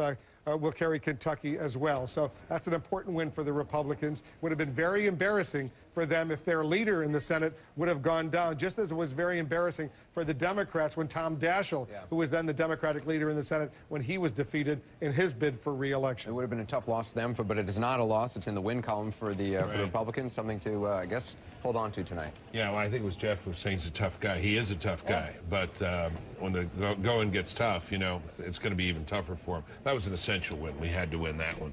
But he is, think about it, as the Senate minority leader, what he could be facing here with an all-Democrat, possibility of an all-Democrat government. Although we may not know, I mean, depending on what happens in some of these races in Georgia, we may not know if there's a runoff until December 2nd. Right. That's right. We may not. I think the one thing that's the question is starting to come up is, Obama looks like he's heading toward it. He's doing very, very well. Does he have coattails? Is he bringing people with him? So far, the indications on the Senate is that he's not, he's not winning a couple of these close races. Certainly they haven't won in Georgia, and they didn't win in Kentucky. But we don't know any House races yet. So I think, over the next 2 or 3 hours, one of the questions we're going to be asking is how much is coming with him. And the coattails is important, what, to be able, in terms of governing, in terms of influence? Go back to your question of earlier tonight. What does it mean for leadership? It's extremely important. Reagan was the last president who brought a lot of people with him.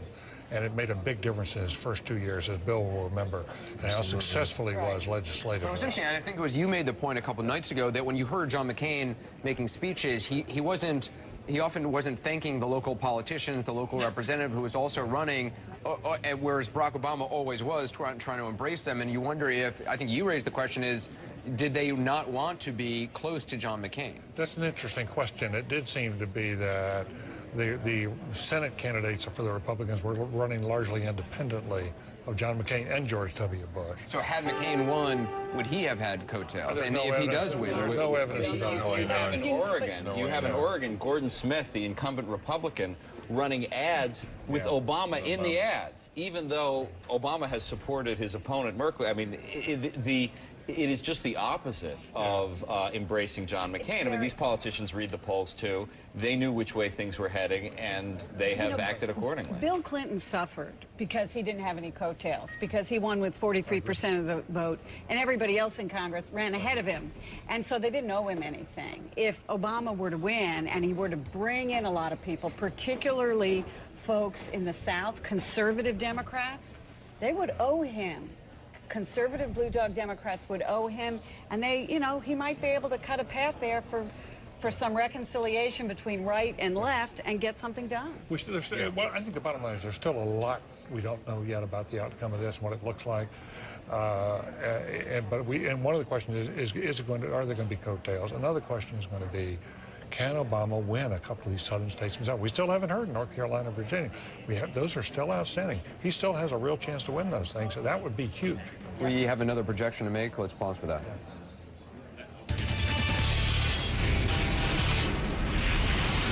CNN now projects that West Virginia will go for Senator McCain. 5 electoral votes in West Virginia. 22% of the vote has actually been counted in West Virginia. 53% so far for McCain, 46% for Barack Obama, 11,240. That's the advantage he has. But based on our exit polls, based on the actual numbers that are coming in, where they're coming in from that state, it's another win for Senator McCain.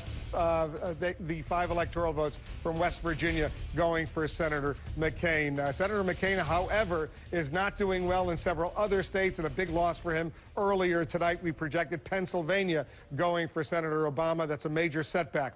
I want to go out to Senator McCain's headquarters right now, at least on this night. Hank Williams is performing at the Biltmore Hotel in Phoenix. Eventually, Senator McCain's going to be there. Let's listen in briefly to Hank Williams.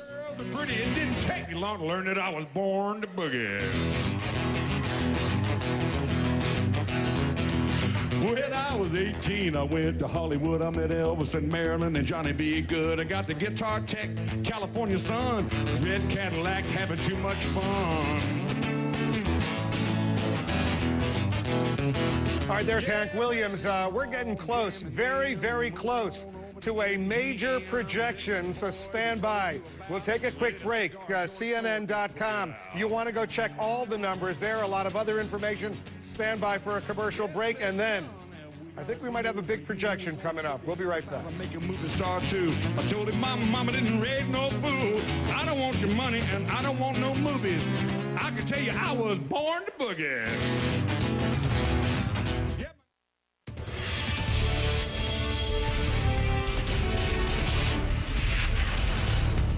Welcome back. We're watching all these states. They're very close in several of these states. Yeah. Anderson, we're going to show our viewers what's going on. But we're moving along, and we're getting ready for some more projections. Important races in Ohio, Florida, North Carolina, Virginia, all we are following very, very closely right now. Let me walk over and update our viewers on what we know right now. These are real votes. 70% of the precincts in Virginia, that's a lot. They've already reported their numbers, and look at how close it is. Wow. 50% for McCain, 49% for Senator Obama. That's only a difference of about 15,800. Now it's smaller, 12,519 for McCain. 71% of the precincts in Virginia have reported. Almost half of the precincts in North Carolina have reported. Look at how close it is here in North Carolina. 51% for Senator Obama, 48% for Senator McCain, and that's about an 80,000 advantage for Senator Obama. North Carolina closed at 7:30. We're watching that. Florida, another incredibly close state right now. 55% of the precincts have reported. 51% for Barack Obama, 48% for John McCain. That's not much of a difference, only 170,588 votes in Florida. That's a big prize, 27 electoral votes. And in Ohio, 15% of the precincts have reported. 56% so far for Senator Obama, 43% for Senator McCain. That's a lead of almost 200,000 for Senator Obama in Ohio. Campbell and John, Ohio, I don't think we can stress how important it is, and we're watching the state very closely. No Republican has ever won the presidency without Ohio, Wolf. And I know, as Wolf said, only 15% reporting right now, but still give us a sense for what's happening there, John. This is a good mix. This is a true battleground state, and you see it in the numbers. Obama's leading right now, but you see the numbers filling it around here. Here's the biggest thing. If you're the Obama campaign, we're only at 15%. And you're saying, wow, this is a tough one for Republicans. One of the things that makes you encouraged at the moment is nothing so far from Cuyahoga County, which is Cleveland. Not only is it an African-American population, a big Democratic stronghold, but it's a little more than 12% of the state population. One of the key things to watch is Republicans will be encouraged down here. This is a key area down here because the last time a Democrat won Ohio, it was in 1996. Excuse my reach for coming across. And it was Bill Clinton, and he proved the Democrats could win down here in southeast Ohio. So McCain has to be encouraged by that at the moment. But in the population centers, Campbell, when you come in Franklin County, in the center of the state, the capital of Columbus, Barack Obama putting up 60-40 right there. And again, let's go back in time. All night long we've been talking about the margins then and now. Let's just go back in time and look. 4 years ago, much closer, within 10 points there. So John McCain underperforming George W. Bush in that county as we continue to watch Ohio. I want to shrink down the state and a couple other places to watch. Obviously, we're waiting for the vote up here. This is a blue-collar vote area in here. And if you go back to the Democratic primaries, this is an area where Hillary Clinton swept Ohio. Right. And so Barack Obama at the moment, in the few counties we see so far, seems to be doing well in those blue-collar areas where Hillary Clinton hurt him so badly and where the McCain people hoped to pick up those blue-collar voters. So a long way to go in Ohio. Let's come back out of Franklin County to the statewide. Only 15%.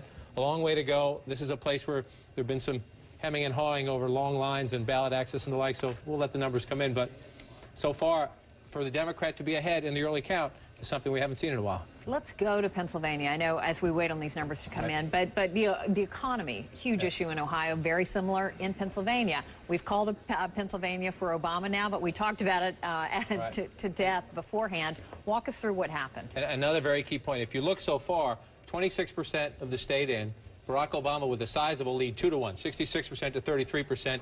What's missing? What's missing from this map is any red at the moment. Some of this out in the center, when the results come in, I'm just going to hit one center county, only 4%.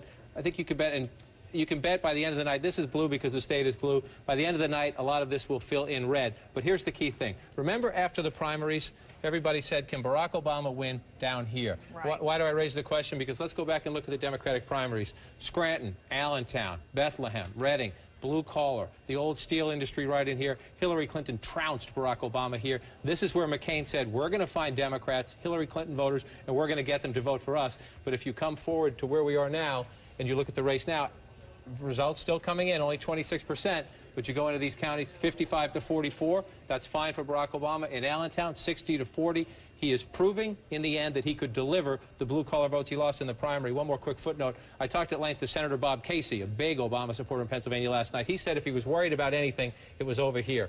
Allegheny County and in southwest Pennsylvania, 61 to 38. Those worries obviously overstated. 54% of the vote coming in here. If these numbers, that's why we call it the state, Campbell. I want to show something real quick. Now, we'll see. Some of this will fill in red. This is probably not fair to the McCain campaign, but look at all this blue now. George Bush narrowly lost the state 4 years ago. Right. That was all red. Barack Obama is overperforming John Kerry almost everywhere we look, and John McCain is underperforming George Bush almost everywhere we look. All right. Very big projection we are just hearing now. Let's go right back to Wolf. Wolf. Ohio. CNN now projects the state of Ohio will go for Senator Barack Obama. Look at this. 20 electoral votes. Barack Obama desperately was anxious for Ohio, and as we say, we've said it many, many times, no Republican has ever been elected to the White House without Ohio, and now this Democratic presidential candidate will carry the state of Ohio. That's a huge, huge win, like Pennsylvania. But even more important, because Pennsylvania has gone Democratic in recent contests, including 4 years ago and 8 years ago. Despite Republican wins, Ohio, much more important for Barack Obama right now, with 16% of the actual vote now in. Obama, 55%. McCain, 43%. 55-44, it's just changed. Almost 200,000 advantage with 16% of the win in, but it's a huge win. Suzanne Malveaux is over in Chicago at Grant Park. They must be, they're just going to be getting word, Suzanne, about Ohio, but you know how many times you and Senator Obama visited Ohio, and it's clearly paid off. It was a critical battleground state for Barack Obama. You can imagine people very excited about learning this news. There has been no Republican who captured the White House without getting Ohio, and that is why there were so many trips that we took time and time again with Obama, going to those areas, trying to win over those critical working class voters, as you had said and noted before. Hillary Clinton very much doing well in that state. Well, Barack Obama clearly making some inroads there. Want to give you a sense of what we're looking at here. Thousands of people who've gathered here at Grant Park waiting for Barack Obama. He and Michelle, as well as the family, have been watching the results come in. They are very excited. They are very encouraged by this. You have media from around the world that are paying attention to this moment.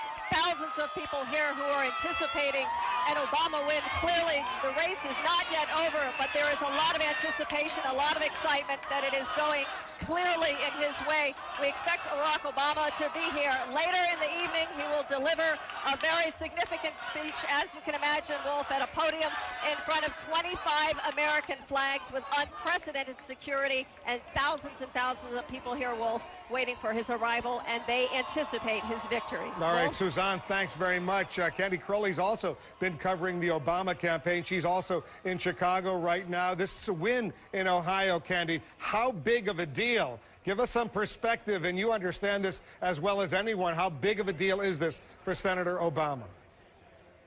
Well, it's a big deal for Senator Obama, but remember, this is a campaign that saw several routes to victory. They saw several ways to add up to that 270 electoral votes. So while this is a big win for him, it is probably a bigger loss for John McCain at this point.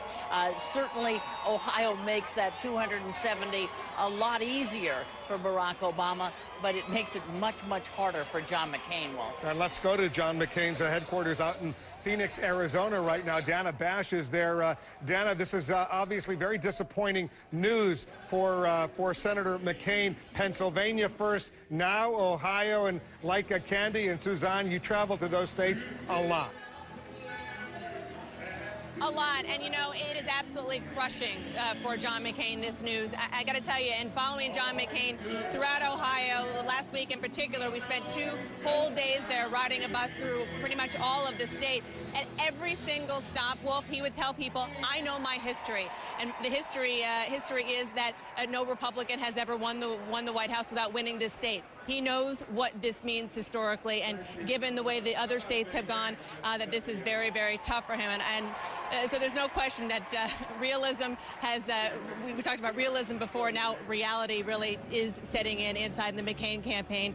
You know, McCain is actually on his way here, Wolf, but I can tell you, I spoke to a source who was with him in his residence here in Phoenix earlier, and as you can imagine, in talking to the source, the mood was not very good. They were still holding out hope at that point that Ohio was potentially going to go their way. They were still looking at other states that have not been projected, like North Carolina, but the mood was not very good, even though he does have his good friends around, like Senator Lindsey Graham, Senator Joe Lieberman, to keep him, to try to keep him upbeat. Wolf. Dana, do the folks in that room at the Biltmore Hotel in Phoenix where you are, do they know about these projections that we're making? You know, they don't. This has been a fascinating dynamic here at the Biltmore. You can see that the music is playing behind me. Hank Williams Jr. has been playing. They have turned off the news. They are not getting this information. Earlier in the evening, when we were projecting, and other networks were projecting the very red states that were going for John McCain, they did put it up, and there were lots of cheers. But since this news has broken about Ohio, Pennsylvania before that, it has not been announced here at all. There's a very solemn feeling here. Nobody is, it's really in the dark. Everybody knows what's going on. They all have their Blackberries. They all have information, but they are making a point of not putting that information, that bad news, up on the screen here. All right, well, we just saw you going up on the screen behind you. As you were saying what you were saying, you're up there on the screen, Dana. Thanks very much for that. We're going to get back to you. I want to go over to Campbell and John right now. You know, it's a steep climb that John McCain has right now, Campbell, because if you look at the math, not looking very promising for him. I know, Wolf, and I know we're not calling the race yet, but let's have a reality check here, John. I mean, show me McCain's path to victory without Ohio. Okay, it's very hard. I don't mean to be mean, but this is very bleak at this moment in time because, you know, Abraham Lincoln did it. There was one Republican, but not in modern times as a Republican won the White House without Ohio. I'm going to leave these states alone at the moment, although I will say this. I think we haven't called it yet, I don't believe, but let's give John McCain West Virginia, okay? I think that's a safe bet. I'm going to leave these for now, and I'm going to leave Florida for now because we haven't gone there. Let's come down. Mississippi, okay, I think that we could say. Louisiana, we can give him that, but look how small we're talking about here. Arkansas, 6 electoral votes. So we're giving him these states. We're going to give him a lot of states as we go across here, but they're relatively small states. Kansas will go Republican. Nebraska, we believe, will go Republican. South Dakota, we believe, will go Republican. I'm going to skip Montana for now because that one is a horse race. The governor out there thinks he can win it for Barack Obama and help. We'll give Idaho to the Republicans. I'm not going to go on the West Coast because Washington State, Oregon, and California are not going to go Republican. I'm willing to bet my life on that one. We'll come down here. Utah will go Republican. We will assume that John McCain will hold his home state of Arizona, and we assume they will win Sarah Palin's state of Alaska, which we have down there, and of course they will win the state of Texas, and that's the big one left on the board for the Republicans at 34. Now I have John McCain up to 160. Right. He's still trailing Barack Obama after I gave him all of that. To get to victory, Campbell, he has to be just about perfect the rest of the way through. He has to win Colorado, where he has trailed in the polls. We already know the Democrats took the Senate race there. This is a hypothetical. I'll give it to him. I would not bet a lot on that in Camp McCain. Latinos will make up more than 35% of the voting population here. In other states, we know they're voting more than 2-to-1 against John McCain. I'm going to give it to him in this scenario. I would not bet more than a dime on that. And then we come out here, and Iowa is a state that he's been running way behind in the polls. Way behind. This is close. This is close right now. Right. We're watching this one very closely. He has to win it. Just has to win it. Let's do Indiana. Has to win it. Again, that's very tight right now. I looked at it a little while ago, and I think Obama was coming back, and it looked pretty good for Obama. So here we go. If we do all that, which is a big hypothetical, now we've got him tied with where we have Obama. What does he do to win? Well, let's say he wins Virginia. Let's say. We don't know that. Let's say he pulls out North Carolina. And let's say he pulls out the state of Florida. I got him to 250 by giving him all that. For the sake of argument, we'll give him Montana. Again, Latino vote here. It's a tough one for the Republicans, but for the sake of argument, let's give him that. I can get him to 259. I'm going to tell you right now, Campbell, I cannot see John McCain winning Iowa, winning Hawaii, or winning any of these. So I can't get him to 270. Even if there's a miracle, here, and that goes Republican, we get him to 266. Now, we're going to watch these results come in, and please, God bless you, if you are out here, vote. Vote. Vote. It is but not it is over very yet. difficult. It's absolutely not over, and this has been a strange year, and strange things can happen. But I just gave John McCain a bunch of states where he's trailing right now, a bunch of states that are good Republican states. It is very hard for me, with any credibility, to suggest John McCain is going to win California, Oregon, or Washington. And so even if he sweeps what's left on the board, that's as far as he gets, and that's not enough. And I think that was pretty well reflected in what we saw with Dana at the McCain headquarters event tonight, and with Suzanne Malveaux and Candy out in Chicago. Absolutely. Wolf? All right, guys, thanks very much. I want to show our viewers what we have projected so far on this map of the United States. 194 electoral votes. So far, we've projected for Senator Obama. 69 electoral votes we've projected so far for Senator McCain. Senator McCain, the red states, you see them there. Senator Obama, the blue states, you see them there. The yellow states, these are states where the polls in those states have closed, but we have not yet been able to make a projection in those states. These other states, these white states out here, they have not yet closed the polls in those states, although at the top of the hour at 10 p.m. Eastern, they're going to be closing more of those states. We're going to have a lot more of our coverage. Remember, if you want to be John King, you can do it. You can go to CNN.com and play around. See if you can come up with a formula that would bring Senator McCain to 270. The needed number to be elected president of the United States. You can go to CNN.com and figure it out if possible. Stay with us. Our coverage continues after this.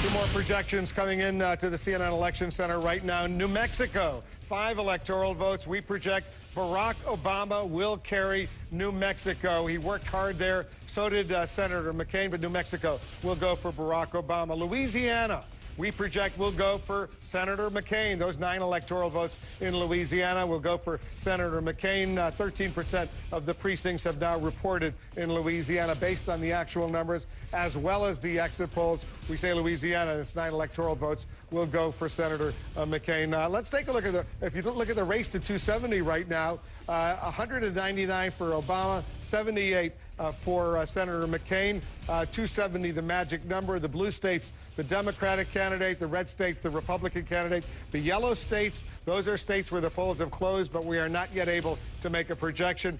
The white states, still those polls haven't closed there yet. The popular vote right now, look at how close it is with about a quarter of the vote now in.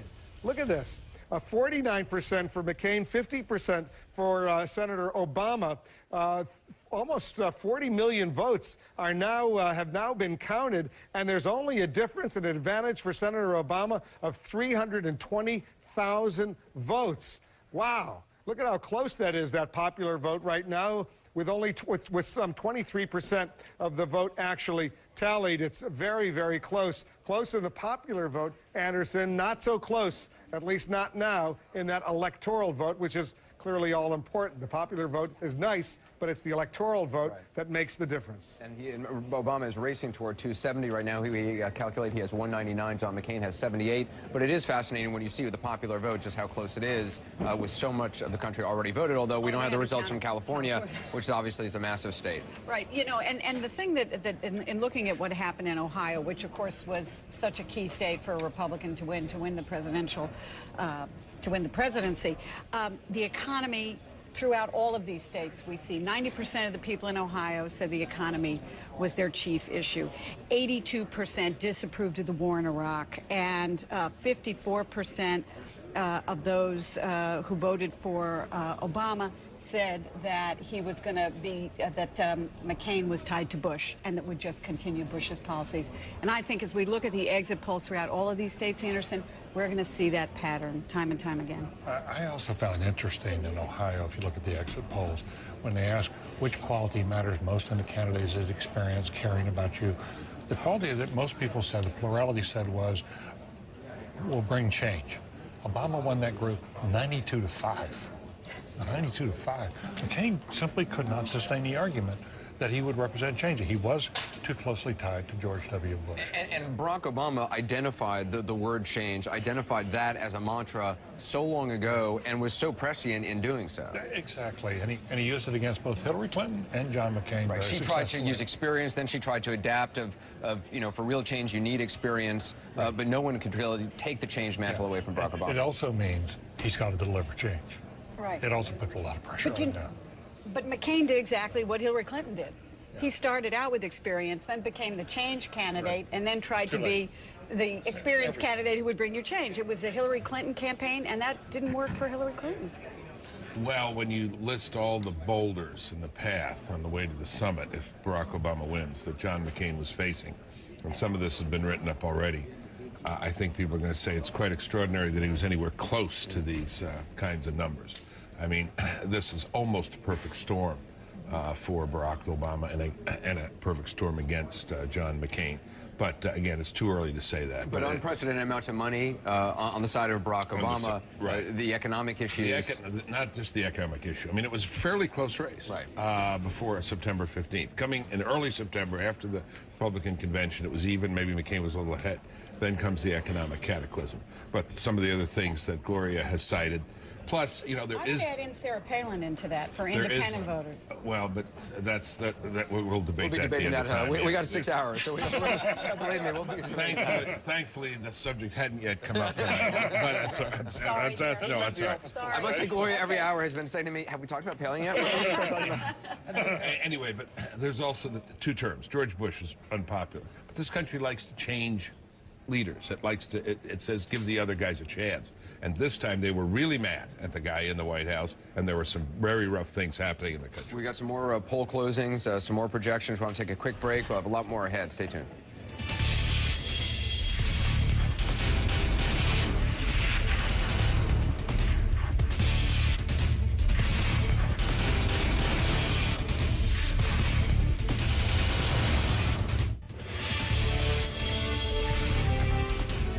All right, in a few minutes, 4 more states will be closing. 20 electoral votes at stake: Iowa, Utah, Montana, and Nevada. We're watching that, and I think we're going to have some projections. It's been a very exciting night. There's still a lot to go. I want to talk more with our panel back here. We were talking about it a little bit during the break, David Gergen. When you see the two campaign events that we are watching, the Grant Park event that the Obama campaign has in Chicago, and you have the McCain campaign event at the Arizona Biltmore, and you see them side by side as we're about to show our viewers, it tells a story about this campaign. It tells a story about what has been happening out there. It is. Symbolically, I think it sort of captures the story, because one has this solemn mood. In fact, we saw what almost seemed to be a choir or something out there a little earlier tonight. You know, that it was sort of the final race or something. Whereas this excitement in Grant Park, which is in itself so symbolic. I mean, Grant Park is where the Democratic Party fell apart in 1968 with the Chicago police.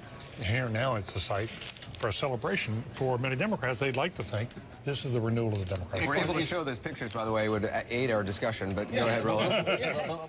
But also in Chicago, that's where Lollapalooza is held, the music festival. So, you know, when you had these rock stars who had their major concerts, that's the park they held him in. And so he's capturing this whole sentiment. It was also interesting throughout this campaign. Isn't it amazing? When Obama started having... They're doing a little more. When Obama started having, they probably heard you saying, like, spice it up, David. When Obama started having, 15, 20,000 people rallies, we were kind of like, oh, okay. Well, at the end of this campaign, I mean, 100,000 in Missouri, then 200,000, total in a couple of cities in Ohio. Just amazing. How surprised do you think the Obama campaign was early on by... I mean, some of their supporters and critics have said that it wasn't just a candidate. They were trying to create a movement. Do you think that they identified that early on as this has the potential to be a movement? You can't take the romance out of American political life either. I mean, it really is true. These American people like to fall in love a little bit with their candidate. He captured a lot of people's imagination. He really did. Young and old, white and black. And that was a kind of magic for him. There's no question about it. Used the phrase "the real America" to talk about rural America, And I think one of the things we're seeing here is those crowds at the Barack Obama rallies that are racially diverse, that are gender diverse, that are economically diverse. That's the real America. Well, I read something online, someone saying today that the McCain campaign made the mistake believing that Joe the plumber was America, but that the face of America has changed. Did they not realize that, or is that incorrect? I think it's a different America that Barack Obama understood. It is the passing of the torch. It is a new electorate. It is a more diverse electorate. It's a younger electorate. And Joe the plumber appealed to a certain part of the electorate that is shrinking, not growing. And it was insulting by the McCain people to suggest the other parts of America aren't the real America. It was insulting. Well, we'll see. Gotta go to Wolf. We'll see if America's changed. Is it still a center-right country? A lot of people.